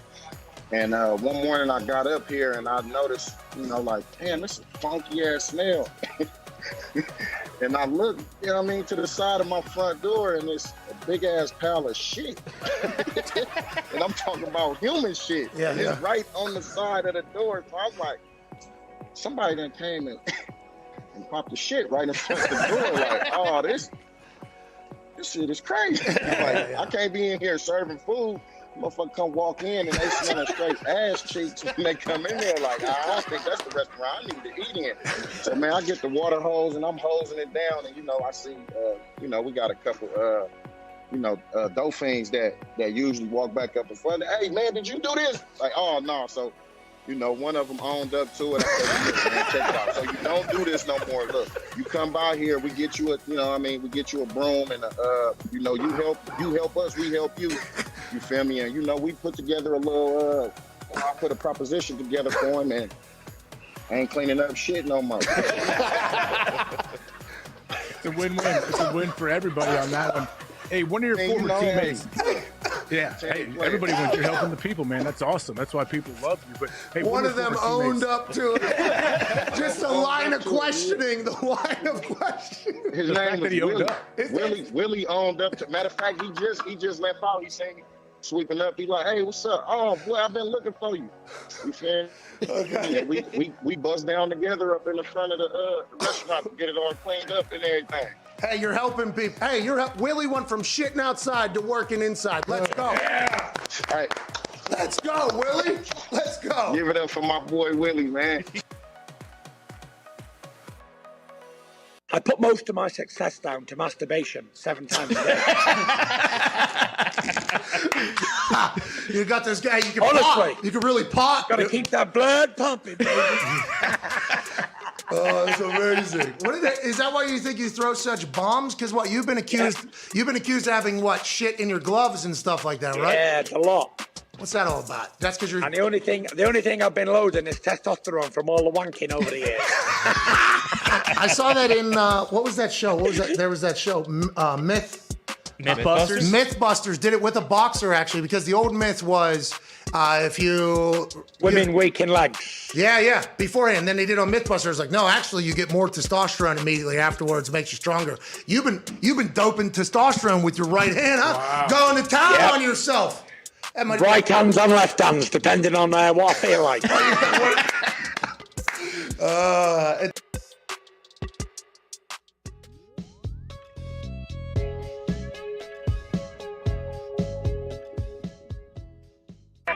The Pat McAfee Show. There'll be no rules for our guests, for us, for the things we can talk about. Yes, speaking his mind. I've never had a problem expressing my opinions or my thoughts or anything like that. While being relatable. I haven't had that manufactured fake-ass celebrity that a lot of people have whenever they go on those big networks. I've had a chance to really build my crew, build my following, build my audience. And ridiculous. What am I supposed to do? So I'm supposed to look at something that I can definitely afford and say, nah. Is that what I'm supposed to do? The Pat McAfee Show starts in 3, 2, 1. Welcome back to that show. It is NFL football is back Thursday, August 4th, 2022. Our GM train of conversations begins now. Here we go, Adam, baby. Here we go, Adam, baby. That baby AJ, you got in there, and the GM conversation train can start right now. But it would continue if it was happening right now. And it's not. It's happening in like 30 minutes. So you get it. The GM conversation in the hour of sports talk that we're doing continues right then. Hell yeah. Here we go, Atta Baby. Here we go, Atta Baby. Chris Ballard will be joining us about 30 minutes. To my left, your right on the screen, AJ Hawk. Atta Baby, AJ. Atta Baby, AJ. Hey, here we go, Atta Baby. Here we go, Atta Baby. AJ, there's a game tonight, and there's odds on it, so that means we will bet it at FanDuel and try to take every dollar they have. Here's how the game has shaped up. It has moved a little bit. The line has moved a few different times. It is currently sitting at 2.5. Is that the way it still is? Yes. Plus 2.5 for the Jacksonville Jaguars. That means they are obviously underdogs against the Las Vegas Raiders in Canton, Ohio. The Raiders are being led by Josh McDaniels, who played football in that stadium in high school. Wow. It is also the first performance of the Doug Peterson-led Jags and the Josh McDaniels-led Raiders. What will we learn about that? AJ, how you feeling? Over under at 30.5. It has bounced within a point or two of that. The Raiders minus 142 on the money line. Super favorites in this thing. How do you think this thing goes, AJ Hawk? Well, I absolutely still will stick with what I said yesterday. I will take the over at 30.5. I will take the over. I'm counting on a few late mistakes maybe to get us there by guys that maybe don't have a whole lot of experience. But how do you figure out who's the favorite here? Is it because Josh McDaniels, he's coming home, the hometown kid, like sentimental value, that's why he's the favorite? I think they do some math. Stidham and Mullins are playing, right? That's who the Raiders are going to have most of the snaps until the fourth quarter, where some guy we have never heard of is going to play. And hopefully he'll either throw a long touchdown on a blown coverage or fumble or throw a pick six. Right. Chase Garbers. Chase Garbers. And by the way, Chase, either way is good for us. We hope you do great, pal. That's right. But if you end up not doing great, it's okay as well. I think we're judging Nick Mullins and Stidham versus Kyle Slaughter in Lutton. Now, Tone Diggs, your thoughts on why the line is the way it is and what we should look at? I like the over as well, AJ. I agree with you there because it was Jaguars minus 1.5 to start this week, but then it was announced that Trevor wasn't going to play. C.J. Beathard, the backup, wasn't going to play because I think of a hamstring. So that then moved it to the Raiders being the favorites. And, yeah, I mean, they got Stidham, who's played in McDaniels' offense already for 2 years. He knows that thing. He's going to be slinging it all around the parking lot. Mullins got some wins with the Niners. He's been in the league for a while. And then Luton and Slaughter, I mean, no offense. No offense here. Sounded like the way your cowboy vocal cords kind of inflected there at the end. It sounded like there was a burial coming. No offense. Yeah, it sounded like there was a burial. I told you yesterday, Slaughter worries me a little because he's the one who's been under live fire most recently in the USFL. Now, did he perform well in the USFL? No, he did not, but he is here on an NFL team. And then the X factor, McDaniels being on his high school field, he's going to be under those Thursday night lights. Like he used to be. And he's going to tell them boys, hey, this is for me. This is for pride. Okay? This is for my family. This is what my family. He dreamt of this. Have you ever seen that? There's a hall right down there. Uh-huh. They put in hours and hours, and they poured their blood all over football fields from one side of this country to the other. What? They broke bones. They smoked cigs. They did football at a level that we all hope to do one day. And in front of my family, here under these lights that I know so well, we're going to put on a goddamn show. You think that's what McDaniels is saying to the Raiders? Yeah, I really do. If he has any grit, which I believe he does, and he's got some brass inside of him, that's exactly what he's saying. And you think the visor for Doug Peterson isn't saying the same thing, Tone? He probably does want to make a good first impression, but anything's better than the coach before him, Urban Meyer, so I wouldn't worry about that too much. If Doug Peterson doesn't kick a player tonight during warm-ups, I think most Jaguars fans would be pumped up about that. Great start. Great start. Now, That's all it takes for a win for him. I think so. Exactly. Just take these steps forward. As long as he flies home with the team, too. Yeah, stay out of titty bars in Canton. That as well. So there's a lot of things he can do very easily, we think. We think he can accomplish all these things pretty easily. Yeah. Very simple recipe here. I'd be shocked if... So McDaniels' only way to get a good first impression is win. Doug Peterson's only, he has a couple different ways to have a good first impression. Yep. He can get a win, the offense can look good, or... That's secondary to everything else. Not kick a player, show up on time, fly home with the team, not cause any controversies. You know, it's a win for Doug Peterson, and the Jaguars a little bit more steady. I would say, though, if you're Doug Peterson, lock your door, okay, to your hotel, because we all know Urban's pipeline of women in Ohio is probably long and distinguished, and it guaranteed he's probably trying to send some saboteurs to the room. Oh, you think he's chumming the water for Doug Peterson? So. What is this guy's deal? Why does he want to get the job back? I don't know if he's chumming the water as much as Cleveland is. Chumming the water. That is a strong thought. Urban might send a couple of his old friends over there. Not the Jaguars fans, the ones that dress up like clowns when they beat the Colts. They're just sitting there going, Doug, just don't embarrass us on TV. That's all you need. That's all we need. Just don't be the story, please. Anything else, we're cool. Trevor Lawrence, his hair looks the exact same. He looks unbelievable. He's going to be a great player. Etienne's going to be a hell of a player. I mean, maybe we steal some wins. Maybe we do something. That'd be great. But most importantly, just fucking, we would like a franchise that we're allowed to talk about being a fan of. Okay, Doug? So wear the visor out there. Shake hands. Don't hurt any of your own players. And let's stay off all dance floors for at least 1 year. That's awesome to think about. That is probably how Jaguars fans actually feel at this point. I think so. Hey, don't publicly cheat on your wife. That would be a massive advantage. Listen, everybody does whatever they got to do. It's just, when you don't fly with the team. Yeah. When you don't fly with the team and then that comes out, that's a tough look in a leadership role. And the Jags are passing. So's Urban. Well. Right? Yeah, I'm sure, right? Urban's passed it, but the people behind him at the Big Ten kickoff will not be past it. Do we know if that's true or not? I don't know if that's been reported. Has that been actually reported, or was it just kind of? I don't know. I thought it was floated out there like a month ago, yeah, right? I thought it was public. If anybody info. knows. Yeah, AJ, you know. Yeah. I don't know, honestly. I'm going to be tuned in first week whenever they pop up, see if he's there. All right, this is a good transition of things that you know that you won't tell us about. Aaron Rodgers doing ayahuasca. I guess he said that, didn't he? I guess he did. You're saying he did not actually do it. He's lying. This is a big. No, I'm saying he just said that in the podcast, right? He did. It was a great podcast. We didn't get to listen to it all, but we did see the chapters of it. Sounds like it really spanned all things. He has to be pumped to finally be able to say that and give his story and his side of things, you think? I think so. I think we've said it on here before, like, the older he gets, they feel like he seems to be more and more comfortable, and he's even mentioned it. Yeah, he doesn't care nearly as much as what anything else matters going on around him, I guess. He's going to live his life. I think he utilized this plant medicine, this ancient medicine, to find this state of life that he's currently in, right? Yeah, it seems like it, doesn't it? I don't know. You knew him before, I think. So, like, we've only known him. I've only known him since it feels like being very comfortable with himself, as he should be, by the way, as he absolutely should be. But he said a massive part of that whole thing was hoping to find a little bit more, appreciation for himself, I think. And then he did that. Did you see a change in him once this kind of happened? And it's obviously for the better. He's happy and everybody should be pumped for him. But did you experience any of this and know about any of this as being one of his longest, closest friends?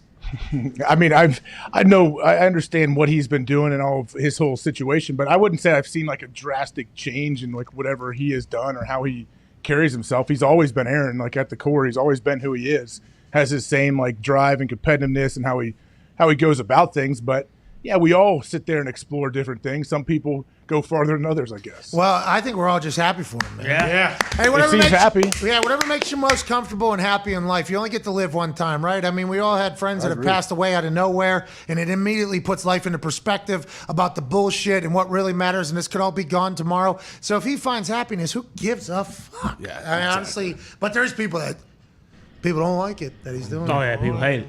People don't like it. For sure. I'm sure there's, some people definitely will get very, very. What do upset. those people say then? What do they say?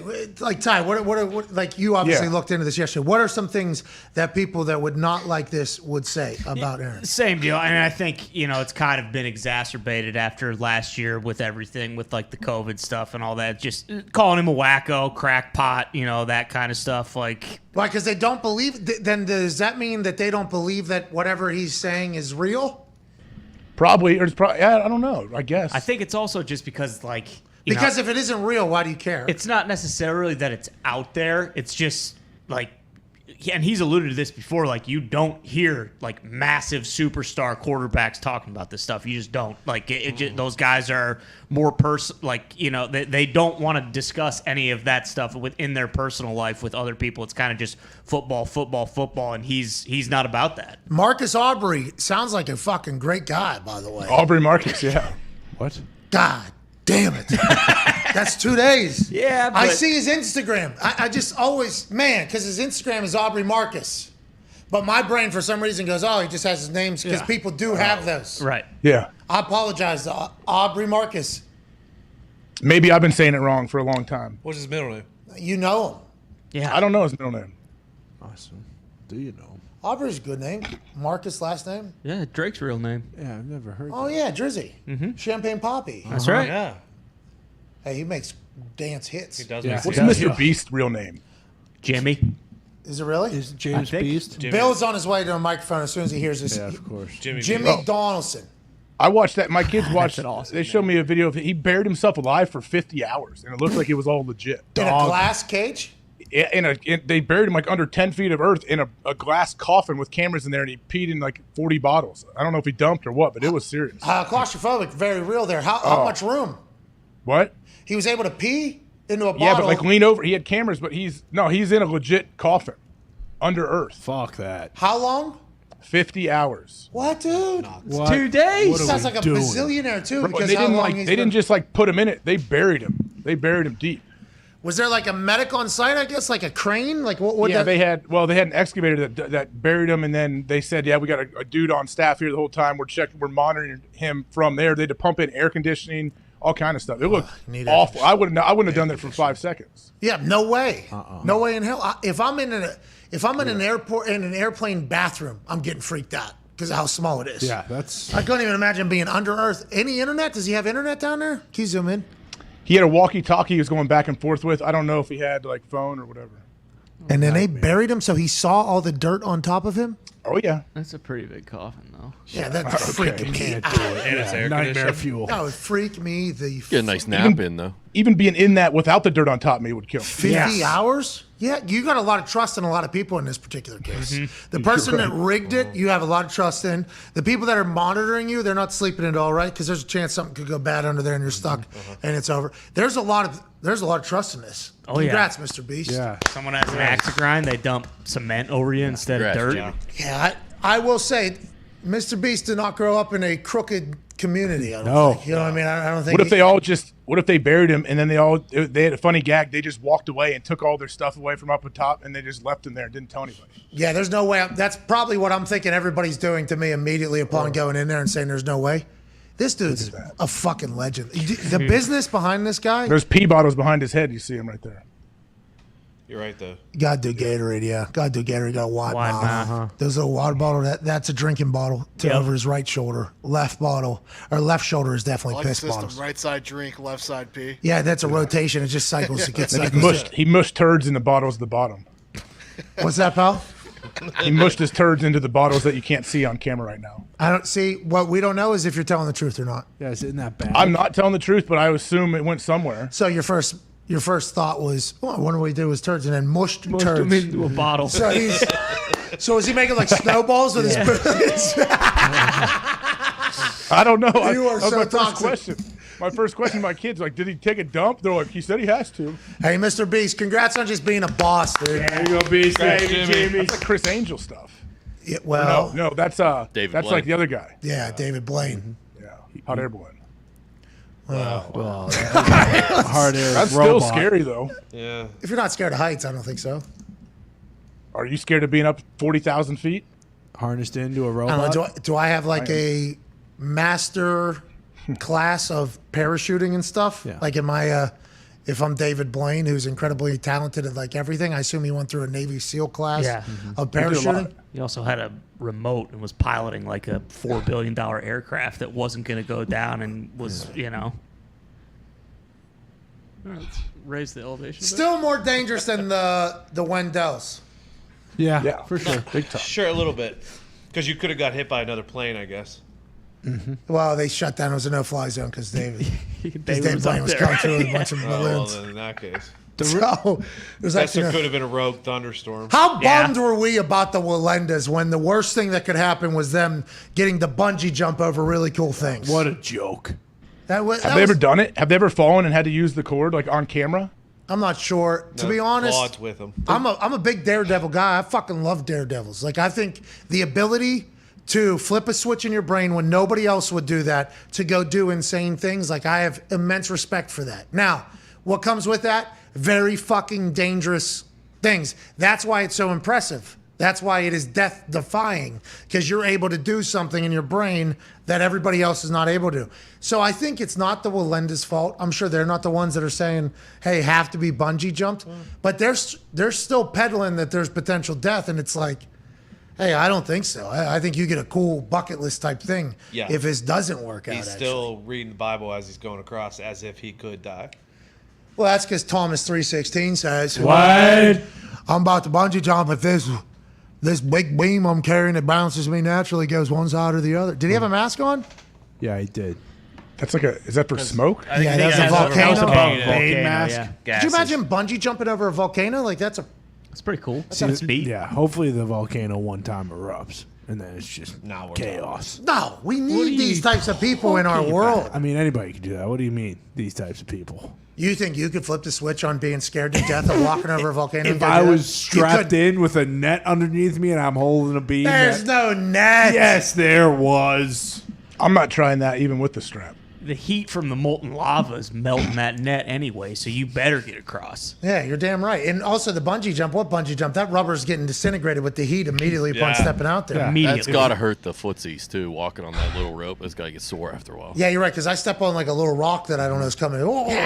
Let alone like a wire that's pretty tight. And they wear like next to no shoes, right? Yeah. They wear those cliff climbing shoes, right? No, with zero, the toes. zero drop or whatever. They wear the rope shoes. No, they wear the ones with the toes in it. They can put their toes in it. And then there's also a little indent on the bottom of the shoes are basically the same materials, cutter gloves too. So Oh, you're saying it's like train track, like it just goes around it? Yeah. I didn't know that. Oh, I don't know if that's true. I'm just assuming. Oh, so there's that's a lot what's of going disparaging on. things being said. Now, what I'm saying is the Walendas didn't choose for this. I assume the television companies are forcing them to do that, so we shouldn't judge them for it. But the stunt as a whole has really fallen off a bit. we should not say the Walendas in general, because I'm sure the original Walenda. You talking about Nick H.J. Walenda? Walenda. Sure. No, Nick. I'm saying his grandfather, H.J. You're just saying softer times. Yeah. Just like Heinz. Not this Walenda. Oh, I'm not getting into the Heinz thing. Speaking of, we got a sale going on our store right now. Speaking of Pittsburgh, last night an incredibly courageous teenager named Colin Witt, who just graduated from Mount Lebanon High School and will be attending Indiana University next year. Of Pennsylvania? Stepped up to the plate. I don't know if it's IUP or actual IU out here. He did not follow through. Those are major differences. Very big. By the way, I'm assuming this kid, IUP, but might be going to IU, not 100% sure. When the opportunity arose for a kid named Colin Witt out of Mount Lebo, which is an area in Pittsburgh, to really hit a fucking home run, when courage had to be called upon and gutsack had to be present to stand in a room of uncomfortable, to stand in a certain situation of awkward and know that what you're creating is going to be beloved by everybody that isn't in this current room that I'm in right now, even though the live audience might not like this at all. This might be uncomfortable. The world will love it. Colin Witt met the owner of the Pirates last night and made sure that his Sell the Team shirt got in right next to this fucking guy. Took a photo with it. It hit the internet and immediately ran rampant. Yes, it did. Not even want to bomb this guy. This is the guy who owns the Pirates, by the way, on the left. How did he get the team? Family thing? I'm not sure. It's great. Did he know? Did he understand the shirt? Like he takes another glance at it. But There's I don't a double. know What? Okay. Is that me? Take the. Oh, he's talking to me. This guy's a doofus. I would sell the team if I could make any money off it. You know, I'm here to make money. It's always nice to meet a young fan of my American baseball team. Somebody fucking said. dork, dude. Look at him. Oh God. He seems like he's all. He represents Pittsburgh. Dude, nobody in his circle lets him know anything of what's happening outside of the world he's in. I would assume they keep him incubated from all the bullshit outside. Imagine if he's seen one of the things that our show and numerous other shows have said about how he runs a program. That crew has to just keep him. He's bebopping around doing appearances. Yeah. This guy thinks shit's sweet everywhere. Yeah, I mean, it looks like he looked at it. Oh, that's a neat shirt, isn't it? So the Come out team. for a picture. That must be some video game team. Yeah. I would like to talk about that someday. All right, let's have a good one. He does own Seven Springs, which is a mountain resort in West. He sold it? Oh, yeah. That's Probably much better now. That was the only thing he was good at. No. No, it was very good. That's the only thing he was good at. That guy right there He knows fucking white trash ski resorts. Okay. Yeah, I mean, you said beat bopping around. That guy looks like he's got a death grip on his penis at 20 hours a day. He's bopping all the time. Anyways, Look at his freak. 20% off that shirt at our store right now, and 50% of the profits going to Colin Witt. Hell yeah. Nice. For everything he did, you know? Thank you, Colin. They run City of Steel Sports. It's a podcast of teenagers. The direct message after I sent it to him, I said, legendary stuff, bub. You know? And then I told him what I wanted to do with the shirt sales and everything like that because he is into digital business. He says, Colin Witt and Charlie Stafford are our names. Colin Witt was this icon living right here. Just two kids from Pittsburgh who are yinzers with a dream. Hell yeah. We have a podcast that we do, and we want to grow in the sports media business. So thank you for all the appreciation. It's like, hey, boys, I think Yin's got a fucking great head start. You already went viral. Yeah. That's all anybody's looking to do. Now you just pivot off of this, and you let all of Pittsburgh know that you two will be ride or die for the city of Pittsburgh, and shit like what that owner's doing will not stand. Anything moving forward will not stand. Like Heinz turning their back on the city of Pittsburgh. Oh, Ain't that right, Diggs? Well, it's still a red zone, but yeah, they did. Yeah, they're still keeping one of the ketchup bottles that they did take down. It's ridiculous. Where is it going to be? Well, in the red zone. When they get in the red zone, that bottle's still going to spill. They took down the other one, though. You don't have the full field. You just got 25 yards of it or whatever. Is a high red in that or just low red? What, AJ? What's so funny? Real specific. More money, I guess, if you want high red involved. Well, I will say a ketchup company sent us ketchup saying that they've seen that we potentially are in the market for a new ketchup company. And this is their words, not ours. Since Heinz turned their back on all of Pittsburgh, we were wondering if you wanted to try a new ketchup that is still family operated in the same hometown it has been for like 100 years or something like that. And it was like, holy shit, this is great marketing, good idea, way to prey on us in this moment in our feelings because we are an emotional bunch, but also fucking relax, okay? Yeah. Heinz ketchup is still unbelievable, and I'm not ready to move on just yet. I think that's how everybody feels, including Acrisure Stadium. That's why they said, we're not ready yet. This has been like a long time. So we'll give them a red zone, then we'll kick them out. So I appreciate your zealousy to get us on board with your ketchup, which is they do have a high red, a darker red, multiple flavors, a spicy red, a tasty Green. red. They had green ketchup for a minute. This new one's very good too. I mean, it was delicious. No, was see, very we were good. dating Heinz, and Heinz is a 10, okay? I think we were married, don't you We think? were married. Well, okay, and Heinz divorced us, but still every once in a while gets sick of their new husband or whatever and comes and sleeps with us every once in a while. That's why we keep him in the red zone. And we're not going to answer some DM from some two, okay? I smelled it. I want to taste that fucking bullshit, but I smelled it. It smelled like dying cats, dude. That ketchup fucking stinks. Like, actually smells. Yeah. Piss in a bottle. Like Mr. Beast. Listen, I understand that was very good, and I appreciate your motivational speech. Not one single board member of Heinz Ketchup is from Pittsburgh. It's not good. It's troubling. It used to be the thing. It's troubling. Wasn't John McCain's wife involved? Isn't she part of the family? What? I don't know. Bitch. Is that Some right? like politician's wife was part of the family. That's what happened. Heinz got into fucking politics. That's right. God That's damn. what happened, AJ, you're saying? No, I don't know. I know of someone's wife is a Heinz or one of those families. All right, let's talk about sports. Allen Robinson has been absolutely dominant with the Los Angeles Rams at training camp. He's making catches. He's mossing folks. A one-handed grab came out of practice just yesterday. They lose Odell Beckham Jr. in the Super Bowl with an give me that! Allen Robinson says, now obviously Allen Robinson, incredible talent, was at a team that had no idea how to throw the football or have success on the offensive side for a long time. Now he's wearing the number 1. He's on the reigning Super Bowl champs, and they are going to throw the ball a lot. And with the plays he's making, I assume Sean McVay is drawing up shit for this guy specifically. The Rams, the rich get richer, AJ. Odell Beckham Jr., who's still being linked to the Rams after he's done with rehab after the ACL injury, pick up Allen Robinson, and he seems to be just an absolute freak show like we all thought he was. I mean, the fact that they added him to this roster that's already loaded. We see I know you played the Cooper Cup, the clip earlier with the late hands he had was absolutely beautiful in the end zone. So to think that they added this guy who, he's probably going to have some monster production with Matt Stafford. If Matt Stafford's elbow gets feeling good for the whole regular season. And the defense, Aaron Donald, they add Bobby Wagner in the middle. Like, what?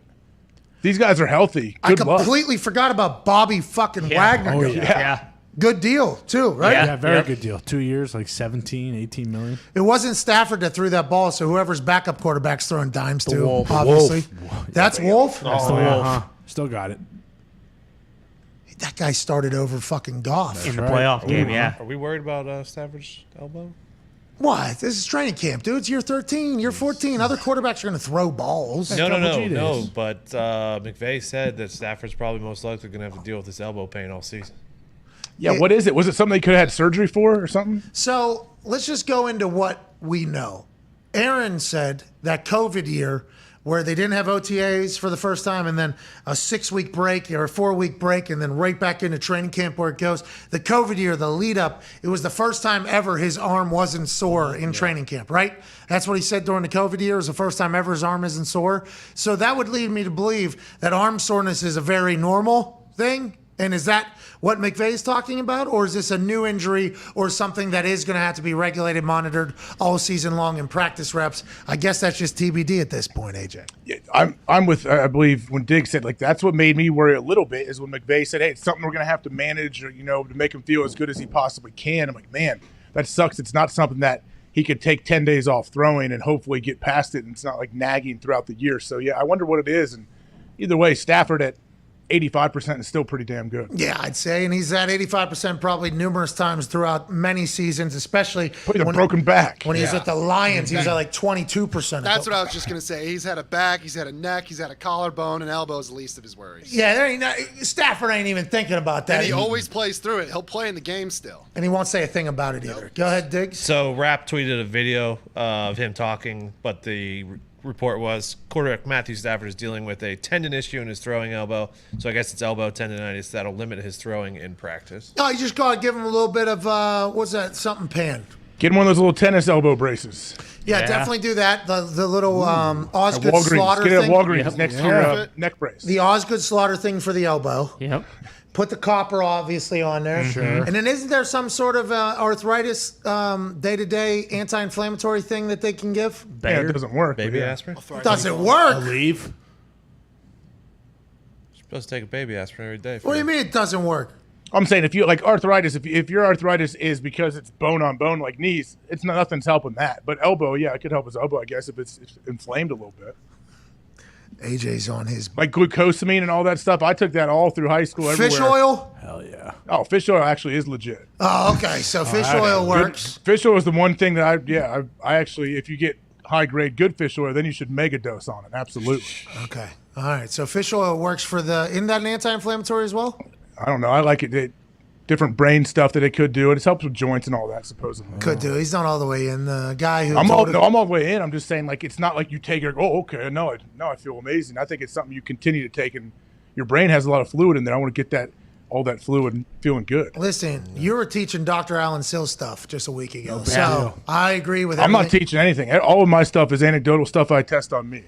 And then. And then if Dr. Alan Sills decides to say yes, you are 100% right in what you've been saying, then I have to say, okay, thanks, Doc. Do you think you should maybe be published at this point with your? No, I don't. I have no desire for any of that. Hawk MD. I think there should be a hawk clause. I don't want anyone to do anything that I say. Are you doing animal testing in your basement? Nope. He is the animal. Yeah, just me. This guy is the animal. All right, let's get to a break. On the other side, we'll have Chris Ballard joining us of the Indianapolis Colts. I mean, this is a big-time conversation. Matt Ryan's running things a much different way than Carson Wentz was. How's he feel about the roster? How's the health? How's Shaquille Leonard? And how's Chris Ballard? Hey, how you doing, Chris? Can't wait to chat with him. We're back and forth with Chris Ballard and more. This is the Pat McAfee Show on Thursday, August 4th.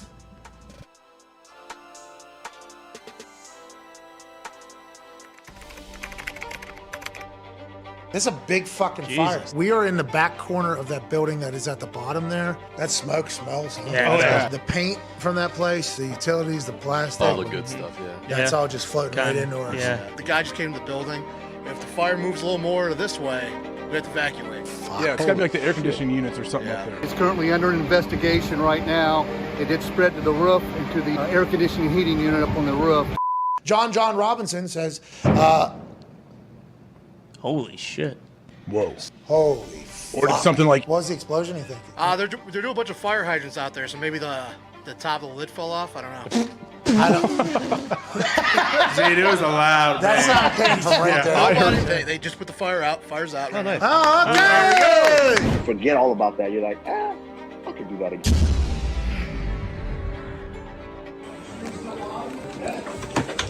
So we just lost power in the middle of one of the greatest promos in the history by pound for pound, #1 fighter in the world, Kamaru Usman.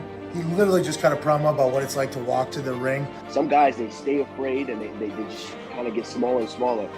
But as for guys like myself, as you get closer, this alpha, this giant, this lion, this god-like figure per se starts to grow and grow and grow and grow. And then they grease me up, and then I step up there, and then I pray for myself, and then I pray for that guy. And I got like chills almost while he was talking about it. And right before he was about to kind of put a bow on it, the entire thing just shut down. There's a fire right next door. Let's assume they cut off all the electricity. We're fucked. Probably for the next few hours. That's good. Hey, boys, we handled it. Good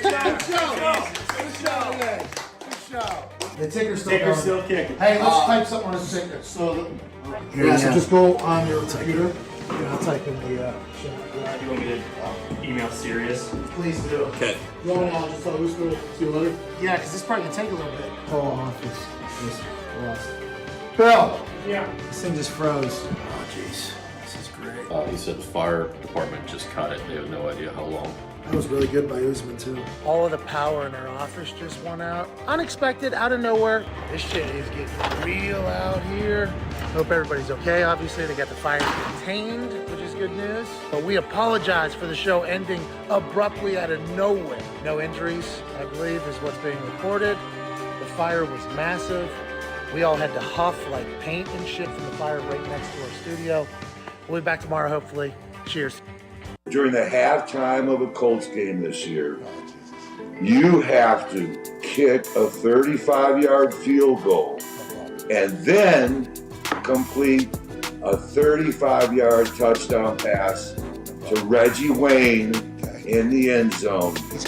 And if you complete this duo event, we have $1 million for Kick the Stigma charity, $1 million for IU Cancer, and $1 million for the charity of your choice.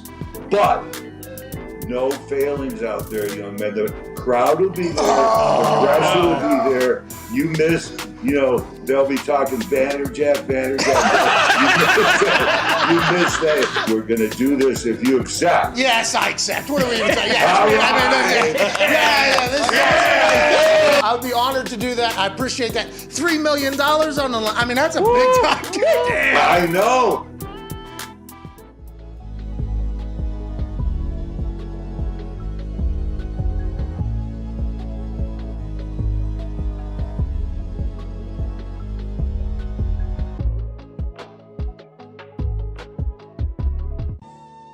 As you get older, testosterone production begins to naturally decrease in the body.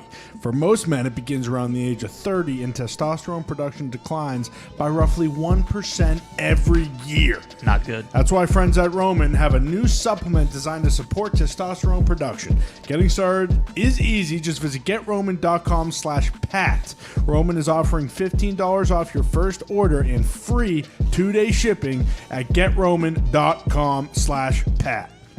All right, welcome back. Shout out to Roman. Maybe get a little bit more testosterone, AJ Hawk. What? 1% every year. Yeah. That's where it goes down. You need to combat that. You need to think about that. You need to be the best you possible. Like this guy who just joined us live from training camp here in Westfield? Yeah, I believe so. Indiana, I think, which is north of the city. Beautiful complex. The Indianapolis Colts have been putting in work. This team will look brand new with Matt Ryan at the helm. Stories are great coming out of training camp and OTAs already. The man who pieced it all together with an incredible Southern accent. Ladies and gentlemen, General Manager for the Colts, Chris Ballard. How you doing, Chris? Thanks for having me. I'm good. Yeah, how's training camp? How's the practice today? Did you get after anybody's ass out there, Chris, or what happened? No, but it was good. It was a good practice. No, I'll let that up to the coaches. It was a good practice, though. Hey, a lot coming out right now about the demeanor of the team with Matt Ryan leading it. About how, practices have been quicker. And for those that don't know, that means there isn't as many repeats or fuck ups or realigns. It means things have been kind of a bit more sharp and crisp with Matt Ryan. Is that an accurate assessment from outside looking in? And what has it meant to you and the team that you've built bringing in this guy who Jim Irsay said, a Navy SEAL, an astronaut, has joined us? Have you felt that thus far from Matty Ice? There's definitely a sense of urgency, with Matt. You felt the same thing when Philip was in here, where mistakes are not, you're not going to walk by. He's not going to walk by a mistake. He has a way he wants things done, and he's gonna make sure that the guys know it. And when you're playing that position, it's critical that you get that leadership. So it's been fun to be around. Look, I mean, as hard as and Matt's, he's demanding, but he also enjoys it. And he brings a lot of joy, just playing the game, which is fun to watch. You mentioned sense of urgency that he brings. That's something that I feel like you can't really coach into somebody. Do you look at that when you're talking to potential people you may draft or bringing into the team? Yeah, I mean, look, you want guys that want to win, and you take it for. Like, I think when you're young in this league, you think it's going to last forever. And the opportunities to win, it's hard. I mean, it's hard to win one freaking game in this league. And I mean, I think sometimes that gets washed over. And when you're young, you think it's going to last forever. And now we're dealing with Matt, who's been in the league for 14 years, who's been to a Super Bowl and knows how hard it is to win. And the urgency you have to have on a daily basis to get yourself ready for the season to win, it has to be there. And you can't miss those opportunities when they happen. We missed it last year. I mean, we missed it. And we had an opportunity and we jacked it up, and here we are again. And I feel a team that it's not just Matt. There's a lot of guys with a sense of urgency. Yeah, let's start talking about some of the pillars of that team because, Shaquille Leonard is an absolute stud. He's a defensive MVP candidate in most years whenever he's playing. He's a guy, and he came on and talked about Eberflus's led defense, about accountability and set the tone, and we're going to work. Eberflus is gone, but now it sounds like the offense has a similar person in Matt Ryan. How have the teams been getting along offensive, defensive-wise? How has Frank been managing it all? And what do you think about the OGs of your team now? It seems like just yesterday they were young pups. Now they're grizzled veterans, Chris Ballard. I know. I mean, that's the funny thing. And the grizzled veterans that are 25 and 26 years old, I mean, we were so young in 18. I look back on it, how young this team is, and we're still pretty, I mean, in general terms, we're still pretty young. But these guys have been through it. I mean, they've been to like those guys that have been here in 18 and 19 and 20, they've been to the playoffs. They've won a playoff game. They've been disappointed. So there's this great sense of urgency for that. And Frank handles, it gets a little chippy. I mean, it's training camp. I mean, when you're competing against each other, trying to make each other better, it's going to get a little chippy. But Frank does a good job with our team. You also got to be disciplined. You got to have some damn self-control, and let's don't distract practice by being stupid. Chris, is Jonathan Taylor going to rush for about 2,500 yards this year? We sure hope to watch. He's pretty good. He is. Hey, what was that story out of draft day? Didn't Jim Irsay tell you, don't you like him? Don't you like him? Go get him. And thank God you did. I mean, this guy, workhorse and loved. He comes out last out of the tunnel. I seen it. Well, the best, I'll never forget what we did. Because remember, that was during COVID. So I'm at home and we're all on this Zoom call. And we had been talking about Jonathan Taylor for a year. And I remember Jim just out of the blue, he ain't said a word. And out of the blue, he just, hey, Chris, don't you like this guy? Don't you think you should get him? I was like, okay, it's all I need to know. Let's move up. How many yards do you think he's going to get? What's a successful year? Are you even thinking about that? Are you tracking that? What's the conversation with Jonathan Taylor? Just get better from last year? Yeah, I mean, look, we got to do whatever it takes offensively to win and score points. So, And that's the great thing about Jonathan. If Jonathan has 10 carries in a game and we win, you're not going to hear anything out of him. That's what makes him really special. If we ask him to carry it 30 times, he'll carry it 30 times. So I think Frank will do, and the offensive staff do whatever it takes to win. Wide receiver group. Talk to me about it. Hey, because I've talked about it. I believe Pittman Jr., we got to see it live. Oh, yeah. He's explosive. He runs great routes. I think he's always on time. I think he will get along with his quarterback. Not as proven as maybe some others that are available. He's out there. T.Y. Hilton, obviously was on the team last year. OG of the room, not this year. Reggie Wayne is the wide receiver coach. So you got an OG in the room there. You draft Alec. How do you feel about the wide receiver room, or is that still something you're looking at? No, I mean, so far so good. I mean, Alec actually had a big day today. And Ashton Doolin, the last couple of days, has been outstanding. And so is Paris. And then we got some other guys. So, look, we'll always keep our eye, if we get a chance that we think we can get better. But we like the group we have. And then, the combination of that group plus, Naheem just gets overlooked, in who he is and what he can do and the mismatches he presents for the defense. So I know they'll be creative in getting him involved. And we really like our tight end group. We got two, really three young, talented players along with Mo Alley. So, we think at the end of the day, we're going to be pretty good offensively. Hey, Alex a dog, huh? He competes. He's not. Like, that's the one thing you look for in a rookie is how aggressive are they early. I'd rather have to hold them back. And, with him, he, from day one, he's been aggressive. And you like to see, and he's confident and he's smart. And those traits usually, with his talent, those usually transfer to end up being a good player. Your three young tight ends are huge, huh? Because Mo Alley Cox, big dude. He's been a favorite of every quarterback that you guys have had there because of how big he is, how athletic he is. You got two more young guys that are massive as well, right? Is that on purpose? Well, I mean, you like them. I mean, those big targets, they're always open. Hey, I've heard from camp, these are some big motherfuckers. They're like, hey, dogs. Tight ends are big dudes right now, like big guys, right? I mean, that had to be a plan. Yeah, Jelani's a big athlete that can really run. And then Ogletree had a catch today, a one-hander over the middle. Like, you wouldn't, I better watch my language. You wouldn't believe, this kid is talented. So, no, it's a good group. And what do you think he's going to do? Hold out and renegotiate with you if you compliment him right now? What were you going to say there? What were you even going to? Well, I was going to drop an F-bomb, but Connie gets pissed off when I cuss. Connie. And so, Fucking Connie. like after every press conference, he'll go, well, Chris, you only had 2 curse words in that press conference. That was pretty good. Yeah. I said, well, that's good. We're making progress. Yeah, well, I appreciate you respecting Conti. He's a hard worker. But you got big bodies at that tight end position. And with, how much is Matt Ryan getting to say on how things are going? Does he want to say? Has it been like a natural reaction and natural relationship with him? Well, to be honest with you, before the draft, we gave him players to look at. I just said, hey, take a look at these guys. Tell me how we can use them. And, look, you're talking about a guy that's potential Hall of Famer that's been playing the game a long time. Why wouldn't you use that resource? He knows he's running the show. At the end of the day, the players, they know. Players know. And quarterback that's doing it this long, he's got such a great feel for it.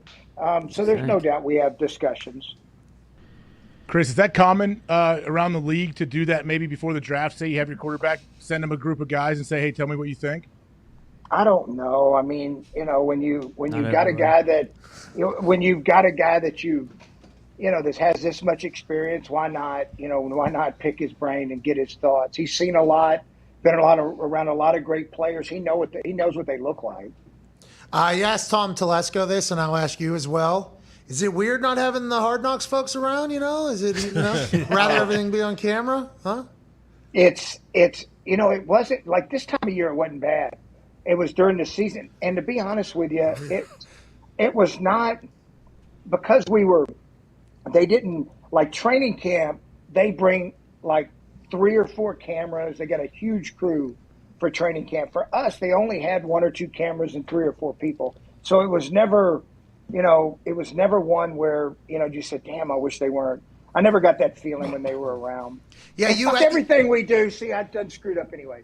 So everything we do anyways, it's like we're in the light anyways. What the hell? I mean, Yeah, but it is you what were it is. editing. I understand, and I think, and I've never asked you this.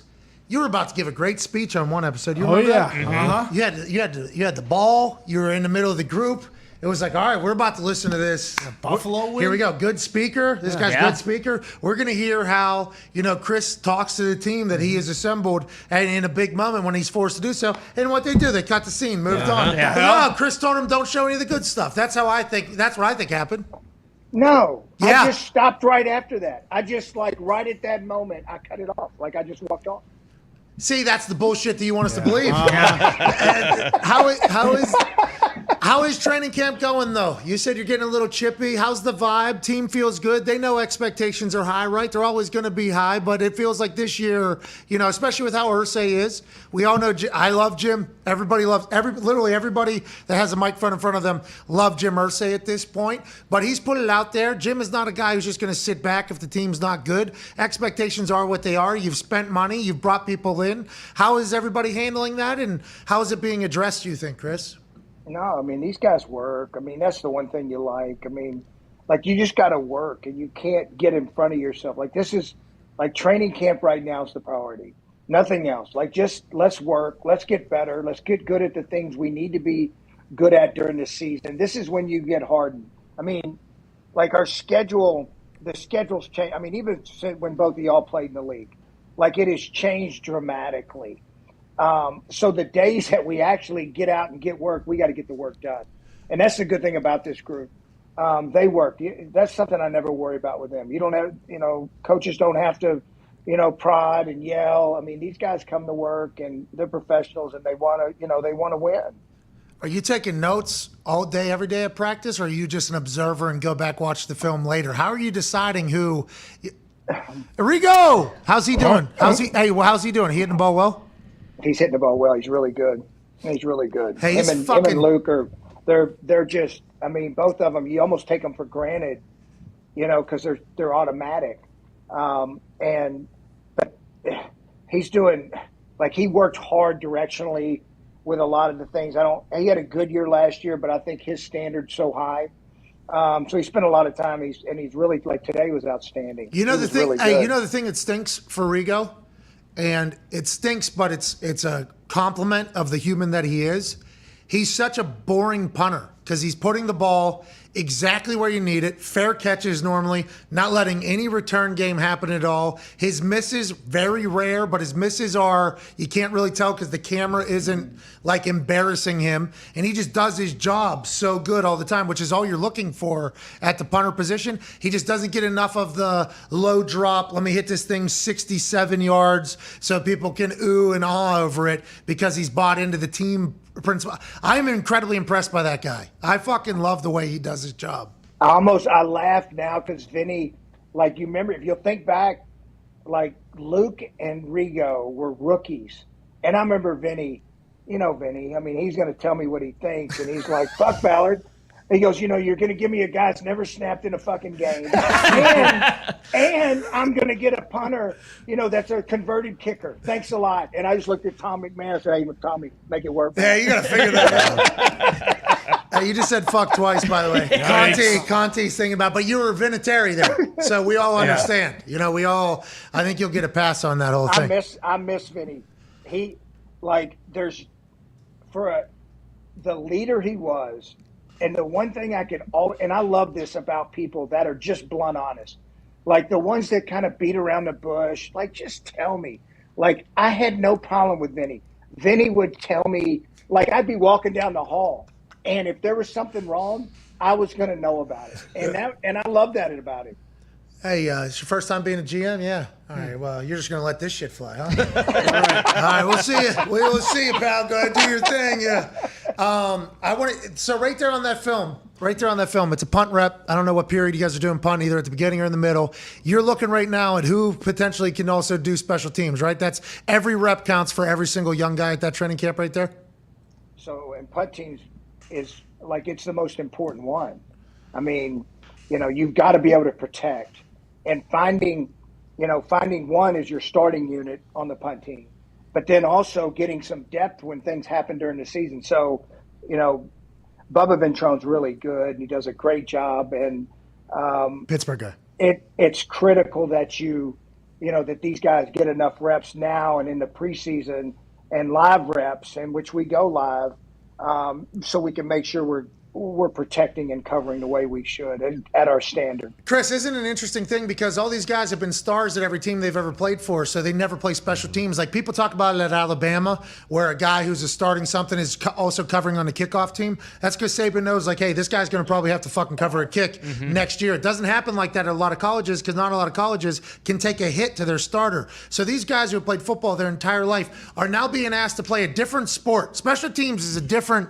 It's like putting in golf. It's a completely different sport. You're kick sliding. I know you're a running back. You're kick sliding. You have to shed a blocker. You have to go get in coverage lanes. And you're trying to teach people that in training camp while also trying to judge whether or not they'll lose a game. Because that shit will lose you a fucking game. I mean, it's like absolutely. The things are so. It's interesting how you pick a team and how you have to think about all that shit at all times. Has to be a lot, Chris. Isn't that? That's a lot to think about. You can't. Like special teams is it'll win you'll win 2 or 3 games a year just on being good on special teams. And it's an area that we put teeth into. We take it serious. And we expect guys to play. And look, from the get-go, we tell them, like, you're going to play. I don't care if you're a starter. You're going to play on one phase. We're going to be good on teams. And Frank does a great job making sure the guys understand it. We don't get any kickback. They understand that. I mean, it's a very important part of the game. And guys make careers. Yes. I mean, they'll have careers if they're good on them, and especially if they can play on all 4 phases. There's some guy right there that you're watching that has 0 snaps in the NFL who's just now learning how he's going to pay for his family's life for the next 8 years. It's a pretty cool thing. And then there's some guys that think they're too good for it, and it's like, all right, man, good luck in the XFL, dude. Well, look, that's when they figure it out. So all of a sudden they get here and they're used to getting all of a sudden they're third string, and they're looking up like, well, I'm not getting a lot of reps, and I'm like, you're about to. Don't worry, get up. Get in the punt unit, and you're about to get a ton of reps. And every rookie and every shit vets, you got to be able to play on them. You got to be good on them. Man, that was awesome to hear from you there. And I would have loved to be on a team in which you were the GM, because I would have been dropping seeds on who I thought should make the team. Hey, I know he's not great at coverage, like maybe on the secondary, but hey, this guy can really. Hey, don't you think you saw him flying down there? And with Rigo, he's hitting fair catches. All you need is good protection and a gunner or two. Should be in a good spot. I'm excited to watch you put that team together. The boys have some questions for you. Is that all right? Oh, yeah. I love the boys. I know you're very busy. No, I love the boys. All right, well, let's go straight to Boston. Connor. There you go. Connor, your question for Chris Ballard. Yeah, Chris, you got studs all over the defense, and then you add Stephon Gilmore, who's the Defensive Player of the Year in New England. No big deal. How has he kind of fit in there, and also has he become kind of like a teacher, mentor almost for some of the younger guys? Just in a way, I mean, much like Matt, he's not as vocal as Matt, but just in the way he works. Like, he made a great play today on a slant. On a 3rd and 7 and had a big collision. Just like guys that have played at a high level and know how to play, that rubs off on other guys. And it's been good for these other young corners to be around Stephon. Kenny Moore. What are you going to do? You going to pay him all the money, or what we got to pay Quentin Nelson? Kenny. Quentin Nelson needs to get paid. Kenny's got to get paid. Jonathan Taylor needs to get paid. Michael Pittman. Oh, yeah, Pittman, especially. He's about to have a breakout year. And they're paying wide receivers earlier than early. If Alec Pierce has a good first couple games, let's get him locked in for a little bit. I thought you... I mean, are you trying to make my job harder? I just like to see players get paid. And look, I love to see them get paid too. Yes, I know. I want good for players. I think it's great when they get to their second contract. Sometimes it's with us and sometimes it's not. But even if it's ones that, we have to move on from and they get another contract somewhere else, I'm happy for them. Because that means they've done their job and we've done ours. You mentioned the training camp schedule now being different, I guess, than the old CBA. Is it harder, or is it easier, you think, to evaluate these guys and figure out who's actually going to make the team? No, it's harder. You don't get quite as much work, and so you've got to be really diligent, with your practice sessions to making sure you're getting enough good on good, and then players that you really see ascending, making sure they're facing good players. So we're purposeful in our practice and how we do it, and this first week we're getting through and kind of seeing where everybody stands. But as we go forward, into these preseason games, we'll start even getting a better look and making sure we're getting the guys in position to see how they perform against good people. Tone. Chris, I've always been intrigued, when players don't make a team and then another team immediately picks them up. Is that because, that's a guy that you've scouted before, so you like them, you know that you have a spot for them? Do you have guys at camps? Do you pay attention to what's going on at other camps? How does that happen so quickly? Our pro scouts have done a tremendous job. I just think of the guys we claimed from Kenny was a claim. Glowinski was a claim. Muhammad was a claim. Pierre Desir was a claim.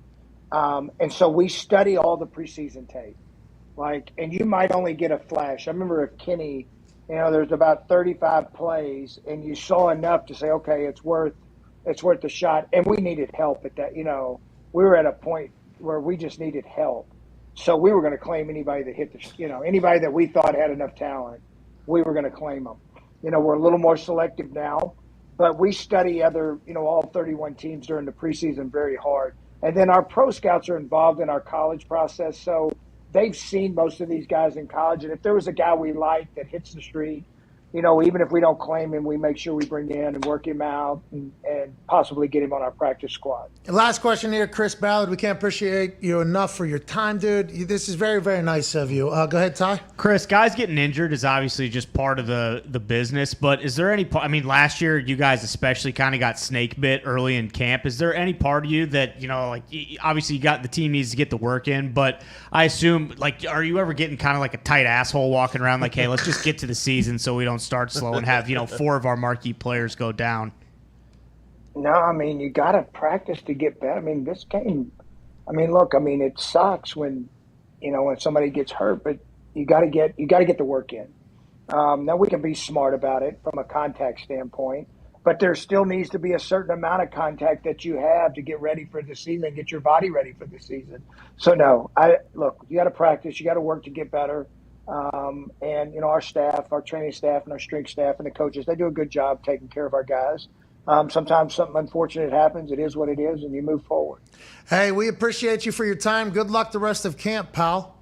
Thank you. Appreciate you having me on. Are you sleeping anywhere? Are you in dorms or hotels, or are you at home? What's the deal? I stay at home. Soft. I stay at home. Soft. The league's gotten soft, AJ. You hear that? I think he's smart, actually. Yeah, incredibly intelligent. If I could have done that, I would have done that immediately. Have a great camp. Keep building. We appreciate you, ladies and gentlemen. Coach GM Chris Ballard. Thank you, buddy. Yeah, those tight ends I've heard are grotesquely sized. Yeah, big bodies. They're hey, these tight ends are just walking around together. The tight end room is just fucking massive humans. Just big bodies. Gotta love that. And Matt Ryan can just play darts, basically. Yeah. This Ogletree catch, I guess, over the middle, a lot of people tweeting about it from camp. I guess it was absurd. I assume the Colts social media team will put that on the internet as soon as possible. Maybe with some clips and some woos from people. Yeah, that'd be good. And maybe even a Chris Ballard, that's rad. You know what I mean? That'd be great. That's good internet, they say. All right, let's take a break. We'll be back in 4 minutes with Brandon Beane, general manager of the Buffalo Bills, will join us as this Thursday, August 4th, 2022 edition of the Pat McAfee Show with Hall of Fame game happening tonight continues on. This is a legendary day. Hell yeah. Huge. Hey, this is a big day. There's a Forbes article. What? Yeah. You serious? About what? About a partnership with Peyton. Oh, hell yeah. Cool. Forbes. That was quick. That's just about football. Just a bunch of doofuses. See you guys in 4 minutes with general manager of the Bills, Brandon Beane. Cheers.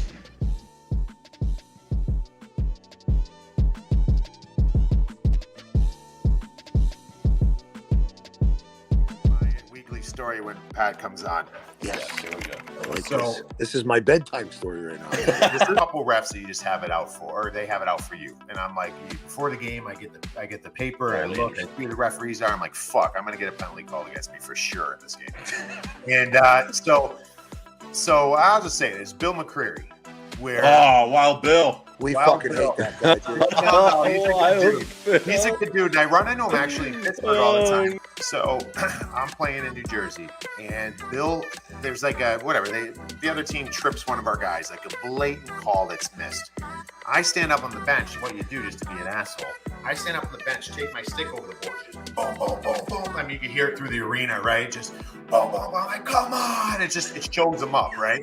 Come on! And all of a sudden, I see Bill just look across. He goes, boom, and he's got like this heavy mustache, like this. His mustache, he's just eyeballing me across the way. And he looks at me, I'm standing up, I'm banging my stick, I'm like, fuck you, whatever. So then the play goes on, and I'm tying my skates. I'm on the bench, I'm going like this. I bend down, I'm tying my skates. So like the top of the boards is right here. My head's down, TV timeout. All of a sudden, I hear, shh, someone stops right here. And I look up, and Bill McCreary's like eyeball to eyeball with me. And he goes, are you showing me up? You want to fucking go? You want to go? And he goes like this. I swear to God, he goes like this. He backs away from me. Let me grab my mic. He backs away from me from the bench. And he goes like this. Come on. Come on. And I stand up and I go, Bill, are you challenging me to a fucking fight? I'm like, you asshole. You think I can't? If I fight you, I'll never play a game in this league again. He goes, let's go. Come on, let's go, tough guy. And I'm like, my mind is going like in circles. I'm like, do I fight this guy? Like, I'm not, what am I supposed to do? Like, I was like, and like he totally won. He totally won. He knew I couldn't do anything, and I'm just like, I just got my. I was like, you know what? I'm like, fuck you. And I sat down, and then it was like, I was like, he totally just dominated me right there. And then the next game we played, I was taking the opening face off of the game. He's dropping the puck. He's standing there before the puck drop. I look at him. He looks at me. I look at him. He looks at me. And then finally, I go, hey, Bill. I go, Billy, let's bury the hatchet, man. I'm sorry. I got away from myself last game. I got away from myself last game. Like, this isn't, I don't treat referees like that. And he goes, no, I did too. I let the heat of the moment get the best of me. All right, man. Truce. All right, cool. Truce. Drops the puck by the end of the first period. We're fuck you. This seems to be a thing with you. I run into him all the time. He's a great dude, but that's how it is, man. He's got to fight his fights out there too to save face.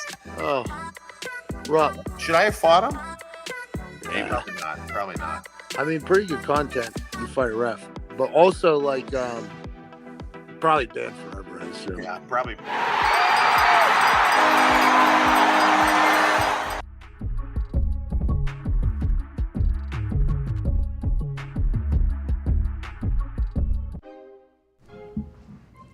Welcome back to the show. Today started with Peyton Manning joining us. And us revealing that we have come to an agreement with Omaha Productions to have a simulcast on ESPN2 during 6 big-ass college football games. Hell yeah. That was awesome. That was a fun way to start the day. Incredible. There was confetti, AJ. I don't know if you saw. We had confetti on the screen. That's right. We danced. We celebrated. There's Forbes articles being written about it. Yeah. Forbes. Yeah, that's not because of us, by the way. That's because the other side being a part of it. Oh, Peyton, okay. This is what happens, whenever things like this take place. And then Tom Telesco joins us to chit-chat about Chargers camp and Chargers business and everything going on. That was fantastic. Love Tom. Chris Ballard just got off the air. He's live from camp, walked off the practice field, FaceTimed us. The AirPods are making interesting noise early, but he got through. I mean, they seem to be in a great spot. Matt Ryan's really got those boys humming. That's right. And joining us now, live from training camp, a general manager that has been on this show far too many times because he is far too kind. An incredible conversation every single time he pops on here because he seems to be a regular human who has a big football brain. Oh, yeah. He has sculpted a team in Buffalo to become a favorite to win the Super Bowl this year. Yeah. He's a He's going to be a trailblazer. People are going to be trying to do what he has done with the Buffalo Bills for a long, long time. And I don't know if it's going to be possible because you got to be great at golf, I heard. Yeah. You got to wear polos. Right. You got to have, maybe have a beer or two every once in a while. Right. And your name's got to be Brandon Bean. Yeah! What's up, man? That's a pretty good intro there, Pat. Appreciate that. Hey, you deserve it. Thank you for joining us live from training camp. How's life? How are you feeling? Is it a little bit of, we just talked to obviously a couple GMs. Is this a little bit more of a relief once you get to training camp, or are you still in the middle of every day, high anxiety, gotta get a lot of shit done right now? Well, you don't have a lot to get done. It's kind of that time between there's no game. So, coming up next weekend, we can start watching other teams, their rosters, if you need, guys that may not make their roster that you may look, for a position to fill. Right now, you enjoy practice, but you hold your breath every time there's a guy going down or a hard hit or something like that, especially one of your precious guys. Get up. Go ahead, AJ. I know you're a big O&D line guy. I saw some comments before where you were excited about watching those guys when the pads come on. What has that been like? I know you've had some O-line injuries early in camp, but what have they been doing? Yeah, that's the best part about training camp. We do all this T-shirt and shorts in May, and now with the ramp-up period, you got a week. Used to, I remember when John Fox was our head coach, we'd come straight out of vacation, 8:30 practice, and we're doing goal line. Guys, a day and a half ago, we're on a beach somewhere. So, how miserable can we make this? Good morning. There'd be two of them too. First day. Yeah, exactly. And then go take a shower, eat something, and come back and let's do it again in the afternoon heat in South Carolina. It's going to be hotter. Yeah, it's going to be hotter. Yeah. Oh my God. But no, it's been good, AJ. It's been fun to see. Unfortunately, we have been missing some O linemen, as you said. The D line have probably won more battles to this point, which usually, as you know, the defense kind of starts ahead of the offense, especially running twists and stunts in games. But it's been good for a lot of our backup linemen to have to go against, Ed Oliver, obviously Vaughn, Rousseau, and those guys. So it's been a good start. It's getting to that point, the dog days of camp, where they're tired of hitting each other. We've had a few elbows, a little extracurriculars, but it'll be good next week. We play Ballard's crew in Buffalo next Friday, so looking forward to that, or next Saturday. All right, we're not going to give any competitive advantage to anybody then. We're not going to talk about what we know, what we don't know. How many times have you been on the show? 4 times? 3 times? 4 times? 5 times? Yeah. Do you know how many times? I think 3 or 4. It's always a good time. How come I'm just now learning about Sal Capaccio? I'd like to know why, that didn't come up in our conversations in the past. I am legitimately bummed about that. Well, we're trying to keep Sal under wraps. We don't want to let him get out of Buffalo, so don't promote him too big. That's a smart thing. He talked, though, about Josh Allen in that fight, and you're talking about the dog days of summer right now where guys are getting sick of hitting each other, and that was the first day of Pats, and it was a goal line drill, and I heard it was the last play of the practice, so there was probably some, emotions flying in there. That fight happens with Josh and a D lineman, veteran. Your immediate thoughts on the sidelines are like, oh, no, or do you like seeing, Josh Allen is a guy still, and you need that type of attitude and personality and moxie, I think, at that position. We've all learned, are you indifferent there, or are you, oh shit, Josh Allen just got, $250 million and he's our guy while watching that? Well, once he's out of the fray and he's healthy, I'm good with it. You do your heart goes into your throat there for a second to make sure he doesn't end up on the bottom of the pile. And knowing Josh, as big as he is, he can fend for himself. You don't, obviously want your quarterback necessarily in the middle of fights, but that's who he is. He wants the ball in his hands. He's not afraid. I always kind of get on to him, not for bad throws, but for taking hits. So it's one of those things. I almost think he does it to drive me nuts a little bit, and that's just who he is. So I'm not going to try and change him. That's for sure. Yeah, there's Bean. All right, here, let me. Yeah, what do you want to do? You want to get it? That's awesome. Speaking of him wanting the ball, we've seen him run ISOs and powers and leads. I mean, he's 6 foot whatever. He's bigger than everybody, stronger than everybody, faster than everybody. And just like other quarterbacks are able to run, his ability is not only being able to be fast and outrun people and jump over people, he can also run through people. And we saw a lot of that last year, right? I mean, he wasn't taking big shots, but he certainly wasn't shying away from potentially running somebody over. That was Daboll's offense. He's gone now. New play caller. How has that process been, and how do you go about picking who the next person going to be in Josh Allen ear, who everybody thinks is the next prototype in the NFL? Yeah, I mean, Dable did a great job here with Josh. First 4 years, kind of helped get this program off the ground on offense. And fortunately, we had Ken Dorsey here, who was here 3 of those 4 years. And Sean and I were familiar with Ken back in Carolina. Obviously, he had a great history in college and played some pro. But Ken's a grinder. He and Josh meshed well. And although we did look on the outside, we ultimately decided that Ken was the best fit, not to have to change the offense, the terminology, and just kind of, move him up. And then we brought in Joe Brady, who had great success to be the quarterback coach down at LSU, and then was in Carolina for a stint. And Joe's been great as well. And, with the running part, we have to be smart with that. Josh does want the ball in his hands. He does want to run, but, ultimately he's learning. Again, I get onto him not for throwing interceptions. I get onto him for taking unnecessary hits. So we will run him. We'll keep that element there. But Josh knows to be smart, and we just got to – that's the main thing, keep him upright, keep him healthy. What about your defense? I know both your safeties were banged up early in camp.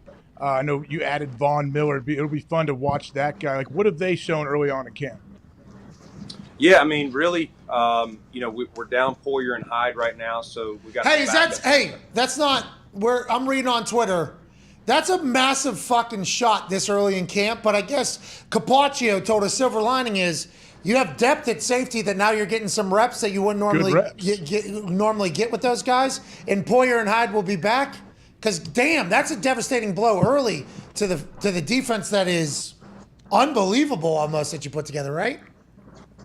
Yeah, I mean, you don't want to lose those two guys. They're the backbone of the secondary, especially Trey White's on his way back from the ACL that he hurt last year. So we count on Micah and Jordan. Luckily, Micah's working his way back in. Jordan's probably another week or two away. But it's been good to get these young guys some experience. You never know when that's going to happen. Jaquan Johnson, DeMar Hamlin, Nick McLeod, those guys are all some young up-and-comers. So, you take the good with the bad. But overall, our defense is probably one more, as I said earlier. And the D-line has probably been the biggest effect, kind of affecting, offense, just getting too much penetration on the quarterback. But that's also good, for Josh, not to be able to stand back there and play 7-on-7, have to move around in the pocket, have to scramble and still make plays. How will you view the preseason game? Are you going to play any guys? Or it seems like nowadays, and Aaron alluded to this in his conversation, that these preseason games have evolved over the last couple of years. It did seem like preseason games were viewed differently just a few years ago, even by the fans.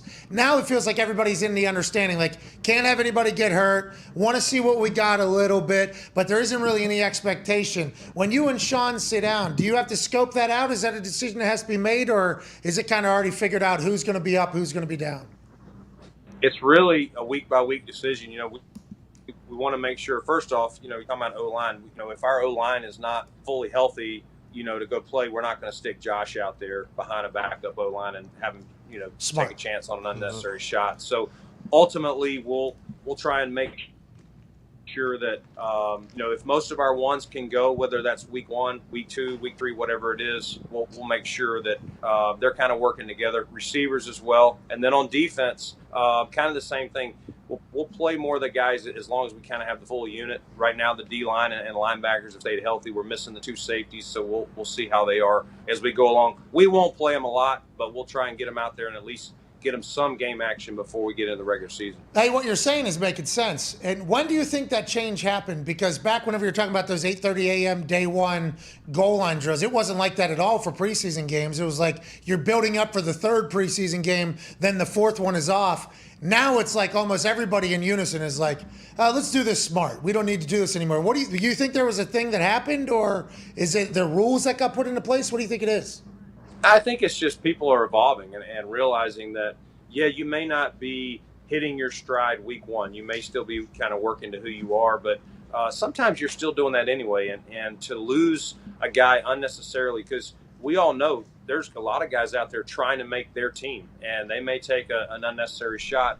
And once you get to the regular season, everybody understands it's a long haul. So I think it's just people evolving. You also doing inter-squad scrimmages, going against other teams, trying to get work without actually, taking guys down. I mean, even practices evolve. We do way more thud up than we do take to the ground. We did a goal line period today, take to the ground, but for the most part, we don't do a lot of that. Back in the day, as you know, rarely was there a thud up period. That was like a day off to not be taking them to the ground. Yeah, anytime shells were said, it was exciting news. And then thud and let them go was a big deal. The change in all that, and still football getting better and better, has to be quite a win for those scientists in this. You know what I mean? They're like, told you didn't have to die. And all these ex-players, that are like, the game's gotten soft, they also think to themselves, like, we knew it when it was all bullshit, when we were in there puking and getting our faces running. We don't have to do this, as a lot of people were saying. No, that's how you got to win. And now it's the complete opposite. I think it's brilliant. Go ahead, Ty. Brandon, I assume going into every year you have pretty high expectations for your team, but like with the success of last year and then going into this year with, all the hype surrounding you guys again, like, does it almost feel different? Do you look at the team differently this year and really, think like, oh, we do have all the pieces to go win a Super Bowl? Well, I think, the last few years, once we made the playoffs with Josh's second year, we traded for Diggs that year, and we'd had a pretty good year offensively. We thought that year, like, listen, not saying we're going to win it, but we thought we had a team if we got hot and the ball bounced our way. And then, ultimately that year, Josh's third year, we made it to the AFC Championship. Did not beat Kansas City. And last year, kind of the same thing. Got hot late in the season and kind of made a run. So we've looked at some of the areas that maybe we fell short, hence the Von Miller move. We just felt, we couldn't quite, we were getting pressure, but we weren't getting the guys like Mahomes down. Closers. Yeah, we needed a closer. And so to use the baseball term, we brought Vaughn in to help us close the game. And that's the biggest area that we thought, hey, if we're going to get over the top, we're going to need somebody like that. And so hopefully that helps us. But, we put a lot of expectations on ourselves, probably more than, anyone on the outside will put on us. Tom Telesco mentioned why he brought in Khalil Mack is because he grew up here in the Colts, and Freeney and Mathis, if there was a fourth down at the end of the game and a desperate drive for another team, like, guaranteed one of them's getting like, it was just a matter of fact almost, like, this game is over. That's why you have to pay them so damn much. They know that too. You know what I mean?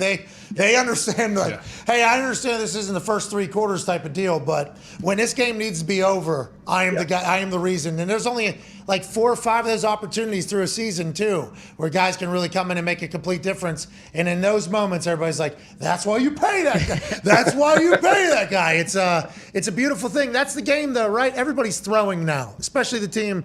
I mean, the Chiefs that you're talking about, they're throwing the ball. Every offense is throwing the ball. Those defensive end and corners, is that just going to be the price tag, you think, for defense as we continue to roll forward in these contract structures? Yeah, I mean, it's a passing league. The rules are set up for offense.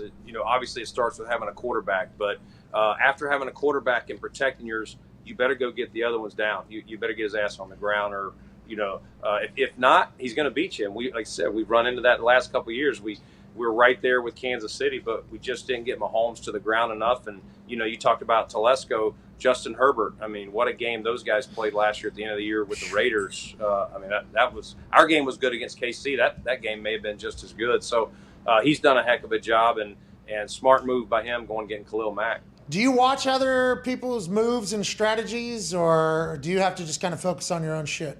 No, I study. There's a lot of smart people in the league, and I definitely don't have it figured out for sure. So you try and learn from who's doing it well, and then try and learn from who's doing it, not so well. Hey, I want to let you Super Bowl favorites. I mean, that means the GM has done pretty good, right? For I mean, that is what that means. For sure. Yeah. That doesn't mean, Pat, that don't mean shit. You know that. I mean, it's not going to help with like the absence of a ring in your legacy or anything, but they will say a couple times, his team's super. They were the favorite. Yeah. Oh, they kind of. I can't walk into the owner's office and say, I know we're 7-9, 7-10, but they said we were Super Bowl favorites. I'm just. Can I get that contract extension? Yeah, you're right. It is a production league. I get it, but goddamn, that team is ready to go. Go ahead, Connor. Yeah. Speaking of good GMing, with all the rising contracts with the quarterbacks, do you ever like look at yourself in the mirror and think like, God damn, I'm a smart son of a bitch for signing Josh Allen before all these things started rising? Or are you already thinking about the next one that you're going to have to give to him? No, I don't think about it. Once they get them done, I'm glad we get guys like Josh signed and sealed, Trey White, and all the guys that we've been able to re-sign. But no, it's I don't look and gloat. It's more who's the next guy? Who do we got to get ahead of the curve on? Because you're trying to keep as many of your pieces together as you can just to keep the continuity. It's hard, especially after COVID with the cap going down. Now it's working its way back, but we'll see. We'll see what happens. I asked, I forget who it was, maybe Mike Greenberg, the salary cap guru for the Buccaneers. The salary cap, they give you what they think it's going to be, right? But there's these new deals coming in that might be, right? There's a chance we see a massive spike in the salary cap, or no? What do you think? Everyone keeps saying, agents keep talking about, hey, there's going to be a big spike. There's going to be a big spike. Okay, so that is something being talked about, yes. It is being talked about, but they still kind of regulate, a little bit. So I don't know. And what happens is we don't know exactly where it's at next year. In December, we go to the labor meetings and they give us a range at that point. So right now we're left to our own, just guessing and hearing things, asking the right questions. What's the new TV deals? What are the other new marketing deals? Whether it's Amazon or all the various TVs, Apple. So we don't, we're still more in the dark than I would love to be, but that's the way it is, and we just kind of deal with it. At the very expensive positions right now, it seems to be locked up. Quarterback, you got somebody locked up. Defensive end, you got somebody locked up. And wide receiver, you got somebody up. Stephon Diggs. That deal continues to look like a great deal, but that was a must-have, I assume, because as soon as he showed up, Josh Allen became, infinitely better overnight almost, right? Yeah, I mean, Steph's a great player, and part of it is fit, and how's the quarterback and the receiver going to mesh? And those two from day one, I mean, Steph came in here during the COVID year where there was really no offseason. Those two met for 3 or 4 days in May down in Florida, but other than that, they didn't throw the ball together, and it was weird. Instantly, when camp started within a week or so, you're like, man, these guys are already on the same page. They're doing well, and so why mess with something that's working so well? That'd be stupid on my part, so glad to have Steph. He's a dog. He's a tough dude, and glad we got him locked up for years to come. You liked him immediately, though. Remember, because on our show is where you said we asked a question about snooping around if you hear something's going on somewhere else, if there's a chance that somebody wants to trade, and it was when you talked about the Stephon Diggs trade, it was yeah, we heard there's potentially a problem. It was you were very pumped to get him. He has lived up to everything you have wanted, I'd assume, as a football player and a teammate over there. Yeah, Steph's been great. Every situation's his own, and I've been on teams where you had a player that it wasn't working for whatever reason. You send them elsewhere, and they're kind of the best versions of themselves. And I think that's Steph. Not that it was, I thought he was a really good player, talented guy. We had asked about him, as I told you before. Minnesota had said no, but they opened the door a little bit, that year, a couple of years ago, and fortunately we were able to work it out to get him here. Hell yeah, Josh is thankful too, I think. Yeah. You mentioned agents. You said agents are telling you that the salary cap is going up and all these deals. I would imagine since the dawn of time, agents have been telling GMs and owners that the salary cap is going up, right? Yeah, no doubt. They're always trying to tell you, oh, you'll have plenty of cap space. I heard it's going up to $235 million next year. Whatever. Literally this year, it was going up to 208, and people are already saying it's going to be some agents are already saying it's going to be 235, 240. I'll be shocked. The agent coming in. I'm here. Listen, now this is just a couple reports. I got somebody in there. I'm hearing 235, 240 maybe. Yeah. They're $2.5 billion for the Sunday ticket package. That thing's going to skyrocket. We can get a deal done. Can we backload it too? I mean, that's hilarious to think of that taking place, and you having to deal with that with every single convo, basically. Oh, no doubt. It's part of the. They're trying to get us to spend the money, which I get. That's their job. They want their player paid, but ultimately, if I screw up and miscalculate that, they're not going to have to deal with it. I will. Are you going to have to do you have to be leveraging in every conversation you have with everybody?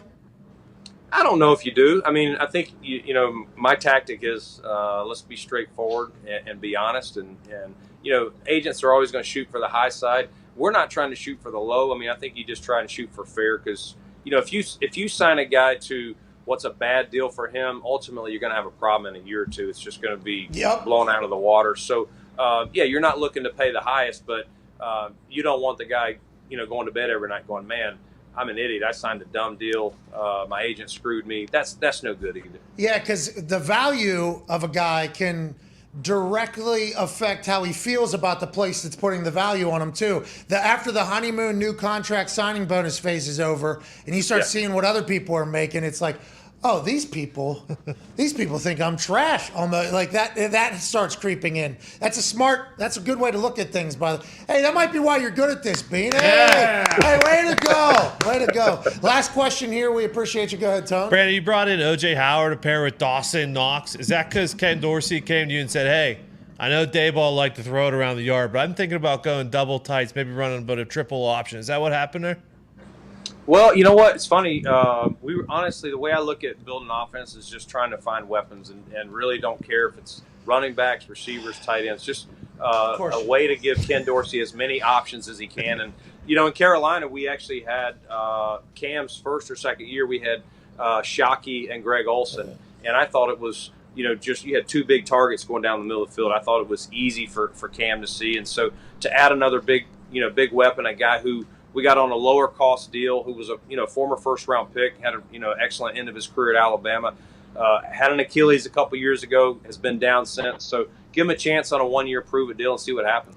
Hey, we appreciate you, man. Can't wait to watch your team. It sounds like you haven't changed at all, even though this guy's pieced together the odds-on favorite to win a Super Bowl. That's right. Yeah. Ladies and gentlemen, the general manager of the Buffalo Bills, the leader of Bills Mafia. Ladies and gentlemen, Brandon Bean. Thank you, man. Appreciate you guys. Hey, you too, man. Enjoy camp. I wonder if he's sleeping in a dorm or a hotel. Still got a long way to go. I doubt it. Long way to go. Sleeping at the golf course. He's 3 got a good weeks. team. Yeah, Exactly. he's scratch golf for that guy. Hanging out at the club. So the Colts, do the players stay in a hotel, or where do they go to their normal facility? What is it? I'm not sure. I've not experienced this new. So their place is called Westfield, Indiana, I think, right? Yeah. Westfield, Indiana.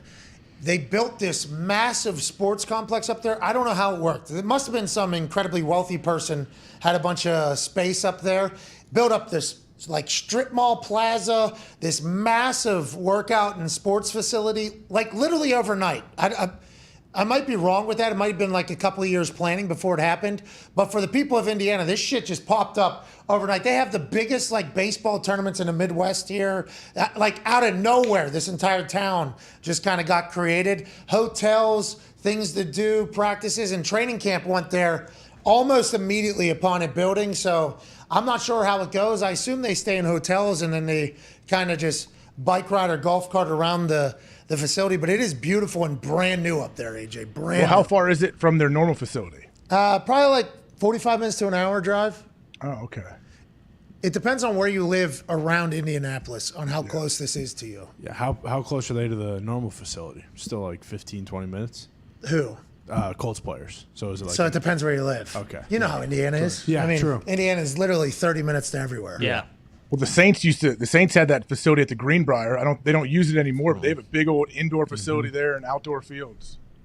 Did you make a noise about the Greenbrier? Yeah. Because the Greenbrier has the Governor Jim Justice's favorite chocolate chip cookie for Those, sale. those were So good. absolutely delicious. What? But never, Chocolate never chip. ever would I make some I told you that. sweet old 90-year-old woman go heat it up for me and deliver me a glass of milk. Oh, you're talking about Nick Brawler. Nick. She was What? middle-aged, and she She asked was me. 95. Well, we got a chance to try some of Governor Jim Justice's favorite chocolate chip cookies at the Greenbrier. Okay. I've been there. I didn't get to try any. Well, that's on you. I should have ordered some poor old lady around to heat me one up. Yeah, they don't offer it up to bitch-made cats. Dude. Oh, God. Suck it. Dude, Barry, Don't bro. tell me. Like Mr. Beast, dude. Oh. And Nick just got out the glass coffin, buried that thing 10 feet below you, Body bag. and put you down.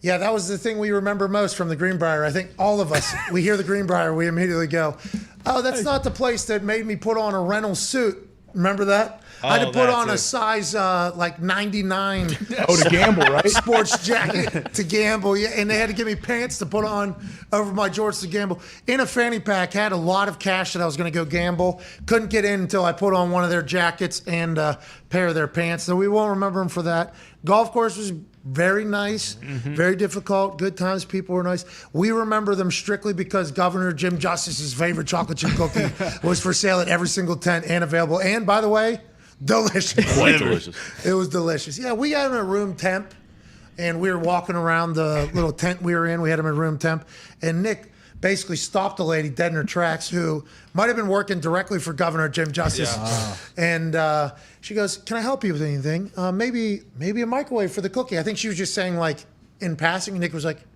"Actually, yeah, I will grab 7 more too." Who says no? And then also 2% milk, please. This lady leaves in the middle of the day, comes back with these warmed up, incredibly delicious chocolate chip cookies, Governor Jim Justice's favorite. Probably how he was served them the first time. Right. And how like, oh, these are my favorite. And then a nice cup of milk while it's 95 degrees. Ice cold. And we're sitting in a tent. It was an amazing moment. You lived like high society there, Nick, for a little bit. It was very nice of her to offer that. She was not suggested in any way. She was not coerced. Well, she did for nobody else. It was Strictly ever voluntary. It only happened for Governor Jim Justice, Jesus, and Nick Marotta. By the way, Were those your favorite chocolate chip cookies? Hands down. Hands down. They were so good. That guy knows. How'd the governor make his money? He's a billionaire, right? Cookies. Speaking of the governor, I looked it up from earlier. It was John Kerry was married to a Heinz. There you go. John Phil fucking texted me Kerry. actually and said that. John Kerry's Earth, right? Isn't he a big Earth guy? I think he's. I don't know. I can't. think he's keep R.I.P. track You of thinking the Al records Gore? anymore. Is he R.I.P.? Oh, that's John Kerry. No, John Kerry's not R.I.P. Oh, John Kerry's still alive? Mm-hmm. That's awesome. Probably peddling for Saudi or something. W beat his ass. Yeah. What's everybody's deal? What's happening? I don't even know this guy. W did beat his ass. Yeah, I know he did. In the presidential election. Put him in the grave. Now watch me hit this drive. We will not stand. Yeah. All right, let's do some phone calls to get the And fuck out. burn this fastball. Yeah. Is John Kerry the one that said, "Get this Heinz ketchup out of No, Pittsburgh"? I don't think so. We need to find out who that vote It was your squad. What's the new company? Acrisure. Acrisure didn't say, "Hey Heinz, kick everybody off your board from Pittsburgh in 2019." No. Acrisure Why wasn't would even you? around. How do you boot your board like that? I think it's a vote. But didn't you say like they got all new board members? Yeah, new money. Yeah, there was a merger and that fucked everything. Where'd they come from, huh? Kraft. Kraft Heinz. Shaitan. Robert? No. Where do you think they came from, Con? Not Robert. I don't know, maybe fucking Saudi or something. No, didn't What's Robert. your deal? What's your deal? All You've new, been wildly toxic lately. yeah, all new money these days, and that's because football's Did Robert, only 35 did Robert days even away. I earn can his taste money? it. Is that what did Robert earn his money? Robert Mac actually and earned cheese. his money and then bought his wife's father's company and then fucking changed the game. Read that in a book. Became friends with John Bon Jovi. Yeah. John Bon Jovi. And Michael Rubin. Oh, yes. The whole crew. Jay-Z. Meek Mill. Sure. Rick Is Connor a Bon Ross. Jovi fan? Yes. Who? Is Connor a Bon Jovi fan? He's just trying to peddle me into doing the gimmicks that he loves. Oh, is this puppetry I happening right now? won't say it. Yeah. Is he trying to do this I right won't now? be a puppet to AJ's bullshit. Not anymore. Nuh-uh. New I'm not year, trying new to. me. I'm not doing that. I What- enjoy when you do it. What's that banger John Bon Jovi created though? Fucking no. John Bon Jovi. John Bon Jovi. John Bon Jovi. We did it. We got there. I wanted it as well, AJ. We all It's been wanted a while. It's been a while. it. Yeah, we all wanted it. Yeah. I'm sorry. We did want to hear it. Though. No, it's okay. Play the hits, they say. Yeah, exactly. It has been a while since the hits have been played. All right, let's answer some phone calls because I've teased it for 4 hours. And hammer down. Will you bet in this game tonight? I'm betting this game. Let's right? fucking go. Let's go, dude. It's NFL football. We're I've betting been on the Raiders Start 'em. since Monday. Yes. No spoilers. All right, stay tuned. Hammer down. Returns bet of the day. Let's go to the 5 Energy phone line. Alex in Minnesota. What's going on, pal? Hey, boys. Keep it moving. How we doing? All that bullshit. Okay. Don't you know? I got a question for AJ. When he was on that big Illuminati yuppity yacht, whatever, how long did it take him to crash that thing like a golf cart? Dog! My God. Alex in What yacht was Minnesota. I on? That one in South Carolina with the dumps, right? Oh, yeah. If you call that a yacht, that wasn't exactly a yacht. Yeah, I was not at the helm of that. There was a captain driving that guy. Oh, Zito thought he was talking about the cult cruise that you go on. Captain Epstein. What was the captain's? All right, let's go to the phones.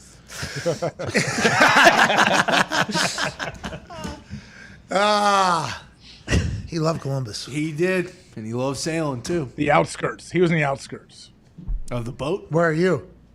I'm not. I'm right in the heart of it. Oh, of course. Yeah, way from. I actually am pretty far away from all the land Epstein bought up years ago. yeah. Okay. Yeah. And also, how close are you to Urban's little draft dance floor club? About 15 minutes, probably. But there's two of them. I found out there was two of them after the incident. He was at the one I've never been to. How long? Oh, yeah. Okay. For real, downtown. Oh, you've never been on that dance floor, huh? The one I've been, there's two of them. I said there's one closer to me. I've been to that. I thought that's where he was. No, he was at the one downtown. I didn't know. Should have stayed How long off does the it dance take floor. if you use the tunnels under your house? I wish. That'd be awesome. This guy's in the fifth dimension. He is. What? Yeah. Let's go to the If I phones was in right the now. fifth dimension, I'd be freaking out. Let's go to Ray in. Well, we could expand upon some things. Just Google it. Should we call Jordan? Let's go to after this call. Let's go to Ray in Virginia. Ray, what's going on in 5Energy phone line? Go to 5energy.com. Use promo code McAfee to receive 10% off your order of 5-hour energy shots that get you from A to B. A being B being woo, Hell feeling yeah. good. What do you want to talk about, Ray in Virginia? Hey boys, how you doing? Keep it moving. Bingo.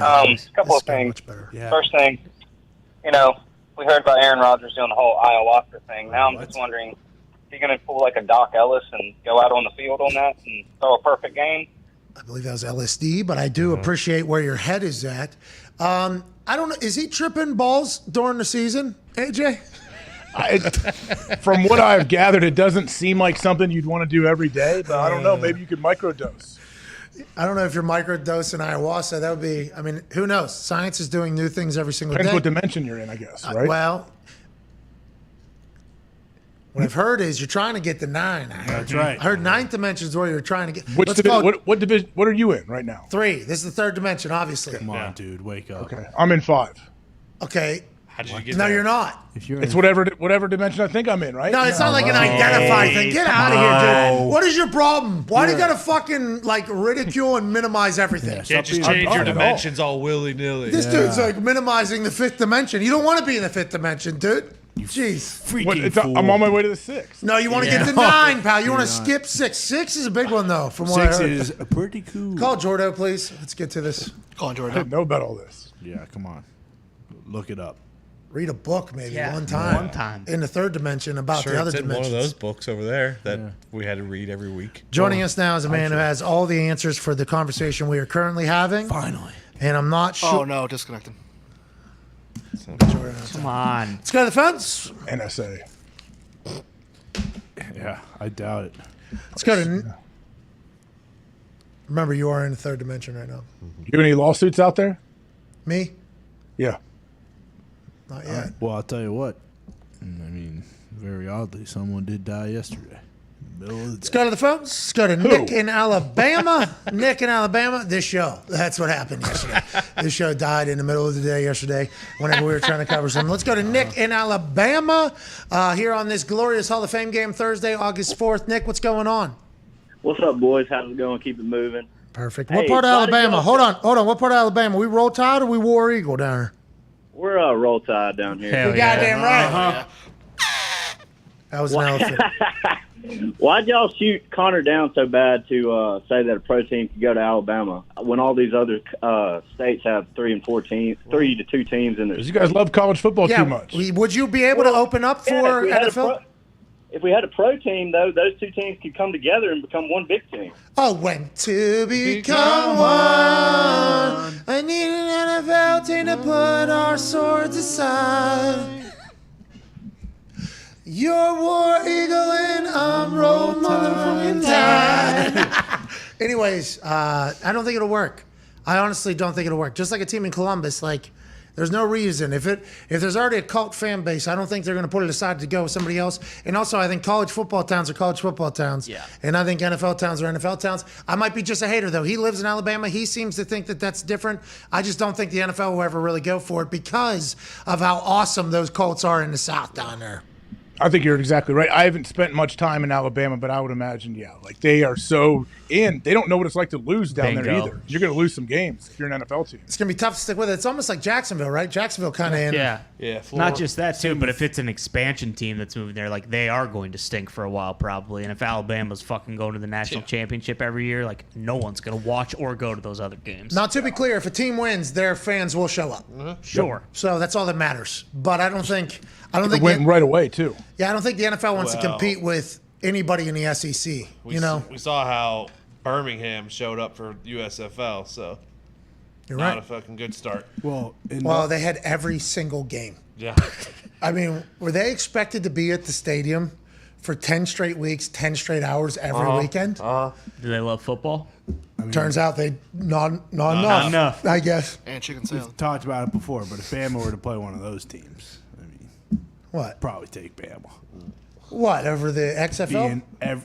Beating every single USFL team, yeah. I would 100%. I would assume that would be the case. In New Orleans, it's Not like last year. It was close a enough. rebuilding year.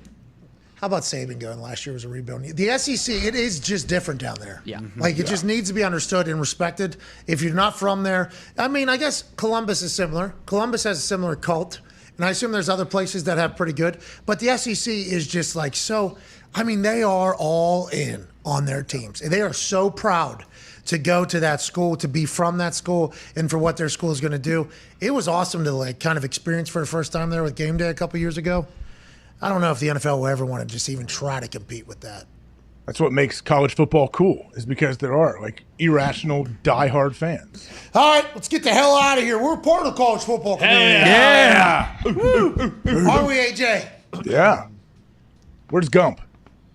What's that? Who? Where's Goomp? I haven't heard much from him. Well, this is a situation we're trying to keep quiet. You know, we're not trying to. Oh no, is he dead? No. We're just trying. This is kind of all smoothly happening. You know, so All we're right, good. Then hey, move on. Yeah, good. Goomp, miss you. Can't wait to see you. Goomp, we do miss you. Miss you, Gumpy. Foxy, it's been great to have you back, pal. Thank you, boys. Evie. Hey. Zito, great work. Nick, great work. Dirty, great work. Bill, great work. Bruce, great work. All the guests today, can't thank you all enough, boys. Crushed it, killed it. See you, Mignana, AJ, when we get to react to an NFL game. Hell yeah. Hammer Down's in like 15 minutes at youtube.com/hammer. We shall see you, Mignana. Goodbye.